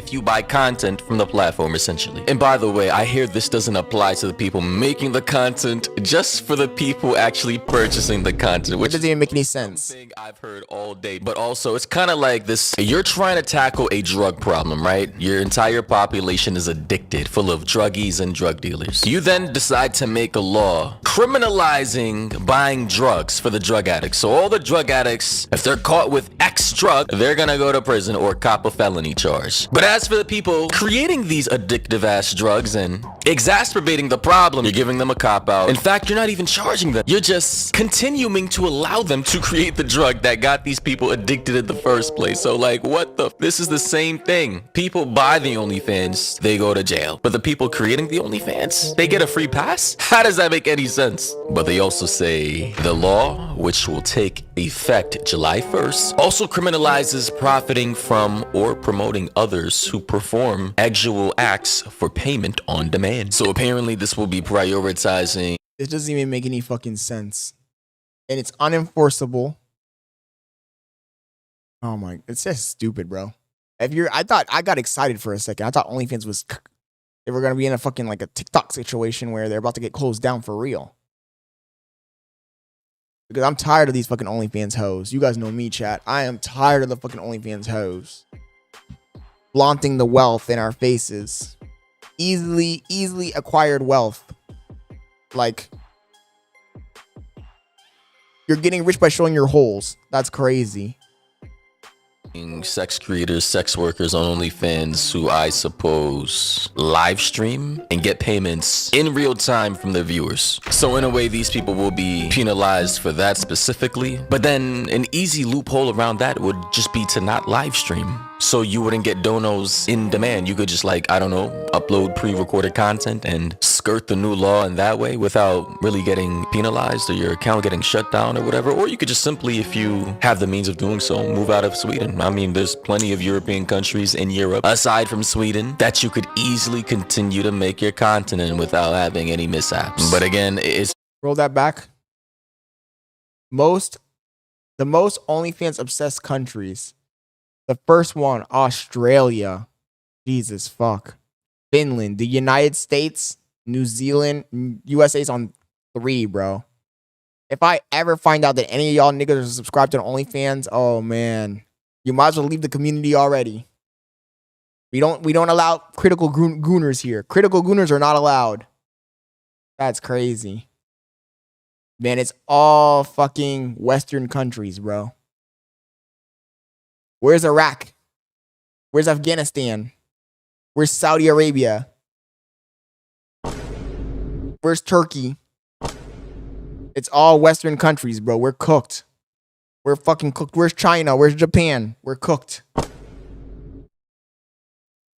You could easily continue to make your content in without having any mishaps. But again, it's really not that serious to me, like in terms of like the OnlyFans, like bro, just go to a new platform or get a fucking job. I don't know, like meanwhile, I'm saying get a job when essentially me and OnlyFans creators are doing the same exact things, just in different ways for money. Using our bodies to provide entertainment for our viewers. That's a crazy photo. Same shit, just, you know, I'm not getting my booty hole penetrated. But anyway, they say this is a new form of X purchase, and it's high time we modernize the legislation to include digital platforms such as OnlyFans. And this was a comment made by the Swedish member of parliament, Teresa Carvalho, said, I have the holy plans. After the bill passed. So the bill passed. Like, it's not up in the air. They're not still trying to vote on it. It literally passed. And it's going to take effect July 1st. So for any of my Swedish viewers, for anybody who's a Swedish national, resident, or citizen who's a heavy user of OnlyFans, count your days, buddy. It's over. You're done. There's no way out of this one, buddy. I'm not even going to finish watching this video. This is a non-story. It's a non-story, chat. Come back and talk to me when it happens in a country that matters. I said it. Come back and talk to me when it happens in a fucking country that fucking matters. Sweden. I don't give a fuck about Swedish legislation, bro. That's just not affecting nobody here in America. The fuck are we talking about? Don't waste my time, Maury. Don't waste my fucking time. Speaking of wasting of time. Vitali? Yeah, say it. Vitali, you Filipino people. Damn, Frank got the last laugh, chat. Sam Frank won. He won. I'm starting to think that Sam Frank is the main character. I'm starting to think that Sam Frank is the main character. He won. He won, chat. He got the clout and the fame from Neon. Her enemy is in prison for probably the rest of his fucking life. He's laughing her ass off. He won. Sam fucking Frank, bro. Sam fucking Frank won. He took Vitaly down single-handedly. And the reason why I say she won is because this nigga was trolling her. He went to the country where she's from, the Philippines, and now he's in jail. Oh my God. You can't make this shit up, bro. Homie he really let Sam Frank win. We you too. Come on, man. He brought his mom there. He was just having a fun time. But you see his mom was like half naked the whole time? Bro, I want to marry his mom. How can I get in contact with her? Neon and his girlfriend Sam Frank are right now cooking Vitaly on social media. From Neon's friend wanting to marry Vitaly's mother to Neon's girlfriend's mother warning not to mess with Filipinas, these two are literally pressing Vitaly brutally in his absence. You see his mom was like half naked the whole time? Bro, I want to marry his mom. How can I get in contact with her? Bye. Mommy said, I want to fuck Sam Frank. I got D. I'm gonna fuck Sam Frank. I got D. I'm gonna fuck Sam Frank. I got D. We don't fuck with neons. We don't fuck with fions. This fucking guy, bro. Whatever happened to that fool? He's not a rapper anymore either. Homie went from rapper to scammer. He's fucking fast tracking it. Vitali, you fuck Filipino people. We you too. And we also got a fresh update on Vitaly recently, which I'm going to reveal later in the video. So the beef started between them. Actually, almost everyone knows Neon's girlfriend is an OF model who used to hang out with another... Don't call them fucking models. There's no such thing as an OF model. She was a hoe. She was a hoe that shows her fucking bits and holes on the internet for money. Stop calling them models. It's not a fucking model. Nuisance streamer, Jack Doherty. So in an event when Vitaly was exposing Neon's girlfriend, both of them got into a huge argument, which turned very, very ugly. I'm good.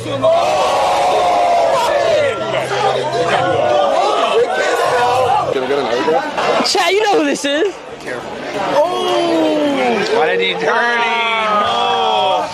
What's wrong with you? Do you have a problem? No. Look how nervous he is. Look at this old you. It doesn't matter. You're a grown man doing this. Oh, yeah? Get a grip of your. The good old G7 days. Come on. Yeah, yo, pause, dude. That's not the flex you think it is, Vitaly. Getting on your, I mean, I guarantee he's on his knees now, though. I said it, Chad. I fucking said it. I guarantee he's on his knees now. Got him. Got him. Jesus, man. Homie's in a Filipino prison. He doesn't even speak fucking Filipino. He's cooked. Yeah. Do you understand how down bad that is to go to like a fucking like an Office Depot and print it out just to get? Bro, he's down bad, bro. From this moment, Neon and his girlfriend were trying to get one issue to bash on Vitaly, and finally, they got an issue when they saw Vitaly is cooked and will be facing almost 22 to 30 years in jail. And not just that, their main advantage is that right now, both of them can literally do whatever they want because Vitaly is not there to reply. So Sam Frank, who has a Filipino mom, and Neon's girlfriend, who is also Filipino, even though she was born in America. Here, Sam Frank is provoking her mom to say something. Is this guy fucking dumb? Sam Frank is the same girl. He said Sam Frank and Neon's girlfriend, and then he said this Sam Frank, like, dude, this is probably an AI generated fucking script, bro. I'm tired of this fucking AI bullshit. I'm tired of the AI bullshit, chat. Something to Vitaly, and what she said even she couldn't believe. The guy is in the jail. Oh, You say it. What's his name? Say it. You know. I forgot his name. Whispering. Vitaly? Yeah, say it. Vitaly, you Filipino people. We you too. Bro. Stay in jail. Don't with the Filipinos, man. So if you think this is the worst humiliation they did to Vitaly, well, hold on, watch what Neon just did. Here Neon was talking with his friend, asking about the update, and Neon made a very big comment on Vitaly's mother, saying she always roams around half naked, and his Vitaly's mother looks like a man. I don't know, these crazy Botox injections these bitches be getting, be fucking up their face. She looks like a man, chat. Am I capping? Am I hating? Am I being a hater? Does she not look like a man? That's like I'm watching Transformers, bro. What the fuck?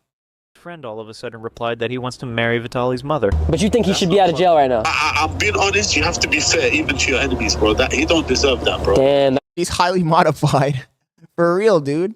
Deserve that, bro. Like, come on, man. He brought his mom there. He was just having a fun time. But you see his mom was like half naked the whole time? Bro, I want to marry his mom. How can I get in contact with her? Yeah, I mean, the chat can find her Instagram. What chat? What are you talking? Oh, you mean when you go on live? Yeah, when I go live. All right. But no, don't tell the chat, bro. Just between me and you, I want to know. Can you find it now? Why are you gonna tell the chat? Why are you gonna tell our business? Because I'm going live tonight. Because I have to do a sponsorship. Yeah, bro. Don't say that to the chat, bro. Because they're gonna be. Then he's gonna see it. He's gonna be like, "Why the fuck?" How is he gonna see it? He's in jail. When he comes out, bro, he's gonna be like, "Oh, you trying to marry my mom? What the fuck?" Yeah, I feel you. We're gonna have to fight again. Like, I don't know, but I can guarantee when Vitaly comes out, he is surely going to get Neon for what he is doing to him when he cannot reply. Nigga, when he comes out of that prison, he's gonna be so fucking broken emotionally, psychologically. Nigga ain't gonna do shit.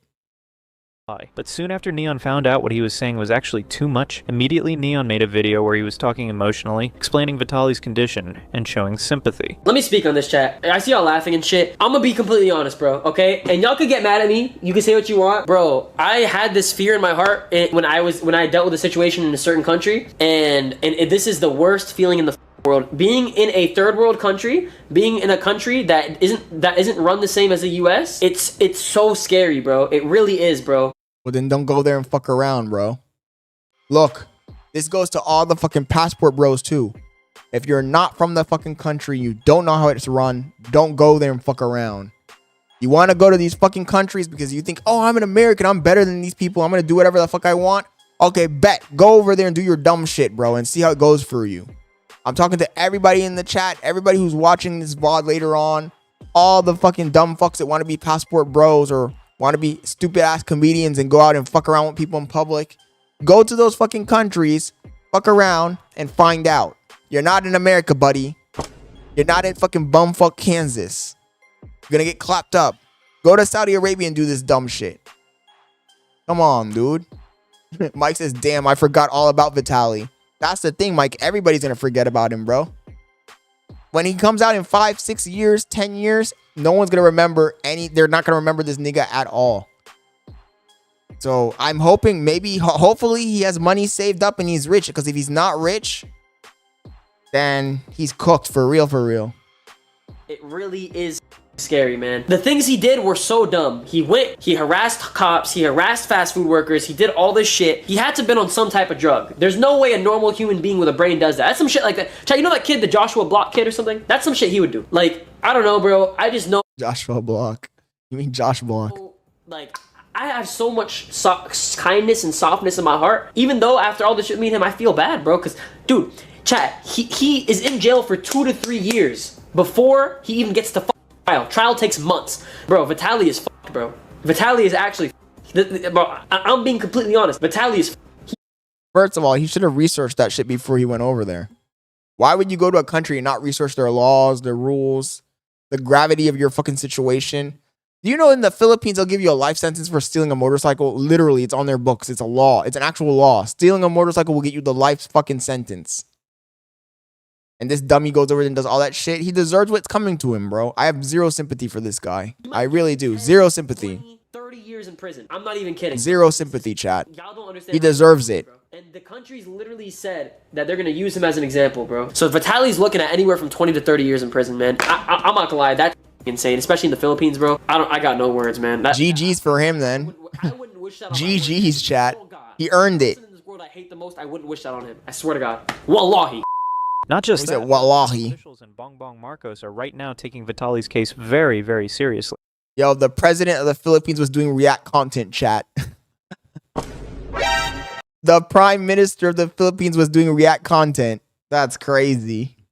And that is also hurting Vitaly's chances of escape. Bong Bong Marcos, president of the Philippines, said it doesn't matter what happens. Vitaly should face the punishment. Already in the Philippines, Marcos' reputation is bad. That's why he was forced to resign everyone from his parliament. And if Vitaly somehow gets away with money or anything else, it will directly raise questions about the president of the Philippines. So just to gain trust from the Filipinos, Marcos is acting 2 times stricter than usual in Vitaly's case. So it can be said, Vitaly just came to the Philippines and did the harassing style streaming at a very, very, very wrong time. It was so wrong that now it's officially impossible for Vitaly to get out. And if you think this is dangerous, many people in our video's comments are saying there was a president. When, Garcia? When is it taking place?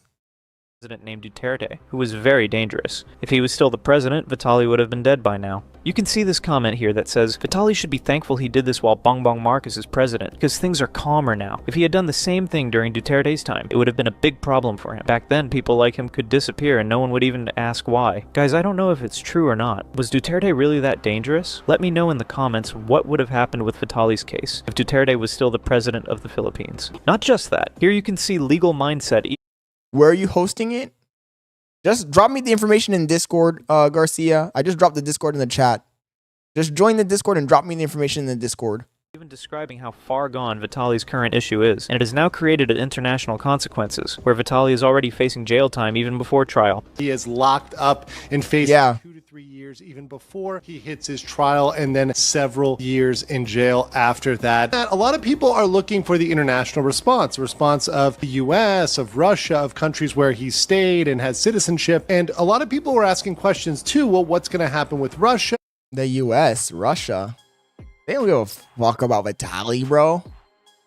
Russia, the US? Do you think they're really going to stand in for... The only time the US gets involved is if it's a fucking athlete, an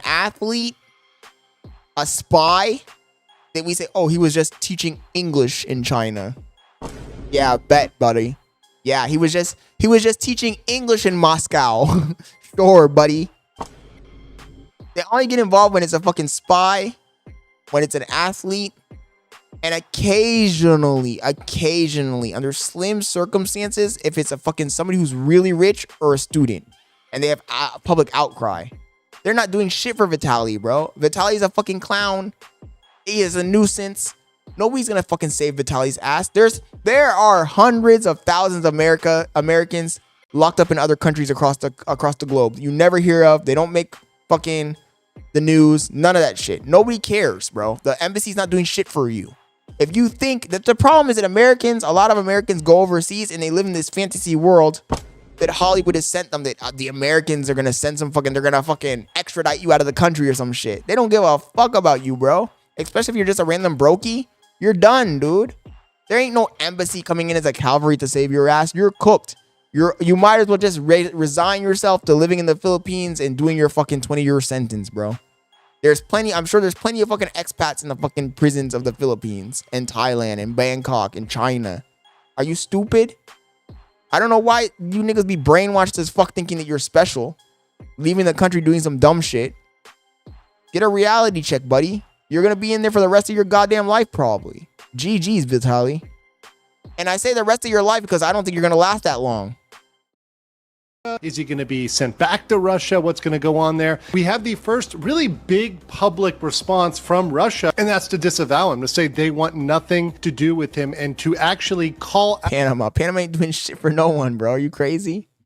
Out his actions as something that Russians should not emulate. No country is going to come out there and save him. And if the message that they would have sent, if they were going to come save Vitaly, would have been, okay, well, we stand against the Philippines here. We think that he's unjustly detained. We think that he's been taken with, no due process, etc. And they would have come and said, we're standing up for Vitaly. But instead, they have not only rejected, they said, we disown that behavior. His bad example, that what he did that is clearly wrong. So it's pretty clear now. Vitaly came to the Philippines and made the worst mistake of his life at the worst possible time. This wasn't just a goofy prank. This was straight up disrespect in a country that doesn't take this kind of behavior lightly. And the timing? Terrible. With everything going on right now, even powerful connections from the US or Russia can't seem to pull any strings for him. The locals are furious, officials aren't playing around, and escape? That's starting to look impossible. Drop it in the Discord, Gray, and we'll watch it tomorrow. I'm about to wrap up the stream, to be honest. For Vitaly. But now let's flip the question to you. Do you think he deserves a second chance? Is there any chance left, even 1%, that he escapes this mess without serious consequences? Drop your thoughts in the comments, because this one's bigger than just a viral moment. Even creators like Duke Dennis, who's been around Zoe multiple times, will end up taking Soluminati's. Why the fuck do I have a Zoe video in here still? I keep erasing videos from this fucking playlist and they keep showing up again. But chat, let's turn up. Let's turn up.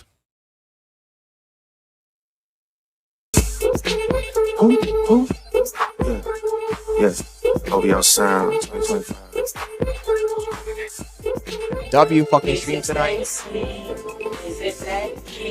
Let's fucking go, chat. Everybody spamming W's in the chat. If you enjoyed tonight's stream. No, all W's, guys. Let's fucking go. I feel right now, I feel like we need to be all alone. So if you Tonight just was a good playing stream, around, though, you need my to tell opinion. your girl, take a 5 home, and that's real. Stop teasing me. Stop teasing me. I could change your life so easily. I keep begging you to stay, but You guys can make a click if you watched the stream today and you enjoyed it. Please, guys, please. They believe in me. We got members east of the DVP. We got members west on the 401. We got a lot on the game, but there's more to come. You gotta pop that to the morning come. You want shots for the girl, damn, order some. Who's calling it? Who's calling it? Who's calling it? Who's calling it?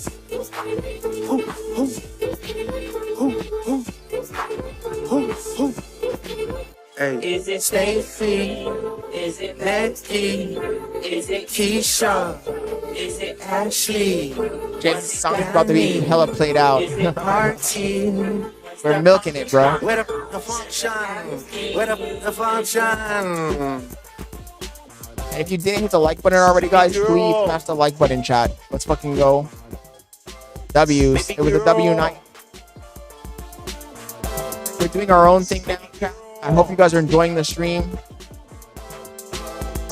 Let's drop the poll. Let's hit the poll. Let me see you do your dance. Let me see you twirl. Shake it in the club with your homegirl. Take a pic for the gram, show the whole world. Yeah. Is that your bestie? I'ma ice both of y'all. That poll was ass, by the way. I'ma ask you, like, bless me. Hit the dance floor, get nasty. Impress me. Baby girl, let me see you do your dance. Let me see you twirl. Shake it in the club with your homegirl. Take a pic for the gram. Niggas be straight hating, talking about, no, go back to Kai.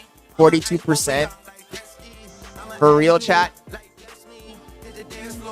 I had fun. I hope you guys had fun. At least the real supporters.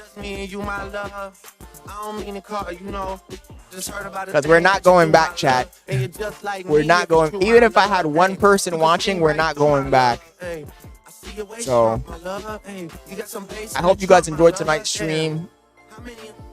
Everybody stay safe.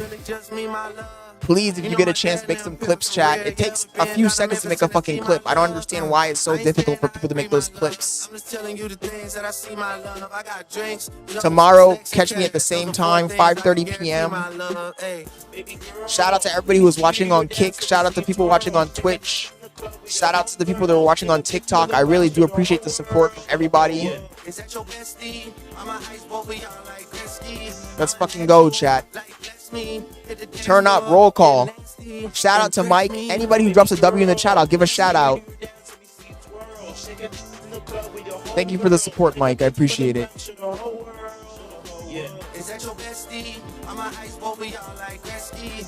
Let's fucking go, chat. We just gotta keep the grind, that's all. Keep the grind going. I'm not giving up, chat. We're not gonna give up. We're gonna grow this platform, even if it's one follower at a fucking time. W's in the fucking chat. Yo, Waxboy. Shout out to my boy Waxboy. Thank you, bro. Thank you for the W's. Let's drop the sound on y'all. Let's drop the sound on y'all. Hey guys, I hate to interrupt you, Nick. Hello there. But anywho, I'm gonna go to bed, and I'll see you guys tomorrow. W stream, guys. Hope everybody stays safe. It's your boy Scott Leonard, your favorite streamer's favorite streamer. We're growing this fucking platform, guys. We're gonna fucking pick it up from out of the mud. So thank you guys for the support. I really appreciate it. Catch you guys tomorrow. Peace.